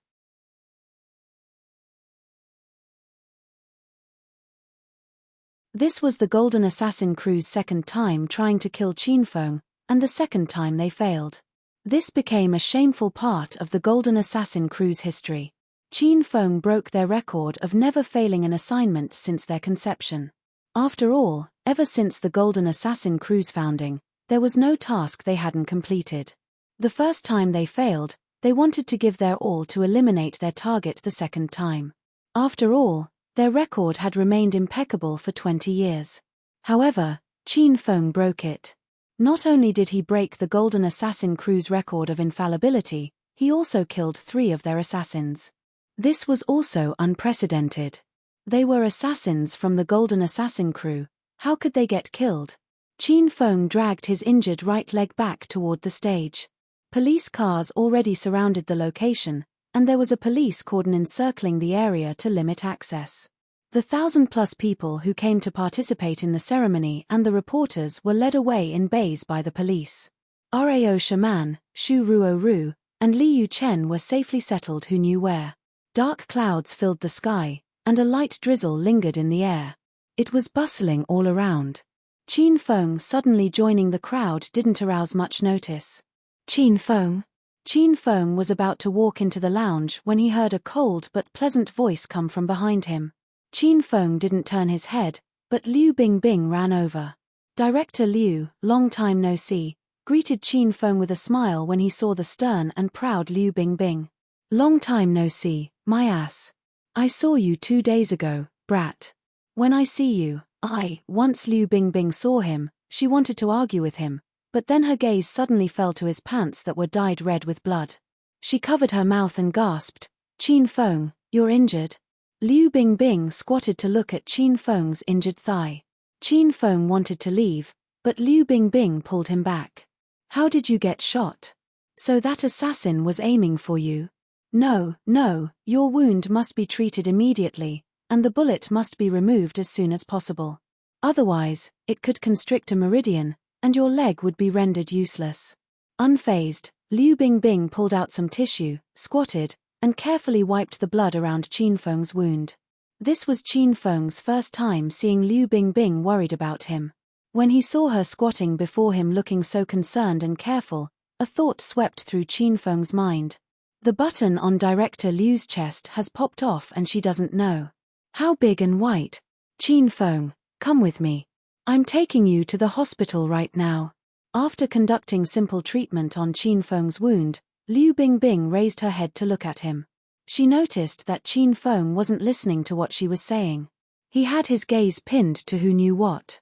When Liu Bingbing followed Qin Feng's gaze to her half-exposed breasts, her blood boiled and rushed to her head as she sent a kick at Qin Feng. Pervert. Stinking hooligan. Oh. Director Liu, I have no bad blood with you. Why do you want to kill me every time you see me? Liu Bingbing gave a powerful kick that landed right on Qin Feng's wound. Are you alright? Liu Bingbing realized that she was too agitated, and she looked worriedly at Qin Feng. Alright. H, if I shot your leg and kicked the wound, would you be alright? Plus, you kicked with heels on. Qin Feng looked unhappily at Liu Bingbing.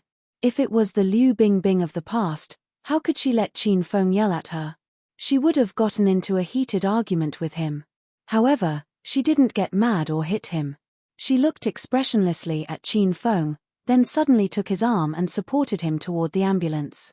Director Liu, I'm not going to the hospital.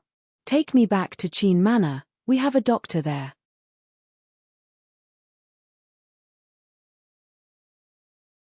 Qin Feng pushed Liu Bingbing away and turned in an attempt to head back to the lounge. In all honesty, a bullet wound wasn't much to the current Qin Feng. He was going to the lounge to take out the bullet, and buy and apply a bottle of elementary gold sore medicine, and then he would be fine.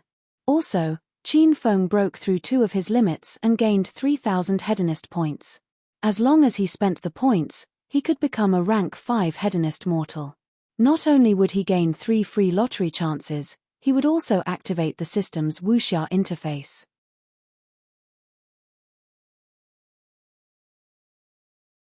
Qin Feng was really looking forward to it. Qin Feng, I've seen your wound.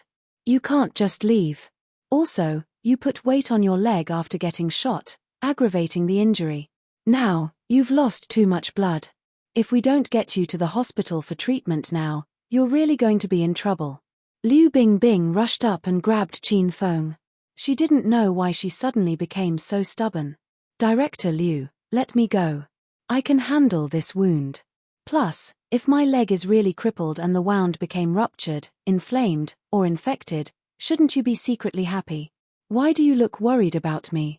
Oh, Director Liu, I'm not seeing things, am I? Why are your eyes red? Are you crying? Don't tell me you've fallen for this young master. Qin Feng really didn't want to go to the hospital. He was worried that the Golden Assassin crew would set an ambush for him. If he met the abnormal assassins again in the hospital, Qin Feng wouldn't be able to escape even if he wanted to. He was intentionally poking fun at Liu Bingbing to make her angry so she'd leave. However, not only did Liu Bingbing stay, she looked like she was set on hanging on to Qin Feng today. Stinking brat, you better WA out. If you keep saying crazy things, I might just kick you again. Whose eyes are red and who's crying for you? You must be dreaming. Liu Bingbing gave Qin Feng a cold glare. She didn't know what she was feeling at the moment. Though she hated Qin Feng, she got worried when she saw such a severe gunshot wound on his thigh. However, her eyes weren't red and she didn't cry. Qin Feng only made that up to make her mad. Are you getting into the ambulance with me or not? I'm not. You're in this state and you're still arguing with me? Is there something wrong with your brain? Do you not want your leg anymore? Liu Bingbing was furious. I'm begging you, Director Liu, to let me go because I want my leg. I'll deal with it myself. Qin Feng was beyond helpless. All the women he saw today were a bit off. Get into the ambulance with me. If I'm not taking you to the hospital, I'll extract the bullet for you in the ambulance. Liu Bingbing wondered what was wrong with her and why she was so insistent regarding Qin Feng's injury. However, she wouldn't be able to rest if she didn't personally see the bullet come out of Qin Feng's thigh or personally hear that Qin Feng's life wasn't in danger. Qin Feng knew that once Liu Bingbing set her mind to something, 10 bulls couldn't pull her away from her goal. Thus, he could only board the ambulance with her. Since 10 policemen with real and loaded guns were nearby standing guard, Qin Feng wasn't afraid of the Golden Assassin crew members heading over. The 2 of them got into the ambulance, and Liu Bingbing locked the door. Qin Feng lay on the stretcher. There was a first aid kit in the vehicle. Director Liu, you're not going to do it personally, are you? Qin Feng's face darkened as he weighed Liu Bingbing open the medical kit and pull out forceps, gauze, and various other items. Shut up. Your mother learned first aid at the police academy. Removing bullets was one of the courses. My skills were number 1 in the entire squad. So many people begged for my assistance, but I didn't help them, so you should be happy. Liu Bingbing glared at Qin Feng and lay out everything she needed by Qin Feng's leg. Liu Bingbing's words had several possible meanings, and Qin Feng's thoughts went astray when he heard them. He looked at Liu Bingbing with a smile. Then when you give the handjob later, Director Liu, be more gentle. You can move quickly, though. Your lily-white hands aren't bad, so your skills are sure to be exciting.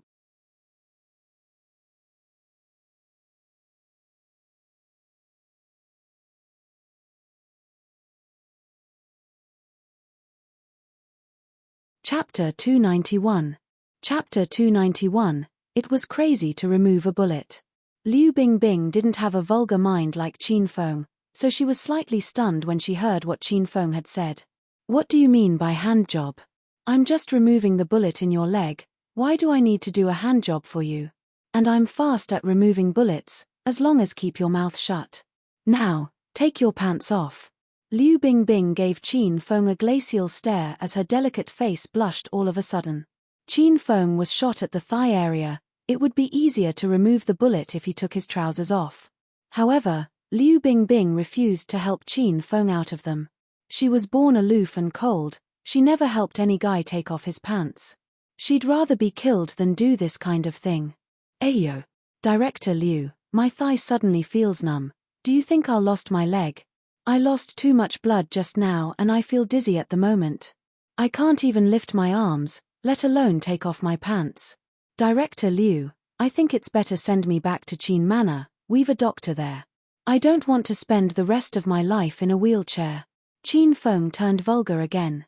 Every time he became vulgar was the time he displayed his splendid acting skills. He still remembered he had a mission in the system regarding Liu Bingbing, make this hot-tempered lass submit to him entirely. Qin Feng had put much effort in training her a few times before and the results were good. At least Liu Bingbing wouldn't try to kill him now like she had the first time she met him. Since her attitude toward him had changed imperceptibly after a few training sessions, of course Qin Feng had to double up on his efforts. Stop acting, you stinking brat. You were as lively as a dragon just now when you got on the ambulance and now you say you don't have any energy left. Do you think I'm dumb enough to fall into your crafty plot? I won't help you to take off your trousers, so put that in your pipe and smoke it.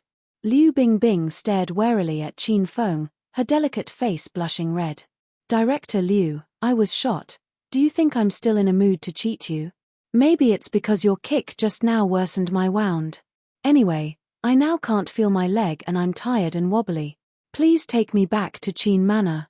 I don't want you to help me remove the bullet anyway. As Qin Feng spoke, he showed a pained expression to Liu Bingbing. Liu Bingbing dropped her guard slightly. When she decided that the kick she delivered to Qin Feng was indeed a little harsh, she then asked herself, did I really injure him? Liu Bingbing became solemn. She pinched Qin Feng's tender thigh as hard as she could and asked, Qin Feng, do you feel anything now? Qin Feng howled inside his heart. Jesus Christ, why is this Liu Bingbing even stronger than those muscle men? She almost pinched a piece of meat from my thigh. If it wasn't for Qin Feng's high pain tolerance, he would have wept in pain already. No, I don't feel anything, said Qin Feng through clenched teeth, holding his breath. Liu Bingbing became grave. Seems like he really can't feel his own leg. If we don't get the bullet out, this little brat might lose his leg forever. Director Liu, don't be so hard on yourself. I really appreciate your help, but please take me back to Qin Manor. Qin Feng gazed with deep feeling at Liu Bingbing. Stop talking nonsense. Your mother said I'll help you remove the bullet. Lie down, little brat. If you dare to move so much as an inch, your mother will crush you. Liu Bingbing's countenance sank all of a sudden. As she spoke, she extended her hand to undo Qin Feng's belt. Her hands were as pure as lush green jade, slender and fine. They rested on Qin Feng's belt for a long time and still couldn't undo it. It was something that could be done within a few seconds, but it took more than a minute for Liu Bingbing.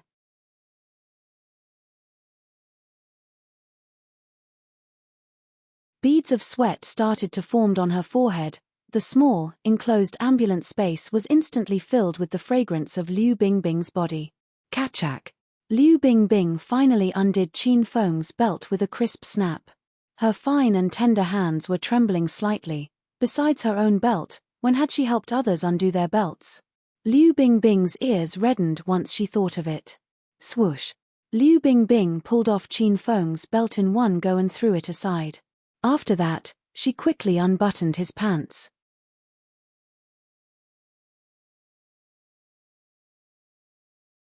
When her jade hand fell on the zipper, she stopped for a while.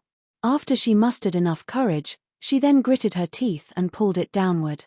Qin Feng's trousers were damp with his blood and stuck to his thigh and wound.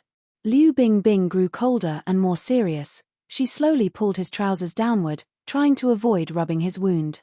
The bright red trousers were slowly taken off by Liu Bingbing. Qin Feng lay front of Liu Bingbing in only his boxer briefs. His boxer briefs were stained with blood. The mouth of the wound gaped open, revealing gleaming white bone. Liu Bingbing initially thought she'd be very awkward after she took off Qin Feng's trousers. However, when she saw Qin Feng's wound, her eyes reddened and she almost cried. Qin Feng, bite this white cloth, it'll be very painful later. I'll try my best to remove the bullet fast. Please hold on for bit, Liu Bingbing reminded Qin Feng gently. This was the first time Qin Feng saw such a gentle side to this lass. Forceps, alcohol, gauze, and steel tray. All the implements were neatly placed on the steel tray. Liu Bingbing took the forceps and sanitized it with an alcohol lamp. After she'd done her preparations, she then bent over Qin Feng's legs and carefully extracted the bullet from his thigh. This scene was too ambiguous. Qin Feng lay on the strea, Liu Bingbing bent over his legs. People who didn't know better might think they were doing something they shouldn't. Oh! Liu Bingbing used the forceps and stabbed into Qin Feng's flesh. This was an unbearable pain that no one could withstand. Normally removing a bullet required general anesthesia or at least, local anesthesia. But now Qin Feng hadn't taken anything, so he could feel the pain full well. When the icy cold forceps stabbed into his flesh, he couldn't hold back a loud cry. As he shouted, both of his hands instinctively grabbed something in front of him. He then squeezed hard on that thing. He didn't know what that was, but the texture was very good and made him forget the pain in his thigh. Qin Feng, what are you doing? Get your dirty paws off me now. A second before, Liu Bingbing had been feeling guilty for hurting Qin Feng, and the next second, she felt a sharp pain from her neckline. She was so angry that she almost gave this little brat a kick and laid waste to him. I am sorry. It was too painful. Qin Feng quickly released his hands and looked at Liu Bingbing awkwardly. Liu Bingbing took a few deep breaths to cool herself down. She stared icily at Qin Feng and then resumed her extraction of the bullet. Just now Liu Bingbing's forceps had already been inside his wound and almost reached the bullet. Frightened by Qin Feng's sudden ambush, she'd hastily pulled the forceps out without clamping tightly on the bullet. And now, she had to do it all over again. When the forceps stabbed into his flesh, Qin Feng felt the pain and started to reach for something again. Oh! This time, Qin Feng didn't have the guts to grab Liu Bingbing's neckline. He shifted targets and grabbed firmly at Liu Bingbing's calves. Liu Bingbing furrowed her eyebrows slightly, but in the end, she paid no heed to Qin Feng's movement and concentrated on removing the bullet. The forceps thrusted in and out of his wound. That feeling was so painful that his body trembled. Both of his hands moved all the way from Liu Bingbing's calves to her thighs and continued to move into a deeper place. However, his attempt was blocked by Liu Bingbing as she tightly clamped her legs. In the end, Qin Feng could only withdraw his hands and cling tightly to Liu Bingbing's booty. Oh. Every time Qin Feng yelped in pain, both of his hands would instinctively squeeze harder on Liu Bingbing's booty. A myriad of expressions flashed across Liu Bingbing's face. Her delicate and cold face was now entirely flushed, as red as a ripened tomato, and water seemed to be dripping from it.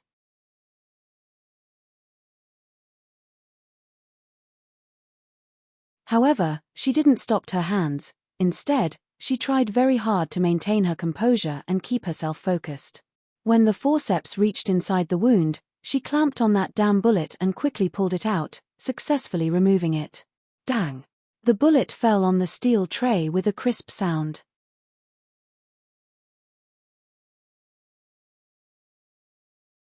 Weak and with all her energy spent, Liu Bingbing's body quivered and fell to the floor. She felt weak because her booty was the most sensitive part of her body. So when Qin Feng squeezed it, she was so grieved that she wished she was dead. Now she sat on the floor, champed with rage, and wished to treat Qin Feng to a feast of punches. However, she couldn't bear to do it. You shameless pervert. Do you have any idea what you're doing? As soon as Liu Bingbing sat down, her gaze fell on a weird object that she'd never noticed before. Liu Bingbing's neck reddened in an instant, however, her eyes were filled with chilly murderous intent. You bastard, how dare a little brat like you have such a barbarous thought when your mother painstakingly helped you to remove the bullet? Your mother will fucking snap that thing into. Liu Bingbing was mad as hell. This Qin Feng was too arrogant, vulgar, and shameless. She furiously grabbed a scalpel and rushed to Qin Feng's side, wanting to stab him. Qin Feng's face was distorted with fear. As he opened his mouth to stop Liu Bingbing, the ambulance door suddenly opened. I remember the door wasn't locked. Who locked it? Fast, get the casualty loaded. He's lost too much blood, he'll be in great danger if we're too late. The door was opened from outside and the sounds of rain and wind drifted over. At the door stood 2 doctors in white coats and 2 nurses, and another 2 policemen who were helping the doctors in carrying the stretcher. The group of people was carrying a casualty and getting on the ambulance. When they saw the sight in the ambulance, all of them held their breath, stunned in place. Doctors and nurses were flabbergasted. They couldn't fathom why there was a man and a woman in an ambulance. And most importantly, they were doing something embarrassing. Those 2 policemen were Liu Bingbing's subordinates. The shocking sight robbed them of speech. When they saw their director Liu bent over a man with her head apparently buried in the man's crow, they then thought in their hearts, "This is our director Liu, the coolest and proudest in our bureau. It turns out she's this kind of woman. What are you guys looking at? Don't you guys have anything else to do? Hurry up and rescue the other casualties. And if anyone dares to mention anything they saw today to other people, be prepared to leave our bureau." Bang! The door was shut by Liu Bingbing's kick. After she took care of her subordinates, she then turned her head and stared at Qin Feng with a pair of reddened eyes. She released a dense killing aura throughout her body. Qin Feng was so scared that his little heart was about to explode. He knew howling winds and torrential rains were coming, but he really hadn't done anything. Bang bang bang! Oh! The doctors, nurses, and policemen were still dazed outside the door. They could only hear the sound of vigorous movements and Qin Feng's cries constantly drifting over from inside the ambulance. The cries were screaming in Qin Feng's and Liu Bingbing's ears, but they became something else to the people outside the ambulance. All of them looked at one another with surprise and amazed expressions on their faces. The 2 little nurses were flushed with shyness. They couldn't imagine what types of positions the 2 people inside were using for combating. You're tuning in to the Dreamy Chapters YouTube channel. We're so grateful for your support, and don't forget to subscribe to join us on this incredible journey through captivating stories. Your generosity through donations truly makes a world of difference, as it's the primary source of revenue that allows me to expand and enhance this channel for you. Thank you from the bottom of my heart for being a part of this adventure.